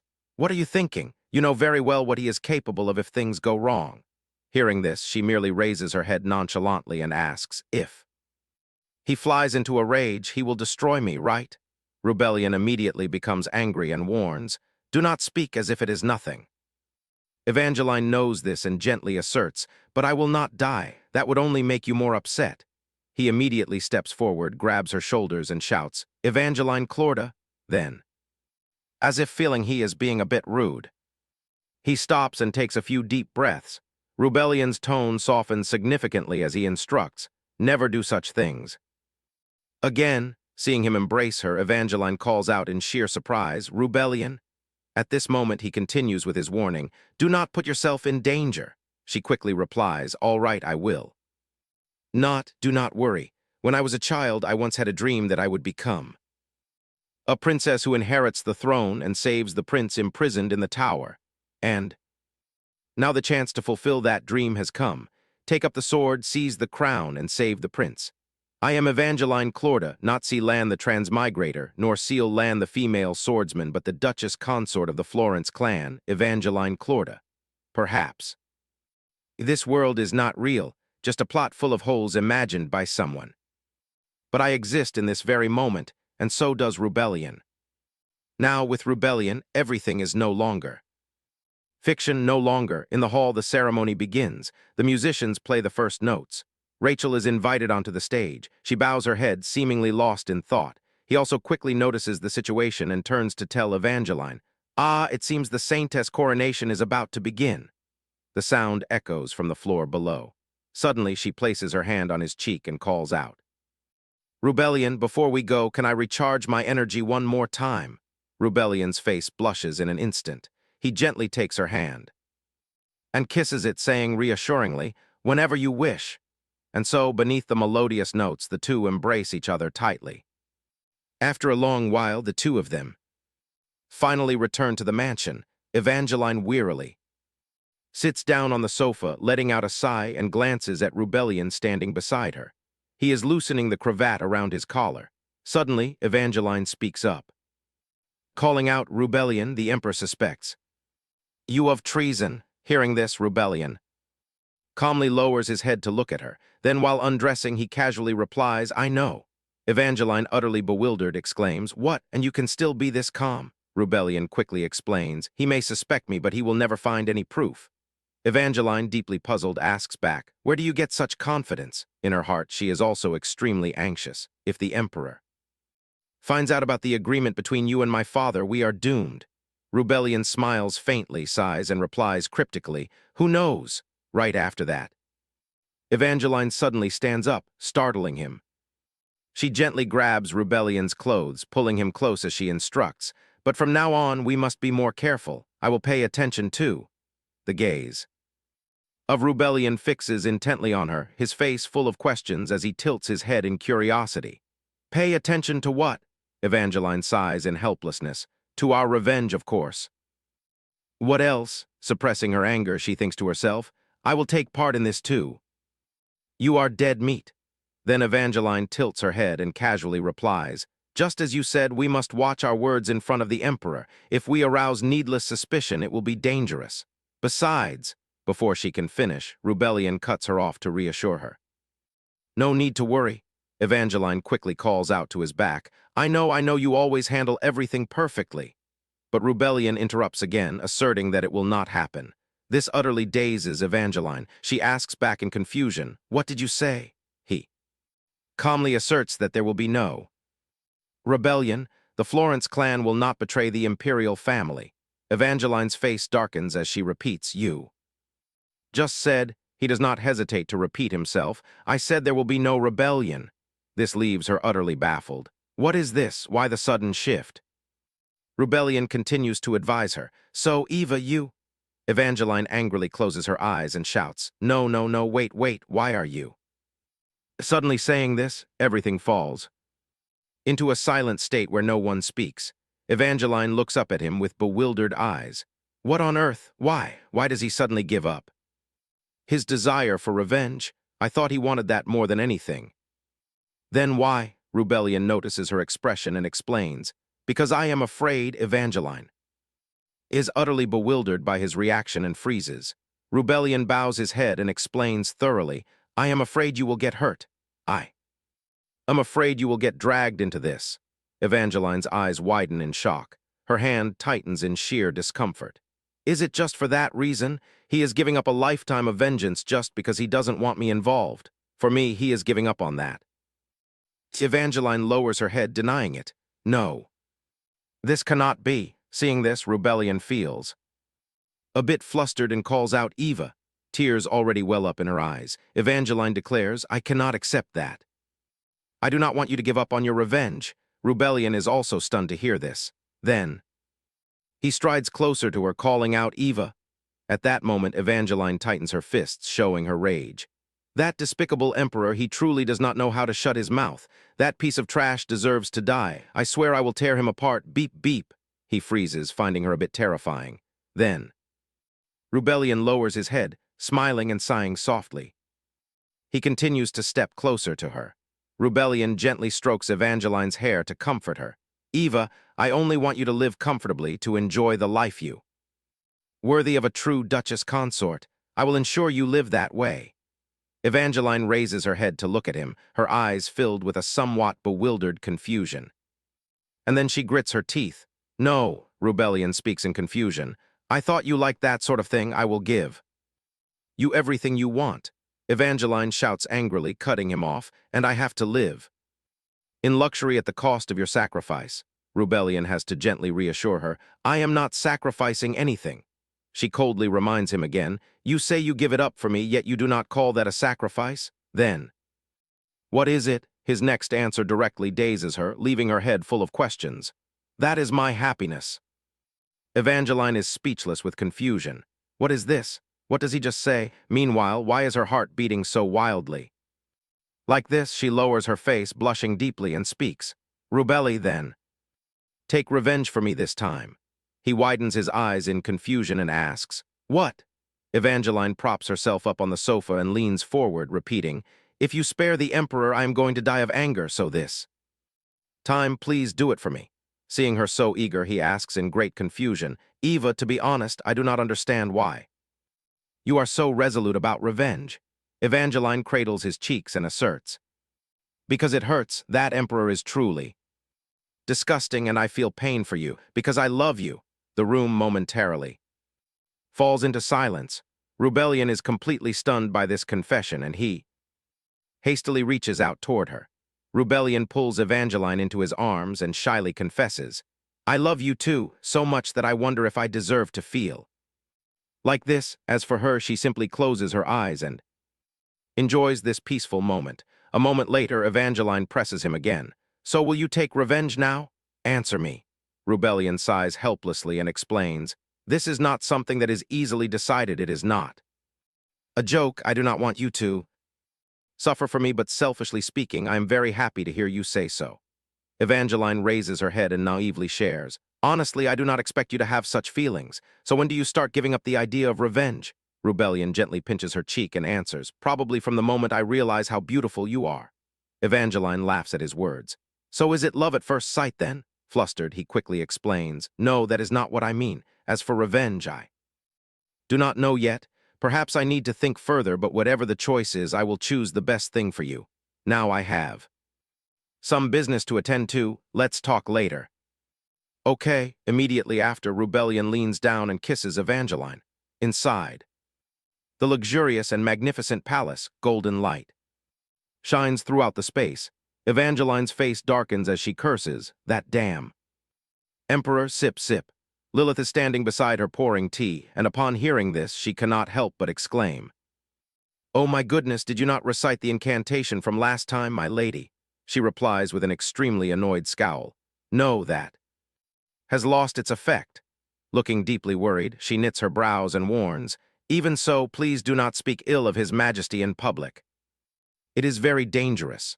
However, Evangeline playfully turns to her and says, "It is fine, I only speak in front of you. Lilith, you are not going to tattle on me, right?" That makes her unable to help but burst into laughter.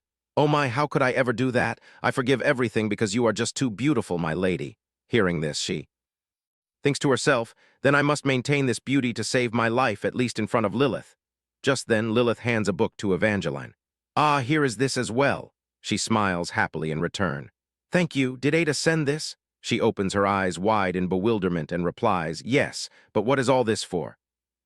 "My lady, what else? It is my secret journal where I record everything since the early days of living in this body." Is it like those late-night novels? Rubellion says he will reconsider his revenge. "But every time I think of the Emperor living in comfort, I cannot bear it. At least while I am still breathing, I will not allow him to be happy." Then Evangeline snaps. The journal's shut. She turns to her and calls out, "Lilith, in reality, is there anyone who can pass judgment on an absolute ruler?" Lilith pauses to think for a moment and replies, "Probably not." She quickly agrees, "Exactly. So what about in stories, I mean in fairy tales, the main character is usually able to do that, right?" Lilith smiles cheerfully in agreement. "Good always triumphs over evil." Those words perfectly match Evangeline's thoughts. "Exactly." Then she bows her head slightly and smiles, thinking to herself, "What is the point of changing the plot to survive if in the end I only feel disgusted by it? What if, in this altered version with Rubellion and Evangeline, Rubellion eventually gives up on revenge and bows to the Emperor? "Rubellion, you are alive, let's have lamb chops tonight." "Yes, since we escaped death, we must eat the finest meal." Then he lives happily by Evangeline's side with a smile as sweet as a little rabbit's, successfully twisting the original plot. Oh dear, just imagining it is so cheesy. Well then, Evangeline calls out to Lilith, "Let us head to the temple." In her heart, she tells herself, it is time to reap the benefits of the female lead. A moment later, the two of them arrive at the temple. Ansel is the first to step forward and greet them. I do not expect the Duchess Consort of Florence to pay us a visit. Evangeline politely replies, the honor is mine. Thank you for receiving me. I wish to meet the Saintess, if I may. However, he coldly refuses. Lately, she refuses all requests for a meeting. Evangeline puts on a pitiful expression and pleads, could you please convey to her that I deeply wish to see her? Ansel reluctantly agrees, I understand. Please wait a moment. Lilith asks curiously from behind, but do you think she will agree to see us, my lady? Evangeline's face darkens as she hesitantly replies, well, perhaps. Perhaps. In her heart, her thoughts begin to jumble. Honestly, she is not certain, but the smile Rachel gave her during the ceremony that day seems like a good sign, does it not? Please. Right after that, she hears a call, Duchess. Consort, please come this way. Evangeline is led by him into the temple. Rachel, who is seated, raises her head upon hearing Evangeline's voice. Greetings, Saintess. Rachel stands up with great joy. And upon seeing her, she calls out excitedly, Duchess Consort of Florence. The room momentarily falls silent. Evangeline thinks to herself, I was a bit anxious on the way here, but it seems that was completely unnecessary. Suddenly, Ansel speaks up to remind her, Saintess, you must show respect to the Duchess Consort, which dampens her spirits and completely ruins the atmosphere. Thus, Evangeline has to smile and speak. It is fine. I wish to speak privately with the Saintess. Could the priest please step outside? Go away. He bows in compliance, but remains sarcastic. A private meeting can be arranged. However, I must speak on the Saintess's impoliteness toward the Duchess Consort. Extremely. Helpless, she has to repeat herself, no, really, I am fine. At this moment, Rachel also has to smile and wave her hand. No, Duchess Consort, it is I who have been discourteous. Ansel, it is my mistake. I will be more careful next time. Evangeline's eyes momentarily widen in surprise. Wait. Wait, Ansel, hold on, is that really Ansel? The one who tutors Rachel when she enters the temple in the original work. He acts cold at first, only to fall deeply for her later. The man who holds enough power to rival the second prince, the wildly popular second male lead, is he really that incredibly hot Ansel from the story? He is indeed handsome, but not quite as I imagine. Where is his long hair and that icy demeanor? At this moment, Ansel has no choice but to comply. Then please excuse me, he says. With that, he turns and leaves. In an instant, only the two girls remain in the room. Evangeline is the first to speak. Saintess. This causes her to speak up with a touch of fluster. Please. Just call me Rachel, she replies cheerfully. Thank you, in that case you can call me Eva too. Deep down, her heart is in a complete flutter. Ah, she is so dazzling. Rachel opens her eyes wide in surprise and asks, is that really all right? She quickly reassures her, of course. Honestly, it is an honor, or rather a reward. Right after, Rachel reaches out to invite her. Then let us sit down and talk, Eva. She nods in agreement. Yes, by the way, I hope I am not disturbing you. I hear you refuse to see anyone lately. Rachel pauses slightly to explain. Not at all. It is just that I find other people exhausting, but you are different because you once saved me. Evangeline offers a polite smile. No, I only do what I should. But in truth, her heart is incredibly touched. Well done, my past self, Rachel continues. But everyone says that without you, the Duke of Florence might have destroyed me, so they tell me I must be grateful to you. Please have a seat. Evangeline takes the opportunity to explain to her, I do not think he would go that far. Rebellion is a good person, after all. Suddenly, Rachel praises her, leaving her stunned. You are too, Eva. What brings you here? She hesitates slightly, debating in her mind. I truly want to ask you to help us punish the Emperor, but that is a bit too overwhelming. Then she suddenly blurts out in her mind, I am planning a rebellion with my husband. Will you help us? That is something that would make Rachel gasp in sheer shock. What? Evangeline tightens her fists and thinks to herself, yeah, no, I absolutely cannot say that. On the surface, she still tries to maintain her composure. With the appearance of the new Saintess, the nobility is paying close attention, and the Florence clan is no exception. Hearing this, Rachel lowers her head and whispers, So you come on behalf of your family.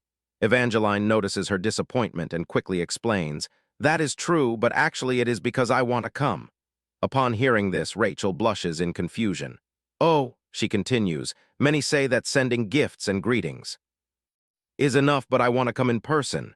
Rachel is so touched that she stammers, Why is that? She tightens her grip and explains, As you know, I am originally a commoner.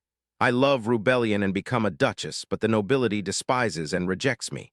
So when I look at you, I feel a sense of empathy. The nobles from that day are the very ones who once said horrible things to me.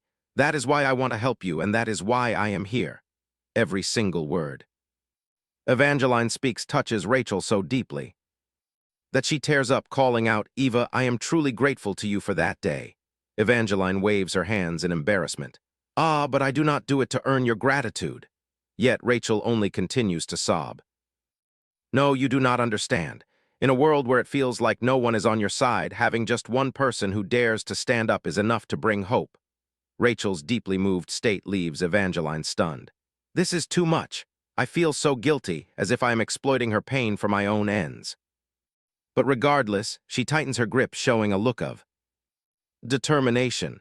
"It is my honor to help you. Actually, I am wondering if I could have a dress made for you." After saying this, Evangeline tilts her head with a smile. On the carriage ride back, Lilith begins to express her admiration. "I never expect the Saintess to agree to meet us. Perhaps she is also captivated by your radiant beauty. My lady, your countenance truly makes everyone stop and stare. We have gained another ally. So how is the meeting with the Saintess?" Evangeline nods with utmost delight and confirms, "It goes very smoothly. Oh, Lilith, once we return to the castle, can you order a high-end custom dress using the measurements in this pouch? I want to give the Saintess a gift." According to the storyline, during the Crown Prince's 25th birthday banquet, Rachel is targeted by a few noble ladies who despise her, and they ruin her dress. In the original work, the Crown Prince himself is the one who comes to her rescue, but now that role will belong to me because this incident makes Rachel completely trust the Crown Prince. From now on, I will silently help Rachel based on the original storyline and gradually win her heart. This means the most powerful person in this world will side with me and rebellion. Evangeline dazes off, bowing her head in thought, then she suddenly smiles and mutters to herself. At first, I only modify the storyline to avoid revenge and survive, but now I am bending it to seek revenge. Life truly is unpredictable. The evening sun begins to cast its glow across the room. Evangeline sits at the desk, lost in calculations. She signs documents while deep in thought. Let us put Rachel's side aside for now. Then she mutters to herself, "What does the Crown Prince really think? The Crown Prince, the male lead in the original work, you fall in love with Rachel, but I cannot fathom his thoughts at all. Is his attitude toward his brother an act or genuine? If I ask whether he can side with us, honestly, it is very vague." Then she bites her pen, her face darkening, and says to herself, "It is understandable. In the original work, the Crown Prince condemns the Emperor's crimes, but in the end, he still stands by his side. Back then, I cursed this part so viciously, but now that I am here, that will not happen. Icarus, the Crown Prince, but in the original story, he is close to Rachel and intimate with me. Is there any way to change that part? I want to try at least once, but doing it myself is a bit. And besides, if I tell Rebellion, he probably will not listen anyway." Suddenly, Rebellion speaks up, catching her off guard. "Why would I not listen? What are you muttering so seriously?" Evangeline pouts slightly, leaning back in her chair to complain. "Gosh, do you even know how to knock?" He approaches her and explains, "You say you are going to the temple. Is something wrong?" Evangeline sighs wearily and replies, "Nothing. Actually, they treat me so well that I am actually flustered." Rebellion glances at her with a hint of suspicion and asks, "Treated well?" She quickly explains in more detail, "Rachel is very happy to see me. You should also feel happy for her." "Then that is good. Why worry?" Evangeline lowers her head, feeling a bit conflicted. "At first, I help her without thinking much, but her gratitude makes me feel a bit guilty." Rebellion understands the issue and smiles to soothe her. "After all, she is ultimately helped by you. In her eyes, you are a savior. Your intentions do not matter." Evangeline asks blankly, "Is that so?" Rebellion affirms without hesitation, "Yes, just like how you saved me." This look of his also makes her flush with surprise. He lowers his head, whispering to her, "So a savior deserves a reward. Of course. Then what do you want?" Evangeline smiles, pretending to hesitate. "Well, Rebellion quickly expresses, "My heart already belongs to you." She blushes, raising her head to object. Not your heart. But your lips. Rubellion is stunned by her words, then he slowly lowers his head to brush his lips against hers. However, before their romantic dream can fully unfold, a loud noise startles them. Back to reality. Evangeline clicks her tongue in annoyance, cursing inwardly, "Tusk who? Is it? What tactless person dares to interrupt us?" Then he also speaks up, calling out, "Come in." Seeing the person who walks in, she is slightly surprised. Oh, it is him. Evangeline snaps in annoyance. What is it? Bill replies with some anxiety. I have something to report. She asks again, to report to Rubellion. However, he frowns and denies. No, it is for the Duchess. There is a slight issue with the ledger you send through. Lilith, looking at the items before her. Evangeline asks with curiosity, what is the issue? Bill quickly explains. The note attached at the back is a bit confusing. She asserts without hesitation, that is. But he reports further, yes, but I think the recipient is listed incorrectly. Why are you preparing a custom dress for the Saintess? Evangeline maintains a nonchalant look and states, she will wear it at the Crown Prince's birthday banquet. I merely wish to gift it to her. Bill has another question. Then why is the recipient listed as a servant of the Duke? Evangeline shrugs and replies, because I will deliver it to her myself. This leaves him utterly perplexed, crying out, what? His endless questioning makes her lose patience. Fine, stop prying and just take it. Bill still tries to say more, but Evangeline cuts him off without listening, reminding him, I already tell you do not show up so often. From now on, communicate with me through Lilith. Do you understand? Oh, Bill, he grinds his teeth and hisses, yes. Evangeline raises a finger and demands, from now on, whenever you see me, do not grumble anymore, only give compliments. Repeat after me. My lady, you are wonderful. My lady, you are outstanding. My Duchess is the best. Her demands instantly freeze Bill in his tracks. Evangeline prods him in annoyance once more. What? Why are you not speaking? I will not let this slide next time. Go practice now. She even puts on a frosty demeanor. Rubellion, sitting beside her and witnessing everything, cannot help but burst into laughter. Seeing him react so strongly, she also turns to look at him. Rubellion blushes, glancing at Evangeline and asking, are you that starved of affection? She awkwardly avoids his gaze and explains, no, it is just that I feel treated like trash in this house. Helplessly, he explains, that is because I tutor him very strictly. Immediately after, Evangeline wraps her arms around his neck, suggesting, then at least you can act a little gentle. Now right, Rubellion gently grasps her wrists and asserts, yes, I will. And so the two share another tender moment together. While Bill watches helplessly, time flies and only 2 weeks remain until the Crown Prince's birthday banquet. The preparation of the replacement dress for Rachel's ruined gown incident is complete. Everything regarding the banquet is settled. Now it is time to draw up the master plan. The most effective tool to overthrow the Emperor is the Colica clan, but the clan currently at odds with Florence is also Colica. Therefore, if I want to influence Colica, I must make the Crown Prince act as expected. Should I return to high society? I hate that thought. It is a stain on my dark past. One morning begins at a party overflowing with dessert stations, where Evangeline sits wearily at the table, thinking to herself that it has been a long time since she last attended a social gathering. Melina sits opposite her, looking extremely grumpy. It is barely starting, and I already find it unbearable. What is with this? Then Evangeline beams a warm smile to greet her. Melina Vanis, it has been a while, hasn't it? She glares in annoyance and looks away, replying, yes, I suppose. Seeing this look on Melina's face, she cannot help but feel annoyed, thinking, hey, as if you are the only one who hates this. Do you think I am happy to be here? Suddenly, Countess Anne approaches them to offer her greetings, Duchess of Florence. And Lady Vanis, do you two know each other? Melina looks at her in slight surprise and replies, even Countess Anne is here too. Evangeline looks at her politely and answers, yes, of course, I met Lady Vanis not long ago. Countess Anne gasps in astonishment. Oh my, really? She smiles gently and recounts, indeed, I am invited to the Empress's palace, and it is Lady Vanis who brews tea for me. Hearing her bring this up makes her face turn pale. She thinks to herself with a bit of triumph, how is that? Are you shivering yet? Just then, a few other noble ladies come over to join the conversation. My lady, may we join your chat? Evangeline cheerfully replies, oh, of course. Looking around, she makes a quick assessment. Countess Anne? The rumors that most guests at this tea party are eccentric seem to be wrong. They are much lovelier than I thought. I may know nothing about the Empress's secret gatherings, but making her panic like this is as easy as pie. Evangeline covers her mouth with a soft chuckle and remarks, the tea that day is truly delicious. Our Lilith is indeed talented at brewing tea, isn't she? Melina stammers in embarrassment at this. That. At this moment, she speaks up again. By the way, thank you, Countessan, for inviting us today. Countessan exclaims, oh dear, it is nothing at all. I only hear that the Duchess of Florence rarely attends social gatherings, so I send the invitation hoping you will come. It is truly an honor to have you here.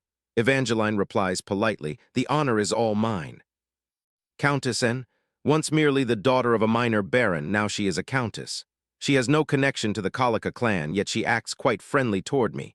Out of all the tea parties I am invited to, the reason I choose to attend Countess Anne's gathering is that she is a crucial figure in the original work.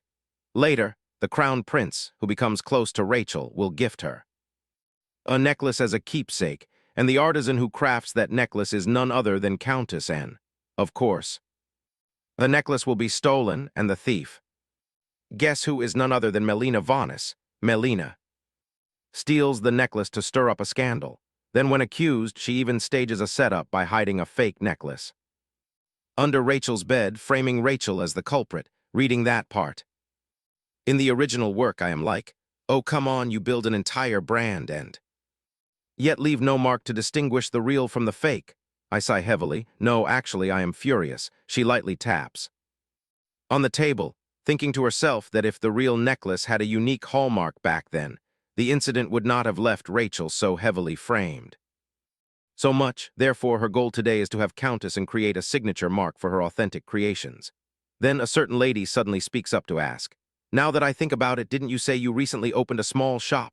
Countess and replies in embarrassment, ah, yes, my skills are not yet very refined, but I am still making and selling handmade jewelry myself. She asks back in surprise, your craftsmanship is not outstanding. I have been to your shop, and they are wonderful. Another lady joins in the praise. That is right. Indeed, you are truly skilled. But it must be exhausting, isn't it? I hear that because your creations are so beautiful, people are making fakes of them everywhere. Countessan merely smiles with extreme humility. Ah, yes, that is truly despicable. That is why I absolutely detest merchants. Everyone begins to chime in. Indeed, that is true. Suddenly, Evangeline firmly sets her teacup down. She glances around at everyone and says, oh, my apologies, for my father is a merchant. Everyone around her instantly gape at this slip of the tongue. They hurriedly explain themselves. No, Duchess, I have no intention of offending you. That is right, we only. Evangeline smiles radiantly and says, just a joke, no need to panic. Just as you ladies say, it must be quite distressing to have so many counterfeits out there. Countessan quickly waves her hands. It is fine, this often happens to merchants, so I do not mind much. However, Evangeline's eyes suddenly darken. Even so, it must be frustrating when something you poured your heart into is copied like that. Melina, sitting opposite her, also falls into contemplation. Evangeline casts a meaningful glance at her and says, Countess, I have an idea. Would you like to hear it? Countessan enthusiastically replies, oh my of course. Evangeline gently gestures to her and whispers, then allow me to speak softly. Why don't you try signing a unique mark on each of your pieces of jewelry? That way, no matter how they are counterfeited, you will know immediately which one is genuine. This suggestion instantly leaves her dazed. Countessan lowers her head, hesitating slightly before replying, yes, I shall try. Time flies by quickly, and in the blink of an eye, it is already dusk. Countessan blushes, bowing her head as she speaks. Duchess, thank you for coming today and sharing such helpful advice. Evangeline smiles gently in response. Do not mention it. I only hope it will be of use to you in the future. In her heart, she is quietly delighted. It seems this plan is going smoother than I thought. Excellent, from now on, I will continue to expose and prevent all such slander against Rachel like this. Suddenly, from behind, Melina approaches and calls out to the Duchess. Consort of Florence, she steps closer. From behind her back, Melina stands there looking solemn for a moment, then she avoids Evangeline's gaze and says, "I would like to speak with you in private for a moment." Upon receiving Melina's request, Evangeline lowers her eyes and coldly declines, "I do not wish to." She has no choice but to bow her head and plead, "Please." Evangeline refutes without a shred of mercy. "We are not close. It would be rather strange for us to talk so suddenly."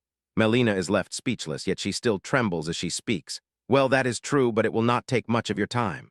Evangeline looks at her in confusion and assesses. What is wrong with her? She clearly showed her blatant dislike for me during the previous tea party. She then lowers her head, weighing her options. For a long moment, immediately after, Evangeline agrees, taking Melina by surprise. "Very well, just for a moment," Melina suggests. "Then let us go to a nearby cafe." She quickly replies, "Fine, I shall bid farewell to a few more people and follow you shortly." She smiles faintly and waves goodbye, the smile on Evangeline's lips is utterly fake. As soon as she disappears from sight, Evangeline wears a sinister smile. "Got you." Short while later, they arrive at a nearby cafe. Melina tremblingly glances around and asks, Excuse me, Duchess, why is Lady Lilith also here?" Evangeline rounds her eyes and explains nonchalantly, "When I said I was going to meet you, she insisted on coming along." This leaves Melina speechless. "What, Lady Lilith, could you step outside for a moment?"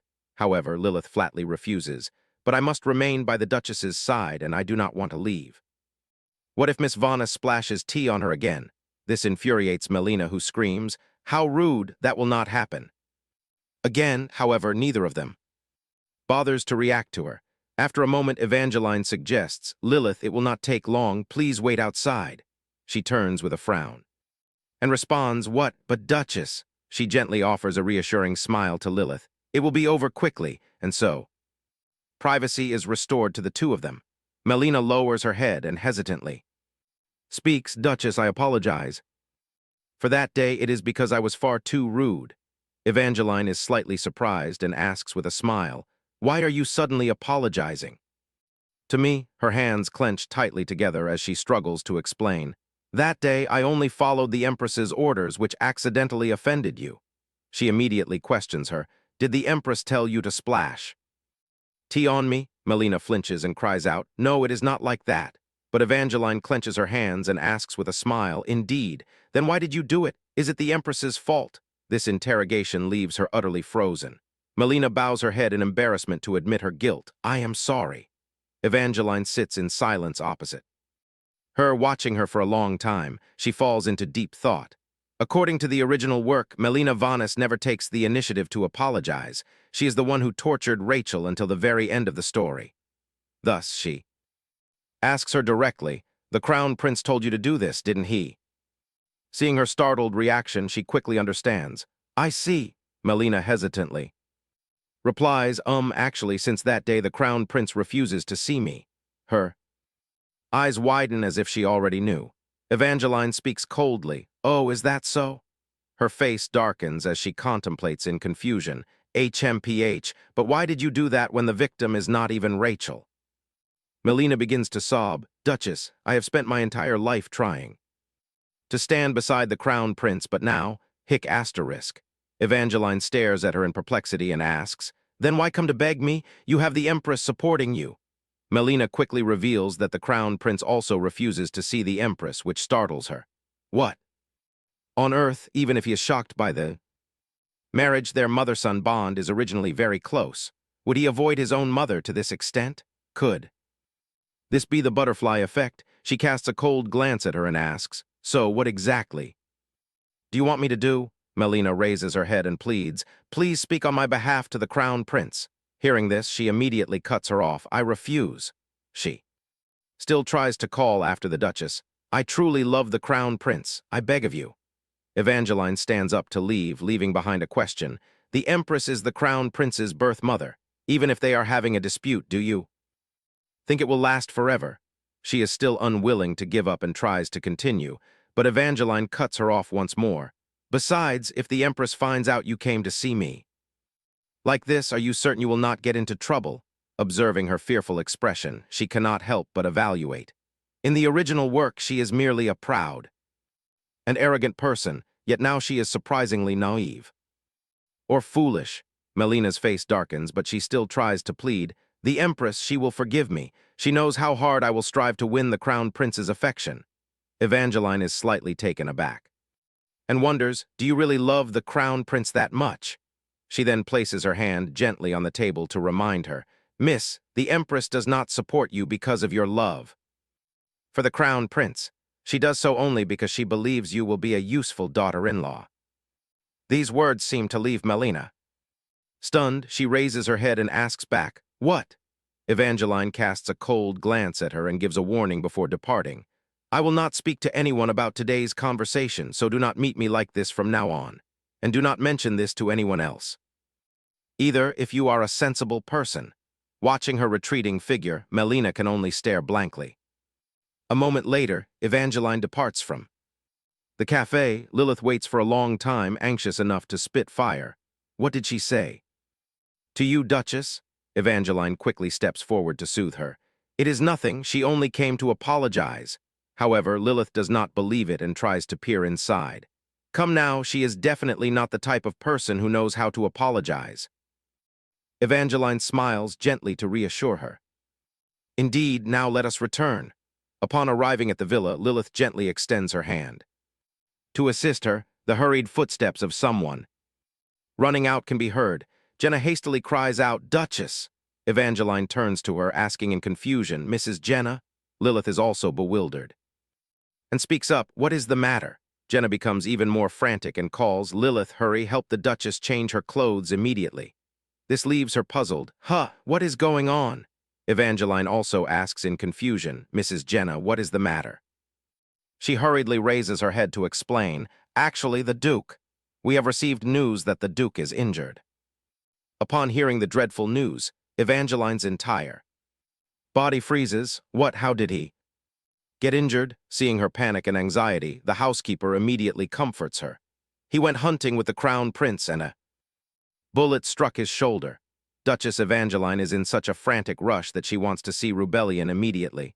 What are you doing? Hurry, we must go to the Imperial Palace. The housekeeper holds her hand back. You must change your clothes first. Lilith quickly helped the Duchess change. Hearing this, Evangeline feels extremely frustrated because she cannot see him right away, and she screams, Rubellion is injured. How can I have the peace of mind to change my clothes right now? The housekeeper remains silent for a moment before speaking. She understands her feelings well and says, Duchess, if you appear in such a disheveled state, people will gossip. At this point, how could Evangeline have the mind to care about how others will look at her? Let them be. Right now, the most important thing to me is to see Rubellion. The housekeeper utters a sentence that makes Evangeline pause. Those rumors will eventually affect him as well. Please remember how much humiliation he endured when he married you. Even though it is not entirely your fault, especially in times like these, you must be even more cautious. I understand how much you care for him, but now that you are a part of the nobility, you must get used to the constraints that come with this status. Hearing those words, Evangeline clenches her fists and agrees, hurry, help me chain. As quickly as possible, sometime later when she arrives, the guards stand at attention upon seeing her and say, Duchess Evangeline, I shall escort you to see him. Rubellion, who is currently sitting in the infirmary being carefully tended to by the surrounding servants, raises his head to see her arrive with a panicked expression, calling his name. He naturally feels a warmth in his heart and cannot help but smile gently. Evangeline, you do not need to come here, she says anxiously. You are injured, of course I must come. He tries to reassure her in a gentle voice. It is not very serious. The bullet only grazed me. When she sees a servant carrying a basin filled with his bloody bandages, she cannot hold back her tears and says, Just a graze? Then what are all these layers of bandages for? You are bleeding non-stop, yet you still act so calm. Seeing Rubellion's smile makes her feel extremely aggrieved. How can you still laugh in this state? I am worried to death. He smiles softly and says, It is just that your expression right now is quite novel. Are you worried about me? She sits there weeping, even lightly punching his leg. Now is not the time to be happy about that. Hearing Rubellion groan in pain, she asks in fear, What is wrong? What is the matter? Do not scare me. Seeing this, the nearby servant explains, Duchess, he was also shot in the leg. Hearing this, Evangeline can no longer maintain her composure. What? She pulls back Rubellion's blanket and sees that it is indeed true. Is it because of me that the wound worsened? Rebellion immediately refutes. No, it is just that the bed moved, making it hurt again. Do not worry so much. Seeing him endure the pain like this, she is on the verge of crying. Again, does it hurt very much? I am fine. She gets testy again. Liar, you are clearly in pain. I once saw someone get shot right before my eyes, and they were in so much pain they looked like they were going to die. Why do you always pretend to be fine? After speaking, she catches sight of his astonished expression and realizes where the issue lies. Evangeline thinks to herself, oh my goodness, I must be going mad. The person who saw a shooting was me in my past life, not me in this lifetime. Rebellion tilts his head and asks, but no one around you has ever used a gun to attack, have they? Realizing she is about to be exposed, she stammers incoherently, no, I dreamt it. Yes, it was a dream. Rebellion asks, a dream? Evangeline scratches her little head. Yes, in my dream I was a prosecutor, you know, like those people who fight with swords or cast spells and such. With a deadpan expression, he stares at her face and says, very well, I will believe whatever you say. Hearing this, she is deeply touched. As they are talking, two people arrive. She says in surprise, Rachel and Your Highness the Crown Prince, why are you two here? Rachel replies bashfully, when I heard he was injured, I thought I could be of some help. Evangeline and she quickly hold hands and chat warmly with each other.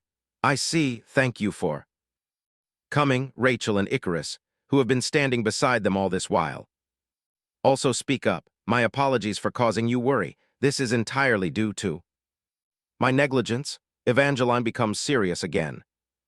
Have you captured the gunman yet? He replies, yes, he has been captured and is currently being interrogated. She asks further, when did this happen? About 2 hours ago. Hearing that makes Evangeline think to herself, which means it is exactly when I met Melina Vanis.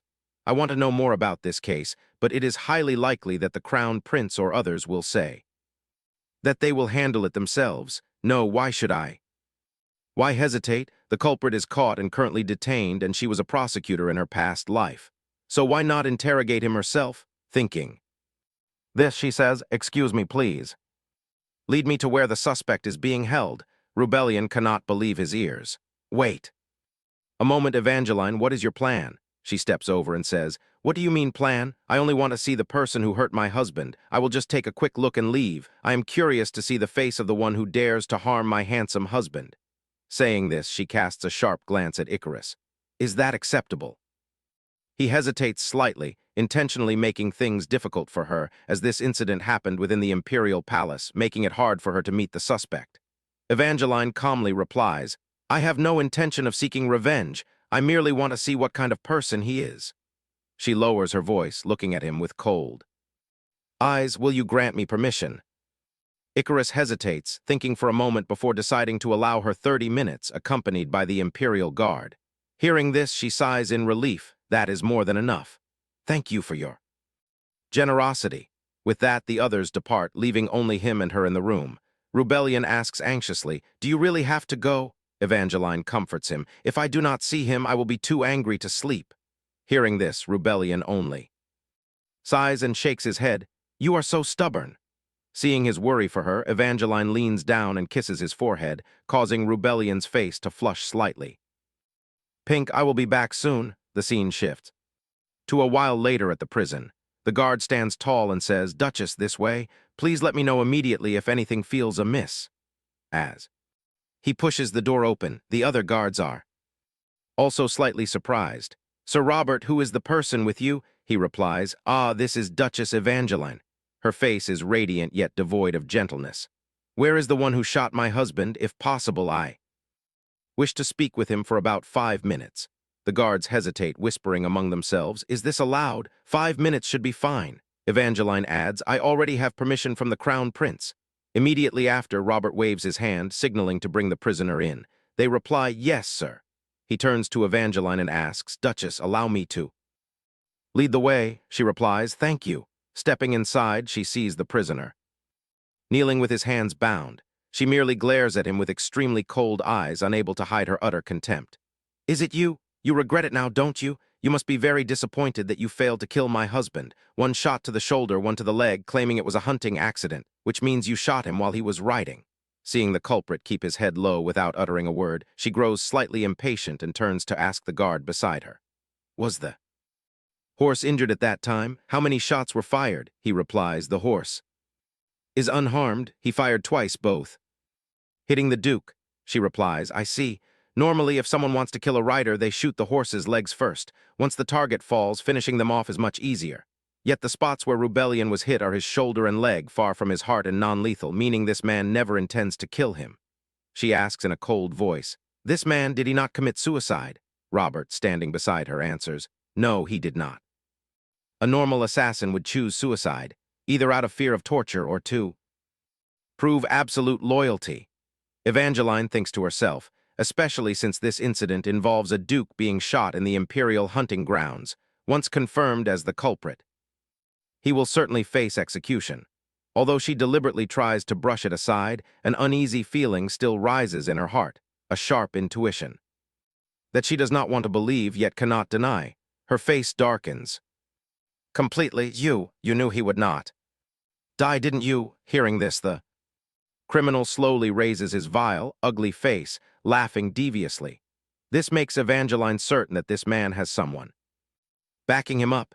Even though he is imprisoned, he shows no fear at all, proving that the power behind him is immensely strong. She stands up from her chair and calls out to Sir Robert. He replies, yes, Duchess. The other guards look confusedly at the criminal's smug, laughing state. What is wrong with this guy? Take him back to his cell. Evangeline continues, I am finished. Robert steps up from behind and asks, Duchess, are you all right? Do you need any help? Evangeline softens her voice and waves her hand. I am fine, thank you for your concern. As she walks and looks out of the palace, she thinks to herself, so that is the imperial hunting grounds. From here, one can easily see the area where the incident took place. Rebellion is shot, but his vital spots are unharmed, and the assassin clearly has no intention of killing him. That uncomfortable feeling from the interrogation has not dissipated. I think I already know the answer, I just do not want to believe it. Why do those who value power above all else always act so? Similarly, fine, I must admit this entire accident in the Imperial Palace is staged just for others to see. Frankly, there is only one person who could be behind this, the Emperor. The sun sets, dyeing the sky in the golden hues of twilight. Evangeline carefully helps Rebellion to the bed. Rebellion, be careful. Rebellion, does it hurt anywhere? Sitting on the bed, he replies, it does not hurt as much as before. The butler approaches to instruct the servants. You two go and prepare dinner. Rebellion sighs and says, I am the one who declined the crown prince's offer to stay at the palace and chose to return home. Therefore, I must at least endure this much pain, right? She leans down, grumbling. Even if you did not decline, I would have brought you back, bed and all. He looks at her scowling face. Evangeline asks, am I that worried? Her face flushes. Just a little. No, a lot. Rebellion bows his head in guilt.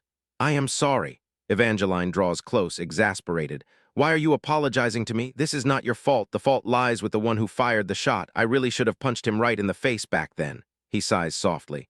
I will remember your kindness. Annoyed, she sits down beside him. But I am being serious. What do you plan to do with the culprit? Rebellion avoids the gaze of Evangeline. The imperial family will likely decide that. She asks again in surprise. The imperial family? He nods in confirmation. Yes, because it happened in the imperial hunting grounds. I heard even the noble council agreed to let them handle it. Evangeline feels anxious and blurts out, Rebellion, this might sound a bit rude, but in my eyes, this incident seems to have been meticulously calculated from before. She nervously clutches her skirt. Rebellion speaks up. Eve, let this matter go. Evangeline gasps in shock. What did you say? He repeats once more, I am telling you to let this go. Losing her composure, she stands up. But you are injured. Rebellion turns his head away. It is just a minor wound, not life-threatening. His eyes widen in surprise when he hears Evangeline say, of course. They did. They clearly tried to avoid any vital spots. You have also guessed who the real culprit is, right? That is why you are acting like this. Rebellion breaks into a sweat touched. He frowns uncomfortably when he hears her next words. It is the Emperor, because of the recent rumors. The Emperor wants to warn you. The atmosphere in the room falls into a tense silence. Rebellion's complexion is not good either. He turns pale with worry. Evangeline looks away in confusion. Rebellion reaches out his hand and says, come here. Her face flushes. Red with embarrassment, Evangeline lowers her head deep in thought. She sits down, leaning against his firm chest. Rebellion softly curls his lips in a satisfied smile. The Emperor must have planned this for a long time, perhaps ever since we got married. Evangeline asks dreamily, "The Crown Prince called you over today, right?" He nods in confirmation. "Yes." She raises her head, looking straight into Rebellion's eyes. "As far as I remember, you did not have a hunt scheduled today." Rebellion then reveals that the hunt was added at the last minute. Anxious sweat breaks out on Evangeline. She knows it is just a hunch. She truly does not want to ask Rebellion about this, but in the end, she still has to say it. Nervously, she poses a question to Rebellion. "What if someone you once trusted betrays you? Someone you at least do not consider an enemy?" His answer shocks Evangeline deeply. "I never trusted anyone from the very beginning." Blankly, she points to herself. "Even me." Rebellion leans close and denies it. "No, you are not. Just anyone. Why did you propose to the Crown Prince back then anyway?" Evangeline forces a laugh, making up an excuse that he is handsome and wealthy. "Why are you suddenly bringing that up?" He immediately recalls the past. "Well, you once proposed to the Crown Prince, yet now you suspect him of being involved in the attack on me." A pang of guilt hits her. "Ah," Rebellion continues, "I thought you trusted him quite a lot." Evangeline explains in confusion. "That was only back then. Besides, at the Empress's gathering, weren't you the one who told Lilith to invite the Crown Prince over?" She thinks to herself. "Of course, at that time I thought he was the male lead, so he had to be a good person. I mean, even now, I am not sure if the Crown Prince is a bad guy. But today's incident is far too suspicious to be dismissed as a mere coincidence." Evangeline tightly clenches her hands in tension. If today's wound is truly a warning from the Emperor, then could he have acted without the Crown Prince's cooperation? That is what I am wondering. Lowering her, she silently awaits his response. Evangeline suddenly covers her face and weeps. "Ah, it is not that I want to suspect him, nor am I certain. It is just that, looking at it from every angle, only that possibility makes sense. Sigh, now that I have said it, I feel regretful. It sounds like I am trying to drive a wedge between the two of you. What is this terrible, twisted plot? Why is everything so messed up? I transmigrated into someone else's body and am acting out of character. Fine, my actions might be a bit too much, but the plot still has not changed much, even though I have transmigrated. The Crown Prince's personality cannot be changed anyway." Rebellion holds her in his arms to comfort her. "Nothing is certain yet, so do not feel guilty." Evangeline is still worried. "It is also possible that the Crown Prince is being used, or that it is all just a coincidence. But from now on, please be careful. Do not let what happened today happen again. From now on, I want you to be wary of everyone around you." His eyes widen in surprise at her heartfelt words of concern. "For the first time, I feel the care of someone who demands nothing in return. Has anyone ever worried about me like this before? That feeling makes me want to receive more of it and also want to protect it." Rebellion leans close to Evangeline's ear and whispers, "Today's wound is truly very painful, but that pain should not have been yours, so before you are the one facing the barrel of a gun, I will be the one pointing the gun at others. For you, I will do anything." Her face flushes as she protests. "Rebellion, what is wrong with you? Didn't you just tell me to sit still?" He raises his head playfully. "Yes, sit still. You are good at taking care of yourself and keeping safe." Evangeline squeezes Rebellion's cheeks and says, "I know you hate getting dirty." He nods in agreement. "Of course, I also hate getting hurt." She sighs and grumbles. "Do you know how many months it took me to make you understand that?" Rebellion speaks up, making a promise. "Very well, from now on I will not let you touch anything dirty again." Rebellion. He lies down and continues his vow. "From now on I will only fight battles that I am certain to win." Evangeline asks in surprise, "Because of me?" Rebellion shakes his head to correct her. "No, because of us." He is declaring war, she softly confides. "But you know what? I am much stronger than you think, so rest assured, just do what you want and I will always be right behind you." He replies in a gentle voice, "Of course." Things go in twisted, complicated circles, and somehow the story returns to its original direction. Thank you for watching today's video. Our story continues with many exciting developments ahead. So do not forget to like and subscribe to our channel to support us and never miss the latest chapters. Wish you all relaxing and happy moments. See you in the next video. Thank you for watching. Yeah.